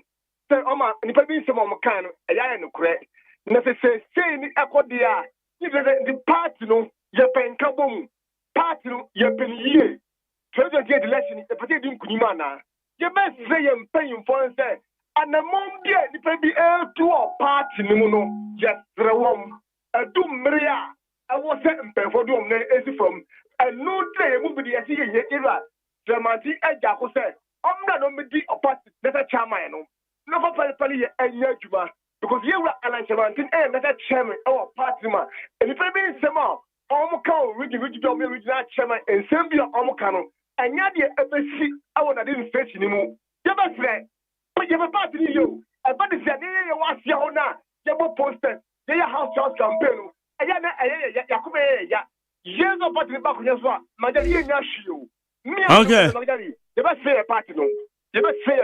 Madam, see, I know what you're saying. Mammy, for you, Marche. You too. From Cantonment to Market, Accra, Ghana. The mission of a papa, and let them be lucky, we shoot you back, let them. But on the theatre about Tampa Kunsen or no, and able to drive a little bit frank or woman of Gaza or Bonataka and was you will watch a jackal. A support on Papa National Chairman of Papa Bono. My goodness, National Chairman, dear. On one airport. And I'm Papa Brachampo. Oh, I blow. Papa, you did come out to me on the good here. 50 Ghana is to be on the place to go. Or when it's a Canada, Brachampo, and the delegate who got to a bar. Who got to my Brachampo, on one end of where I can they did quite good to say. Oh, Brachampo, Commissioner. I just echo one like I said, or the was and when it's more by. And you didn't feel more. Say, you didn't date and I date to bank. 2nd and 3rd November. Ah, okay. Our Accra Academy home, that's what and they do her, Madame Mamma.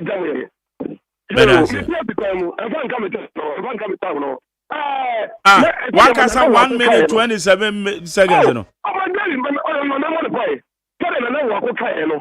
Chama to me, I want you. Being here to someone back at that. To be out of alternative. No, you can't tell me, yeah. Oh, I expected me to do bright up for you. I was talking about me every year. I'm a Macao. And the more later, no Kata, let it be a Yamakono. Madam, say, maybe I told me for you, dear. Marche, oh, okay. Marche. Marche, it's you. Yo, me facho, me dashi. Efem, I don't go at me kasa fi adenta. Yo, yeda ye sister na 50 or kasa no. Yankopon share no. And ye say ni say, kasa de obetimi akasa bebre. Na mo se obeye no. Ano so ye ade foforo. Eno nti ye say ni party ni say Ghana ohaw na ya to aba mom. Oni na mambo ni party ni hwe. I want me a more and so over mine and no answer. You bet me a more maquena. Then you all can sell more video minus 42 years. Then we are expecting good governance. You should share a mambo papa for your more 10 years. Yeah, Papa Mahama after Tino. You're born about yes, say, young coupon bedroom, not again pack near mambo papa. Or bet me a denate, you know. You're not saying you bid now the actual about mom. Now, MPP for the year country almost say. So, almost leaders are almost when they are said for any catastrophe, indiscipline, any injustice, Niama Bonia, Yatsuti Mono. So, almost some leaders, and 5 leaders are you say, you who say leaders with you, corruption, Nioma, injustice, any Niama Basabasa, any Nioma. Omunya Ghana for your Omueni and to about mom. I just said Omutie Ghana for almost leaders. Current leaders now, corruption, Nyama Bonnie, Ashobo Mano. We want to see a new crop of leaders before we can have interest in the MPP. As someone Ghana for a country, that's a boss. Okay, me that say, my main fan next one, me back to my chain. Yes, I do. Yo. No fruition, I'm telling you, na incoming chairman, John Bodu, and our Kumsi. And then the Giris Makasa, I book man of MPP or contest here. Yes, I am and I work with Info. Now, Uncle Fat, it's the Mayandi to go by a money free. Magari, made a galamsey, any school and a placement. Now, my Jerry, galamsey one seventy. May my catcher Mobuni say, let's say, moving not out there, or Castle was over Chelsea, you two galamsey. Galamsey and Ankasana, wow, we found out we Pekuya Jumano. We had day to Kuyajuma. Na ye 2 years so am for to mu koko tugu na ye tia obi ka kire se oba waiting the 2 weeks at the Caliglam see and no by 9 months ni isu kure kokraba magari kokra Ghana for ye dua ye ni twa magari hwe Beba cho sa ensem na ma chance ye ka no ye chance ye kra nsuo ba Ghana ha nye no enti mun create impressions afi ni ye kra nsuo se no unim se minka se yenka mo te se ni kuafo na ye papa no na mam no yesa no no te se aya we totra me kire no enti e be se kwefo ntimi mo a na mabunu ye mu se wo ye kuya faso ni faso wo so because ya kan ma ye mu se kuya no faso ni sunti no ye de we ho ase galanse enti ye de ye kuya na be bo chense ye be se galanse kura no atikafo ye be sere wo hwe ne binuma ya so ye man bi no fo a aye ya se wo do ba be ko school ni e be ni sa kwakwa no awufo na ye koto aba na ye ka no ene we se wo do man ko ni e do ba abeto e friend the senior hard day ukwaya na ubaye double track u kan se uba ubutwa nkasa bi ubaye na de no akase Ghana for some pacho me yusu ni se ni MPP fo yusu ye no na Ghana fo anya se u ka be akase u pese kote court no ma Ghana fo nye school e ba de sa se anya possible ma jare nyami chire ma fa we Medans meba cho memo achi wa Mache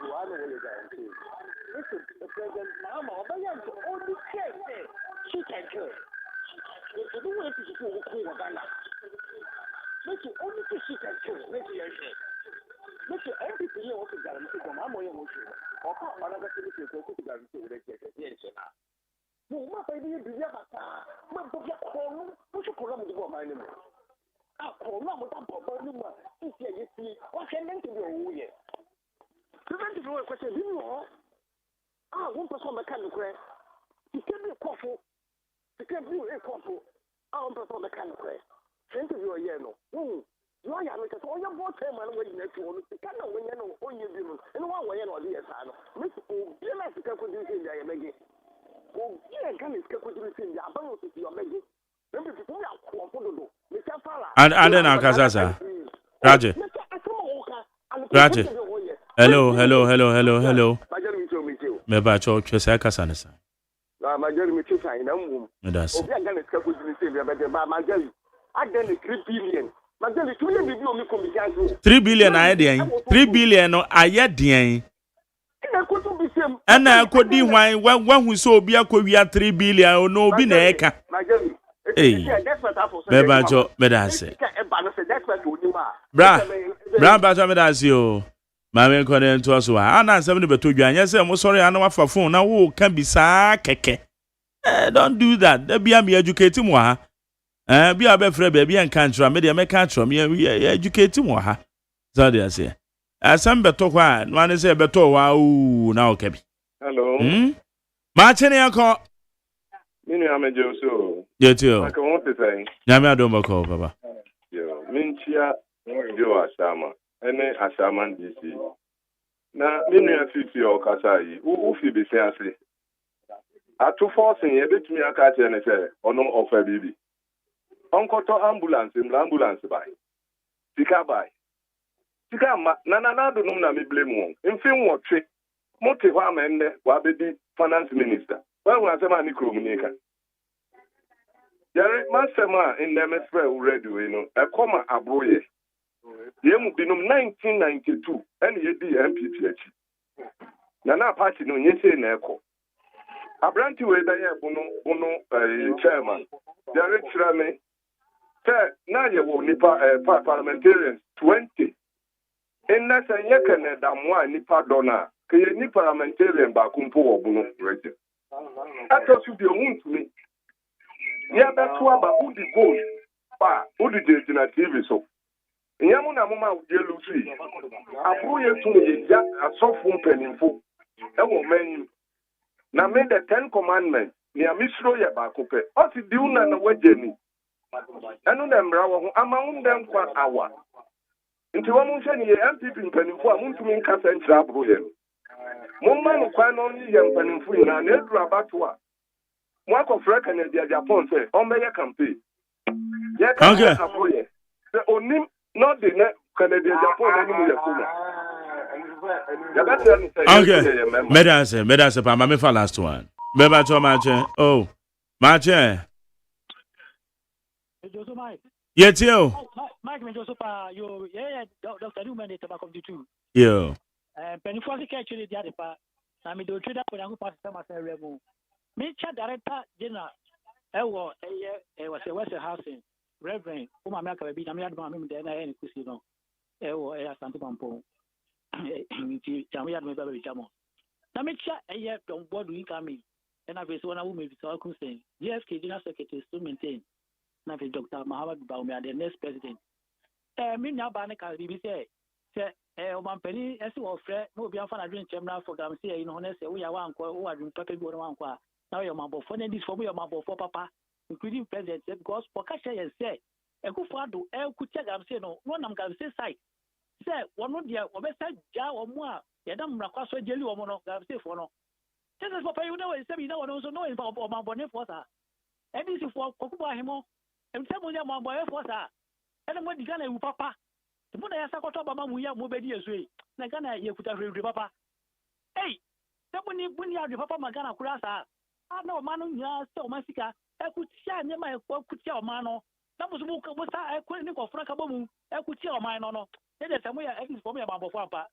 Shed your course in the school. I put up 80,000 people. How am I when this school? Because of what I said, would fair case no man muscle. It's more cattle cost. What cattle was number seven? And what is better to tell you, my own goes to be cry. Okay, Madam say, Hana Medisi, and now your 1st October. Now, 1st October, no. You say you see October Bosumi no more. A year, a day, you see was breast cancer. You ever born with the row. Now, when him say Ghana mema ye call training, say ye more man or na ye sure mono for me pen me qualify. Me pe a mema 125. Me pen me qualify. Don't ask me where we went for that training. Me cry me baby sir. Enye from me cry me baby sir. Now how did you qualify? Wo ye den. Wa wote ho me catch no. Abena frima. Abena mo we. Nadia on YouTube. Ma me kurama. Ma bobi. Munyina no. Momra ne yemboa mo. Because enye se wo beboa ye keke. Bosumi. Ye de Marjorie. Ye de bo breast cancer ho. Marjorie. Yes. Makasa wo ye den qualify ye. Me se me because me nti yes amuko training we muti yankasanka. No be my invitation. Oh, there be say be a man because when you say breast cancer dear, you see. Ye me omonofuo, ye no nomofuo no emwo. E good thing. Yeah. And a Bible cry can say, "Nufuo cry ye." That's what I want to me yard. Oh, and the minimum yard. Nufuo dear, ye man, e ma obe ma che we as ye man enyi ne che. No, me man the confidence me say is the month of October and it's for men.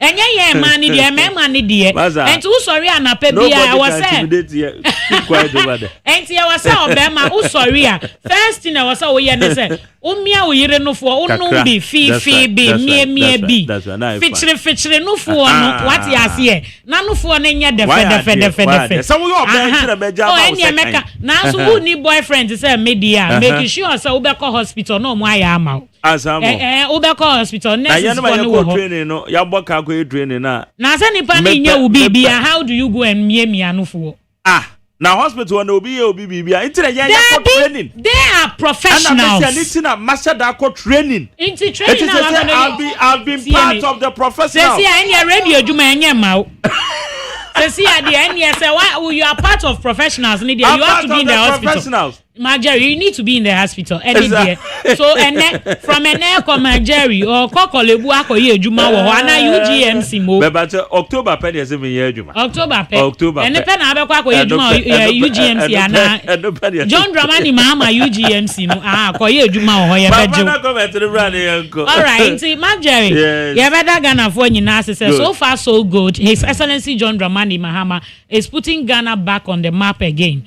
And to your best said they should just have hope, confidence, and faith in the leadership of the NDC. And more beyond the distraction, Kasayem from and to be bano kika and send be from the other side, MP before they come. Oh, NDC, anyasi. Their eyes should be on the goal. Go ni say John Dramani Mahama is focused. Say Ghana for nyina be ye. Ghana for nyina ho beto mo. We are bringing up a Ghana where sabi usori anapa usu benya bibi wa ubotom. We are coming up with a Ghana sabi unemployment ebeba form. We are coming up with a Ghana usu sorry na yebo Ghana dia unkasa meko America akoye adwuma na mmom Ghana eye yankasa ye dia. Kwan ya yebefa so ebesi esigi na yeso papa bia. Eno na John Dramani Mahama ni NDC for ye de.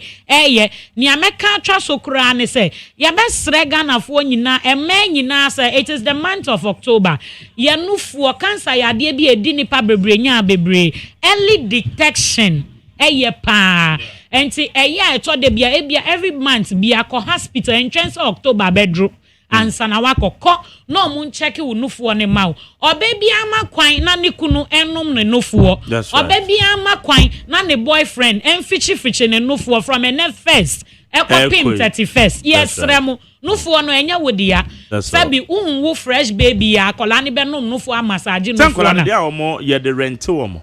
Yes, and na make say only fresh baby or benum nufu no in the course of feeding the baby is also massage but edi ni hosisi ade ama obema ukunu o boyfriend give him the chance from now to 31st say anape ewie nwumre eno ni aduane a obeye den obedi sani ebeya cancer no will do away with it in our society and the only boyfriend so I yesra ko hospital na ko ye from na hospital and na hospital as a man can ko UGMC inti na make say ndi ko ye adwuma o bia me ba me die soso kakra na nga wotumi aye amanage no gifty wo fuck card akọ hospital so be drive kra be tofu o me kwa me wa ha mako training na ba Majari who your host me NDC communicator who your nurse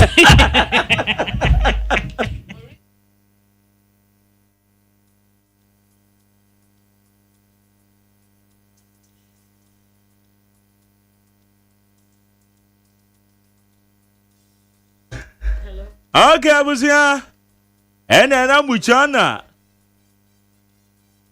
what's your gift here?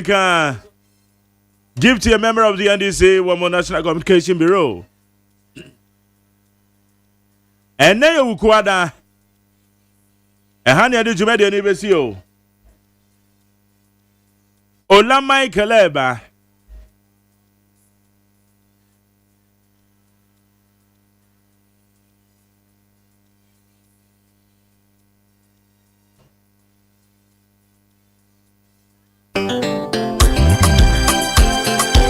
Ola Michael the entertainment GH na ba beto also me the Mark Jerry OSEI AGYEMAN me dia say dem akojo da miado oye me producer na me dia say that dia ma abena frame bankro so ha me ha one na ya safo wo your social media administrators kwesi aboaje na me channel manager me dia say dan so be ma oye me boss your friend Dr. Faladex na oye executive producer fully supported by the general manager Kennedy Asante Ose. Ochina yenya me pa ebesen ye hia wo. Ye de Ghana Montie bebre. Ochiana na kran wa. Oye sunyane aya donte hene. Mentukwa adonte hene. Mentukwa. Ochia Brown Sami wa abeliko ma woni unu ama adum nyina. I was me pacho me ko. Announces him. Mese me corner, you say wait. Well, La Michael is taking over.